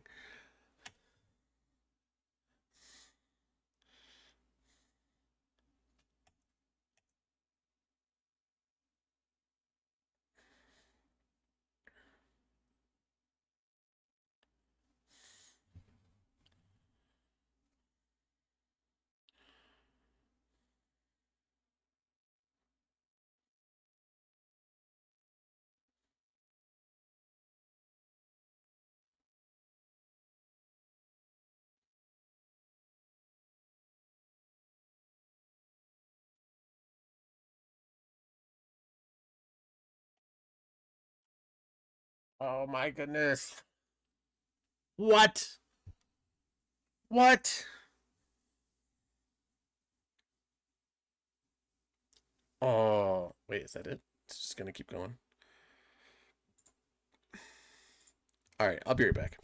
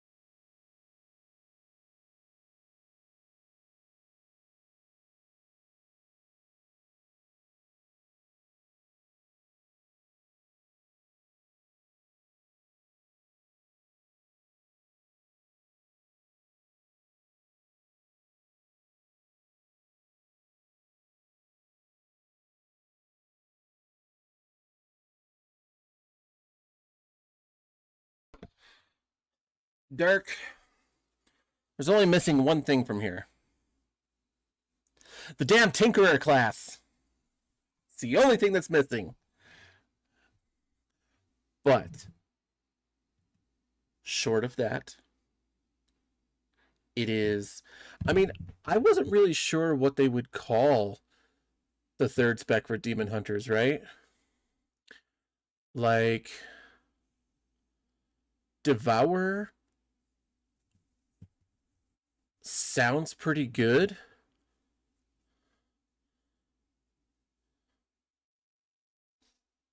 I don't know. I think maybe I would have tried to come up with something different. Transmog will be free with the release. What transmog? What transmog? You talking about the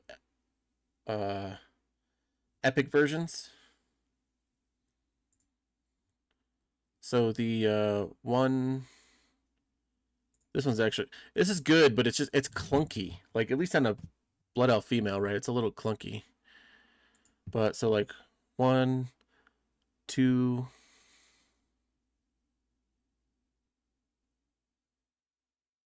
Two transmogs, yeah?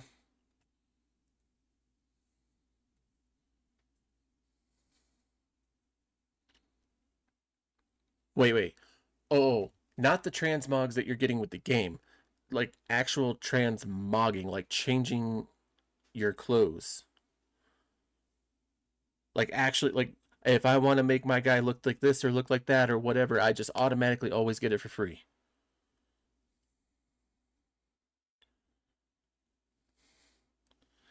Dude.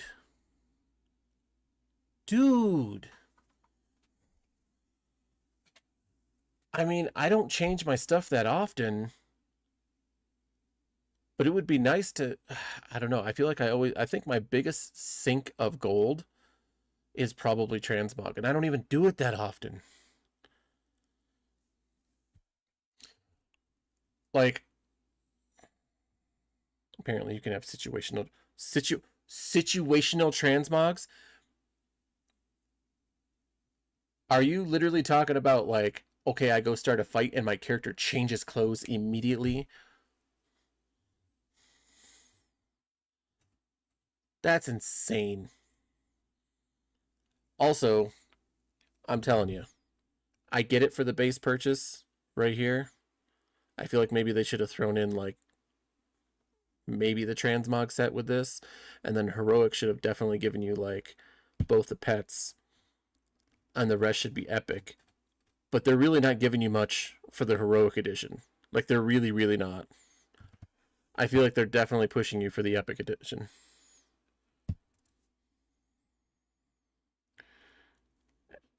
Possible they haven't revealed the situation parameters yet. I don't give a shit. Situational is going to be pretty kick-ass. Like, for reals. First of all,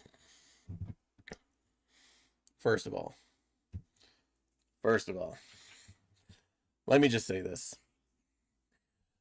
Alright. War Within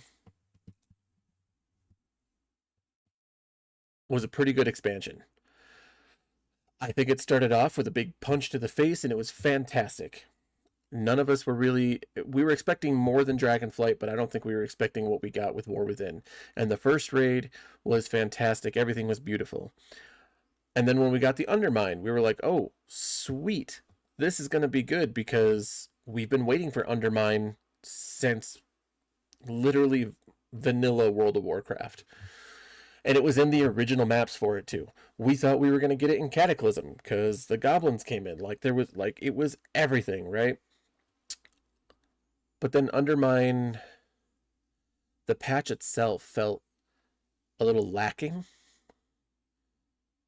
I liked the idea of it, and I liked where they were going with it, but it felt like they didn't really take it the next 2 or 3 steps that it really needed to be like, this is just a solid punch in the face patch. And the patch that we're on right now, Koresh, I really enjoy Koresh. In fact, I really enjoy phase diving. I think it's cool. It's, you know, a little annoying that I can't summon my mount, but I think it's really cool. And I still think that they should have saved Koresh for being like the opening of midnight. Do you know what I mean? I feel like maybe we should have gone to Haranir, or Harandar, I guess is what it's called. I feel like we should have gone there.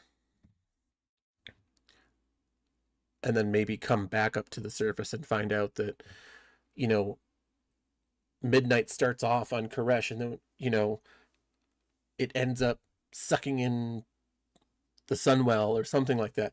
The story just, it started here, did a fantastic job, and then it was like, okay, it still made sense with Undermine, but the feel of the patch was kind of a little bit, but then Koresh was kind of like, I don't know, it just felt like a left ball or left field ball. And that's the other thing. Okay, I actually just watched something from Bellular. Let me do something here real quick. It's quiet, so let me do something quick. We'll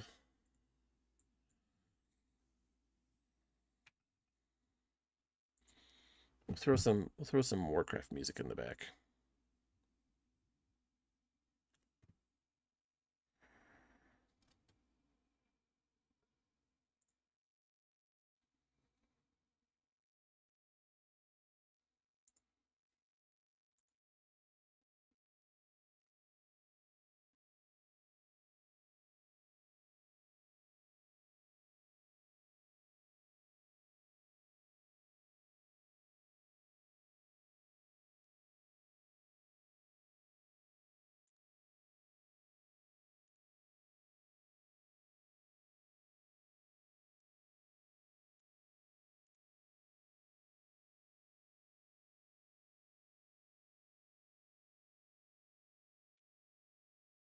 That's search. It's not really going on in the back. I had it.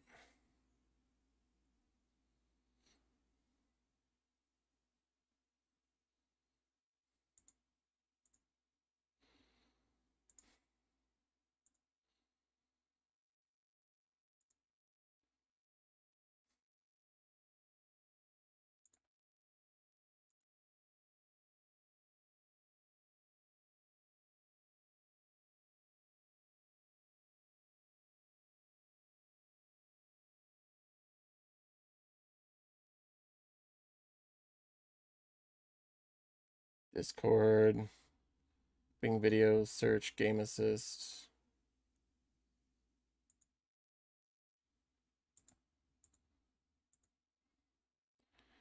I've got to fix my audio for this. Having to find this every single time is a little ridiculous. Maybe I'll work on that today.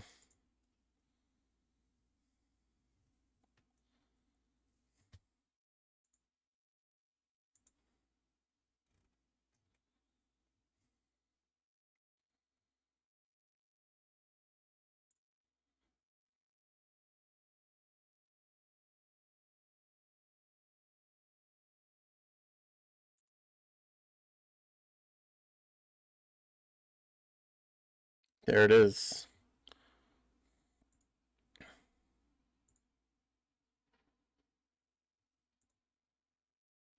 They released everything all at once, huh? Now I can give you midnight? Yeah, right. I can barely afford it myself. I didn't even use my level 70 boost. It's just sitting there. Every time I've boosted a character, I've literally ended up deleting them. Even like the 2 that I paid for way back when, like a long time ago.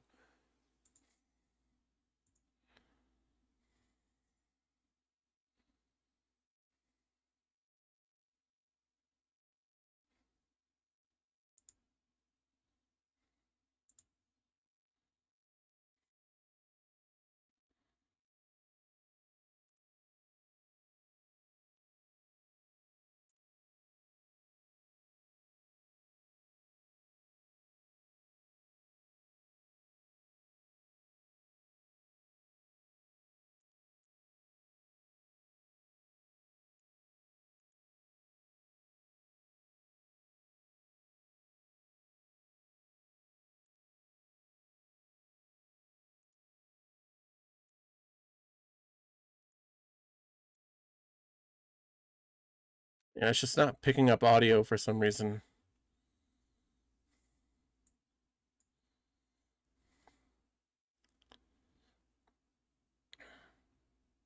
Of course, they put it on a human and not a blood elf.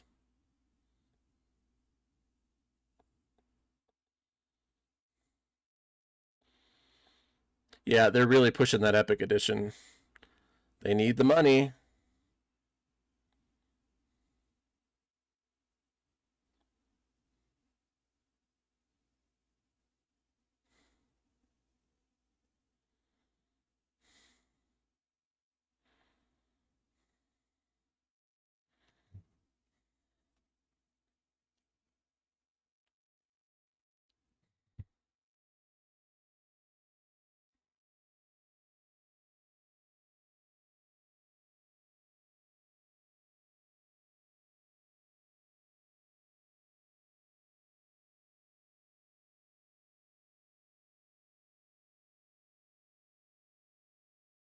Telling you that thing looks like Osmosis Jones.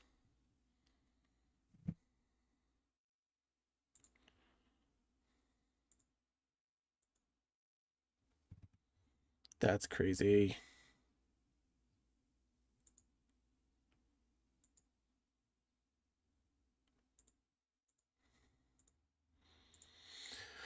Damn.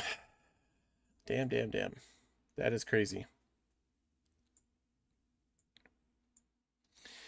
Yeah, I don't know when I'll pre-order it, but I'm definitely gonna pre-order it. That's gonna be a crazy expansion. Like, already with the remaking of Silvermoon is gonna be crazy enough, right? And they only announced two new areas, and every expansion that they've had a minimum of 4 new areas.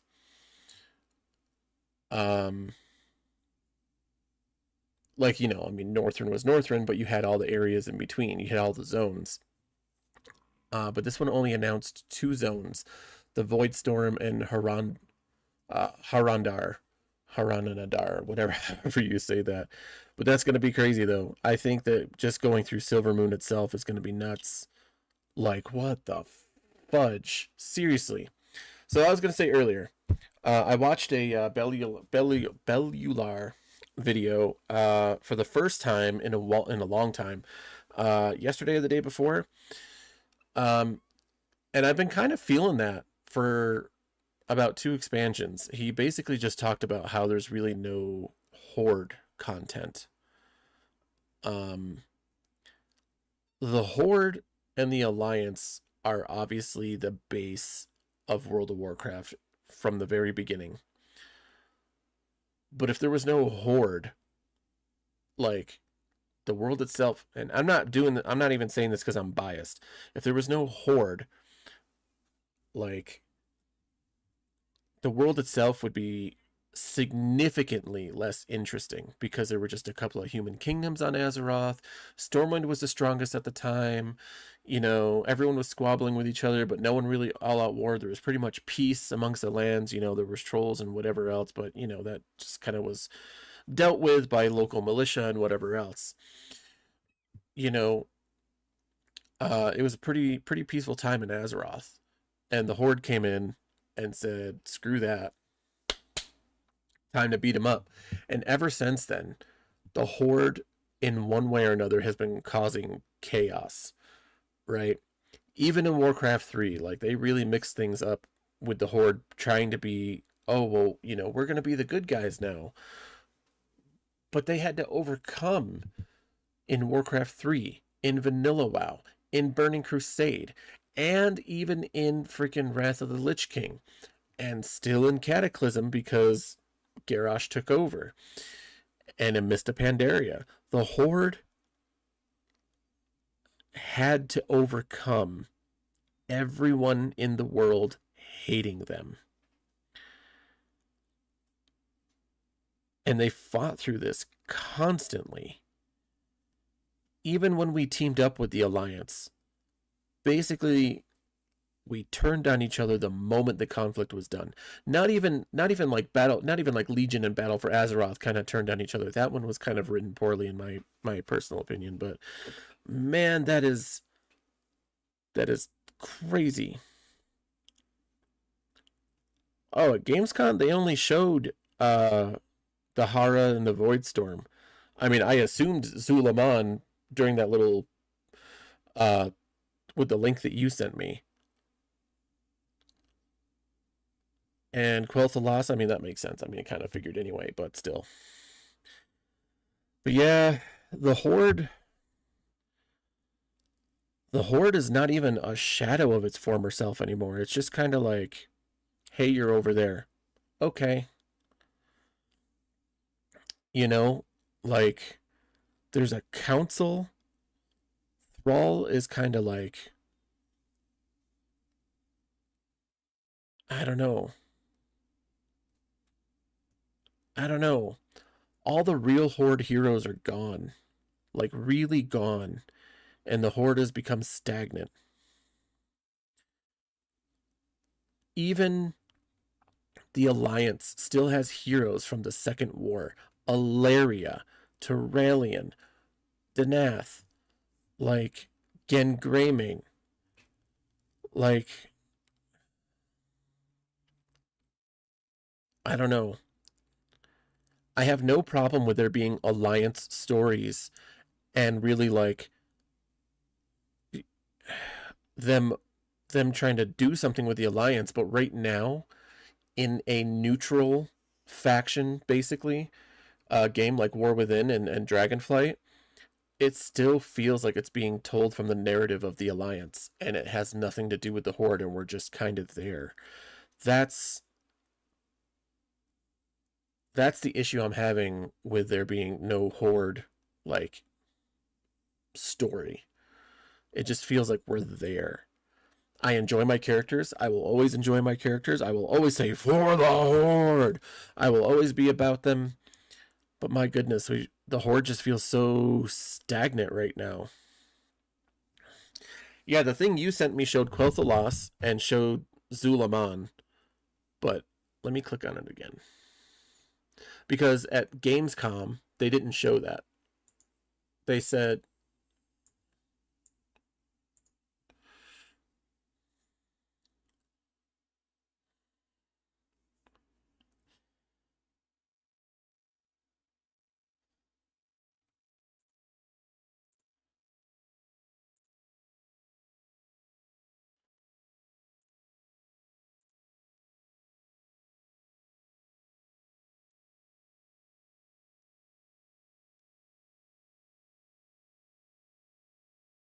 Quel'Thalas, updated zone.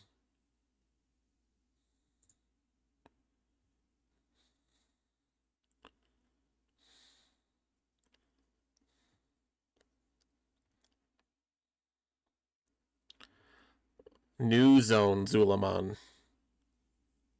New zone, Harandir. New zone, the Voidstorm. Okay, so they did show 4. It just said updated. I'm sitting here thinking news. So my point is new zones, right? Like Quel'Thalas isn't a new zone, but it is. But I'm still looking forward to exploring it again for the first time, not the last time, over and over again. In fact, Dark, let me make a bet right now with you, sort of, right? How much do you, I mean, like, really think about this. For right now, there's going to be a few people who go into Quel'Thalas and make a brand new Blood Elf. Just because. They're going to, because maybe they wanted that character, but they're going to want to really quest to that zone. Now, how much do you want to bet that that last 2 weeks, the last 2 weeks, Quel'Thalas zone as it is right now is going to be flooded with people playing Blood Elves saying goodbye to the old zone? If it says updated, so they may keep the old zone if that's what you want to do, but I somehow don't think so. They're probably just straight out updating it. That's one thing I wish Blizzard would do, by the way. When they brought out Cataclysm, I wish there was a way that you could actually still choose classic leveling. And I don't mean like how long it takes. I just mean like you get to, you know, go through the original Stranglethorn. You get to go through the original everything, right? Or you go through the Cataclysm version. I feel like that should have been a thing, but they completely well, I mean, I'm sure they have it on file somewhere, but they erased it all. And I hope they allow you to choose old Quel'Thalas and new Quel'Thalas. But I'm still looking forward to it. I just hope that they do that, cuz yeah, I hope they don't just get rid of it.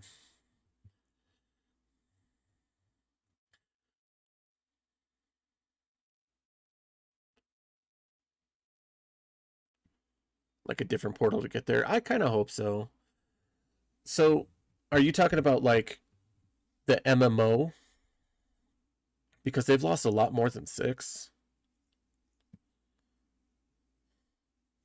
But then again, that also depends on what horde you're talking about. There are so many different hordes. Dark Horde, Fell Horde, True Horde, Iron Horde, you know, our horde. But like there's so many different hordes. So when you say 6 leaders, what horde are you exactly talking about? Because the horde has lost a lot more than 6 leaders depending on how you look at it. From a certain point of view, as Obi-Wan Kenobi would say.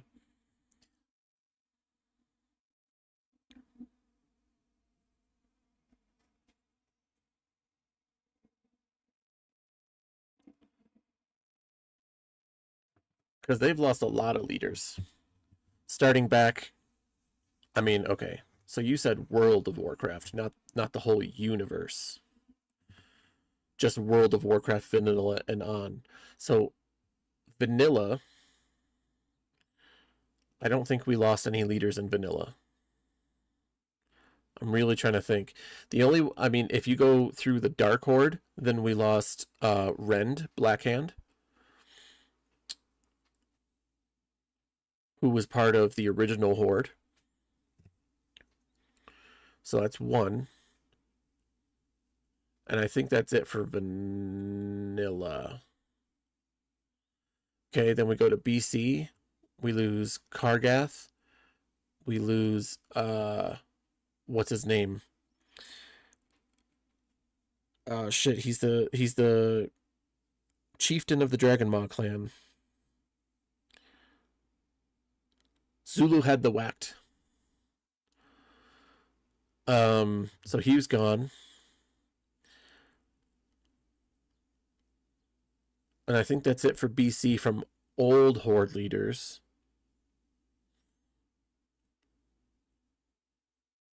And then we go to Wrath of the Lich King, which we didn't really lose any leaders. Cataclysm, Thrall left, but he's alive, so we didn't lose him. We just don't see him, basically. But then you would go to Mist of Pandaria, where we lose Garrosh. Then we go to Warlords of Draenor, where then we lose, again, Kargath. We lose Blackhand, Ner'zhul,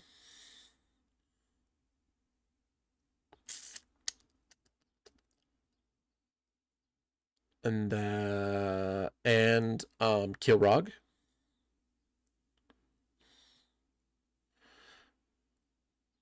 Oh, the Horde we're a part of. So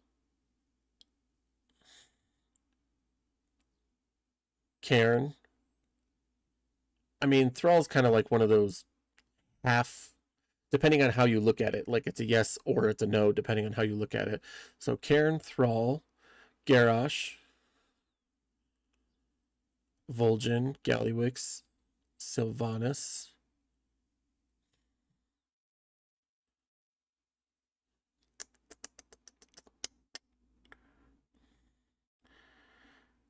Well, he's a leader now. And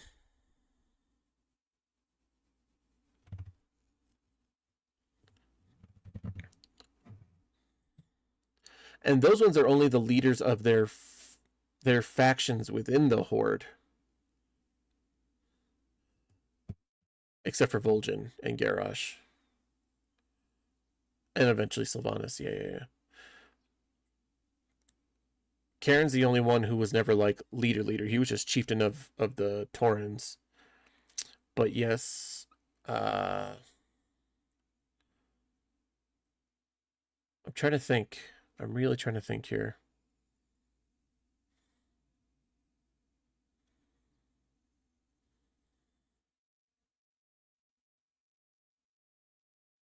Yeah, I think that's it.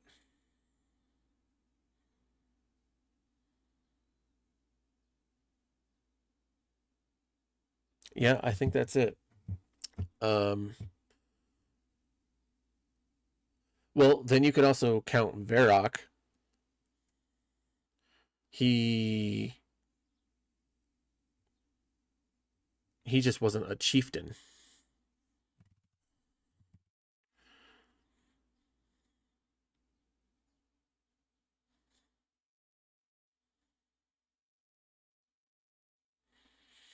Yeah. I can't think of any more.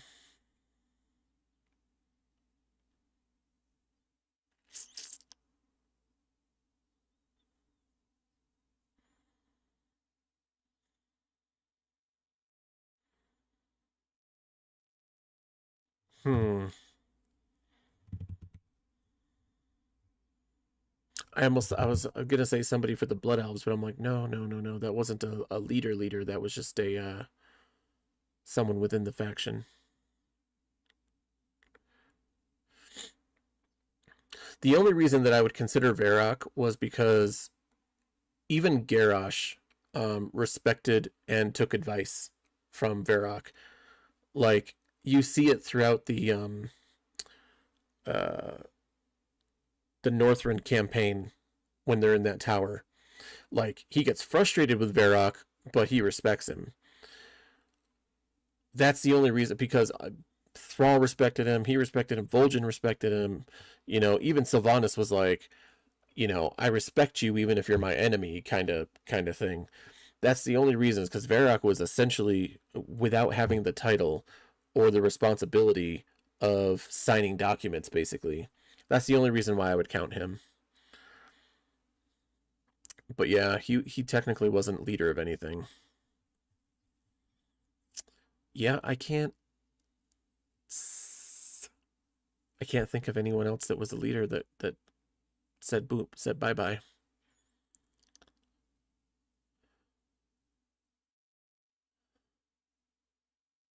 Varian and Magni.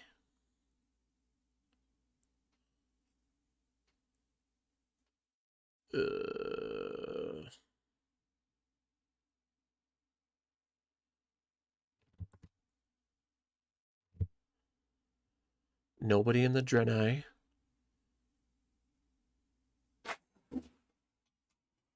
Oh, my fucking animals, I tell you. Hold on.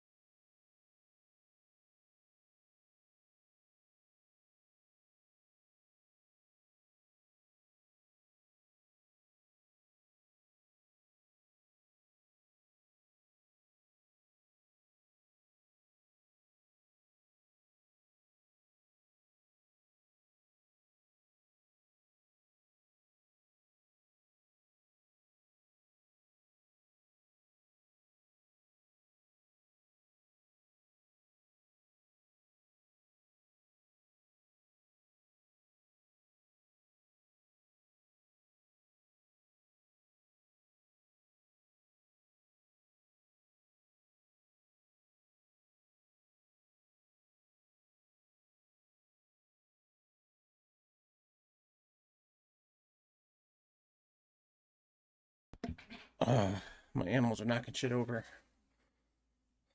Not even on purpose. They're just sleeping and stretching, and then bam.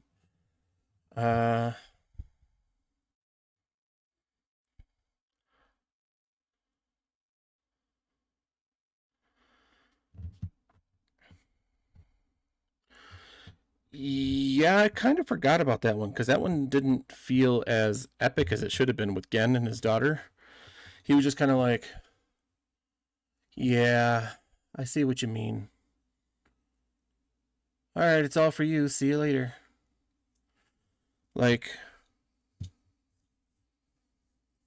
yeah, so I didn't really think about him.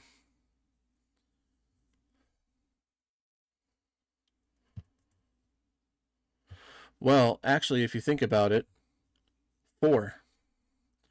Anduin. Anduin is not currently the leader. He was, and then he left after Shadowlands. He's no longer the leader of the Alliance. Currently, Terralion is.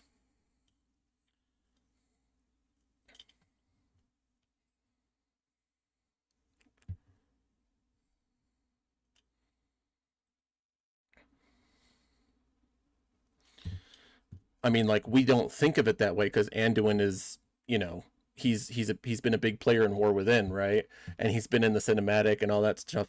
So we don't really think of it that way, but he left. Terralion is completely in charge for now as regent or whatever his title is.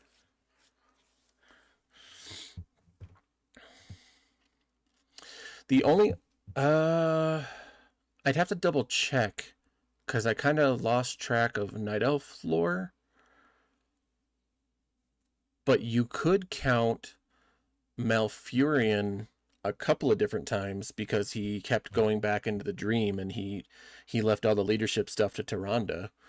You could count that, but you would have to count him literally leaving to go take a nap, and then come back and then leave again to go take another nap.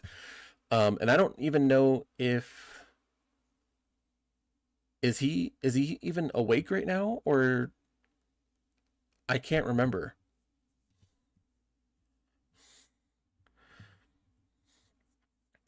Because he didn't technically step down, but he wasn't in charge of anything while he was sleeping. So I don't know if you'd really count that one. That one's kind of a weird one. She's definitely 100%, you're right, has been more the leader. But like whenever Malfurion comes around, she basically defers to him. Unless he has to say, I gotta go. Whether it's druid stuff, whether it's dragon stuff, whether it's taking a nap stuff. But she's always deferred to him. At least since World of Warcraft. But like, she was definitely like the leader in Warcraft 3. Like 100%. And when she awakened him, he was all like, I got a plan. And she's like, well, go do your plan. I'll lead our forces. I'll do our thing, or do the thing that I'm supposed to do. Guide. It's probably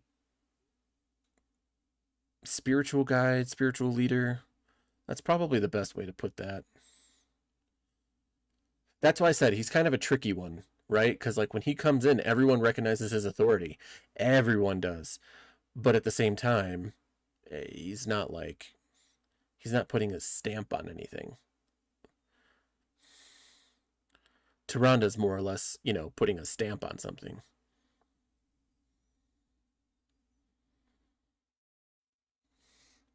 I don't think so.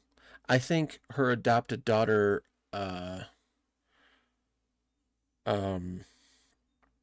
Shadow, no, Feather Moon, Feather Moon, Chandra's Feather Moon.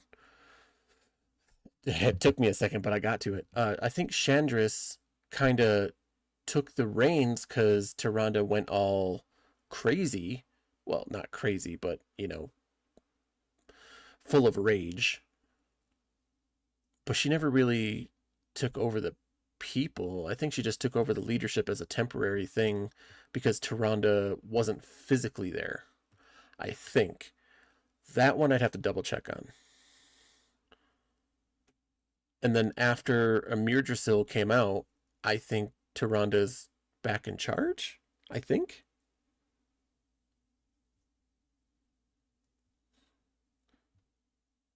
Yeah, I lost sight of Night Elf stuff a while ago. 'Cause they had a really cool history, and then I feel like they kind of muddled it up.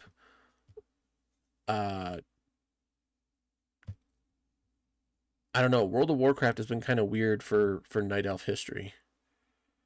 I think they did a better job of telling Night Elf history in Warcraft 3. And I'm not even trying to be a jerk about it. I think they were like 10,000 years ago.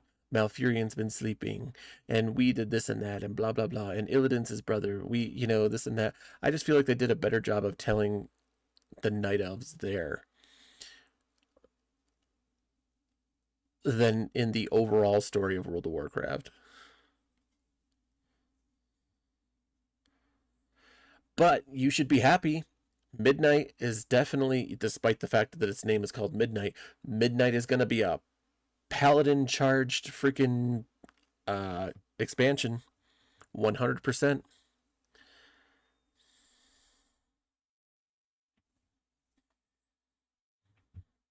You should be happy about that one. Get your paladins in line. Ready the light in one hand and ready your blade in the other. And fight the void as it comes for you over and over and over again. But yeah, Night Elf stuff is a little tricky.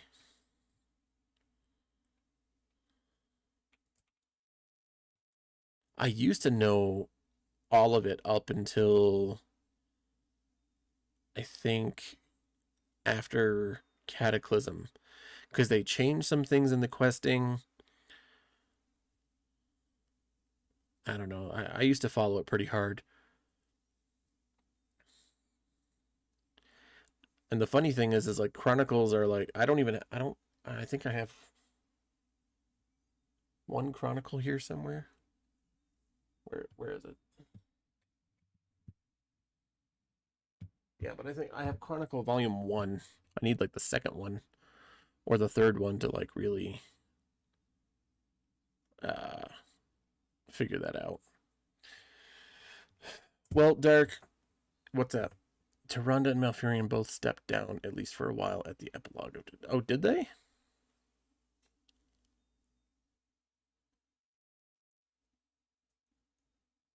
I'm drawing a blank on that one, I'll be honest with you. I'll take your word for that one, because I definitely... Normally, I like to challenge you and be like, and then you either prove me wrong or vice versa. I like our little back and forths. If it's about gameplay, you're almost 9 out of 10, if not 9.5 out of 10, fucking right more than I am concerning gameplay. And then when it comes to the lore, we kind of go back and forth. So I think I always enjoy that. I do. It's fun. Yeah, that one I'll have to take your word for. Oh, okay. So it was Chandris. I knew it was Chandris. I just thought she only took over for Shadowlands because Tyrande was basically like, she went solo mode. She went story mode. Is how we're gonna put that. She went story mode in Shadowlands.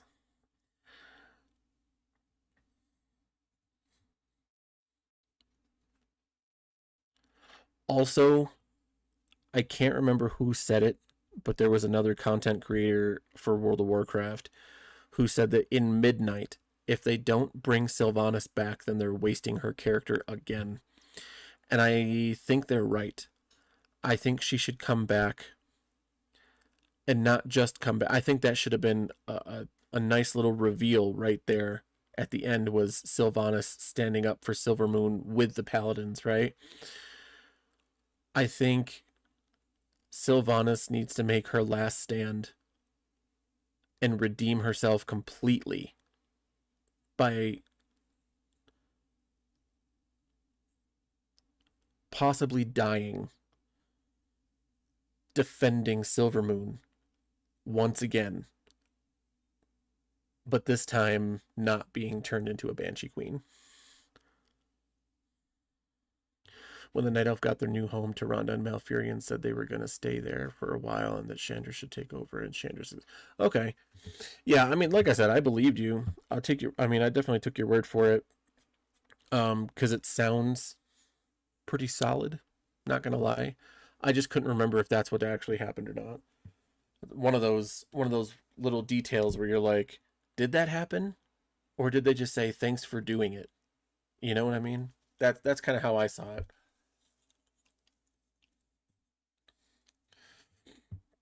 But I still think Sylvana should come back. I think she should make her last stand. I believe she should, fully redeem herself in doing this. And also,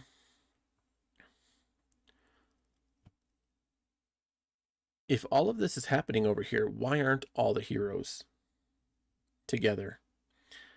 Where is Tyrande? Where is Malfurion? Where is, are they just going to hang out in the Dragon Isles and be like, well, Quel'Thalas is our distant cousins. Just let them get consumed by the void. It's fine. Everyone, Thrall, Tyrande, Chandris, Jaina, everyone should be literally on the front line for midnight. Nope, we're out of here.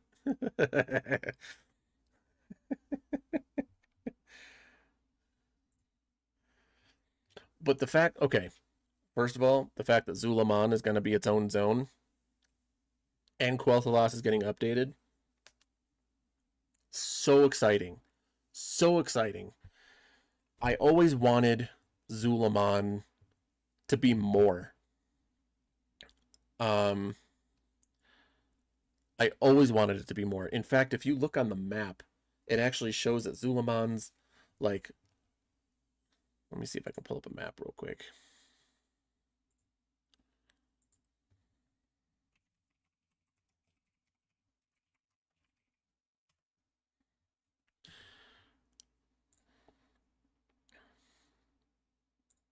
Of course, it's not gonna do what I want it to do here.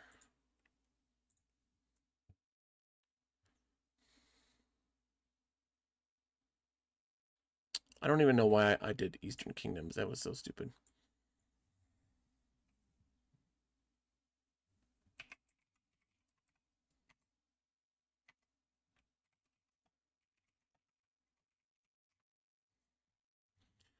So let me pull this up.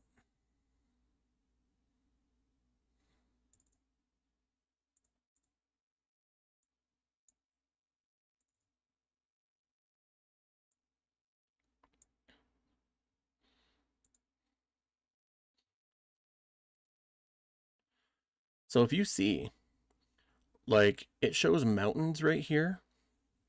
So on the map, according to the map, Zulaman is done right here. But if you actually go and play inside Zulaman, there are forests, and I think there's even a lake or the ocean or whatever it is right behind it. But there's a whole huge other section that's never really been played. You can only see it from the Zulaman raid, or I guess now it's a dungeon, but you can only see it from that.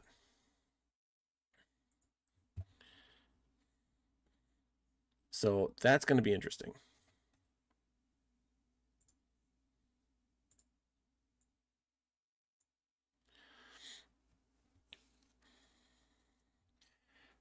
Zulaman, Quel'Thalas. I'm excited. I'm so excited. I'm so hyped. Yeah. Anyway, I will be back on tonight, Mr. Dark. I have streamed for quite some time now. So until tonight, keep your toes warm, stay by the campfire, and I'm gonna go into what is it called? The raid. Omega. Something Omega. Oh my god. I'm so into Midnight right now. I literally forgot what the raid is called. Biodome, Cryodome, whatever the hell it is. Omega. I'm so into Midnight, I can't even remember what current content is. Anyway, until later. For the Horde.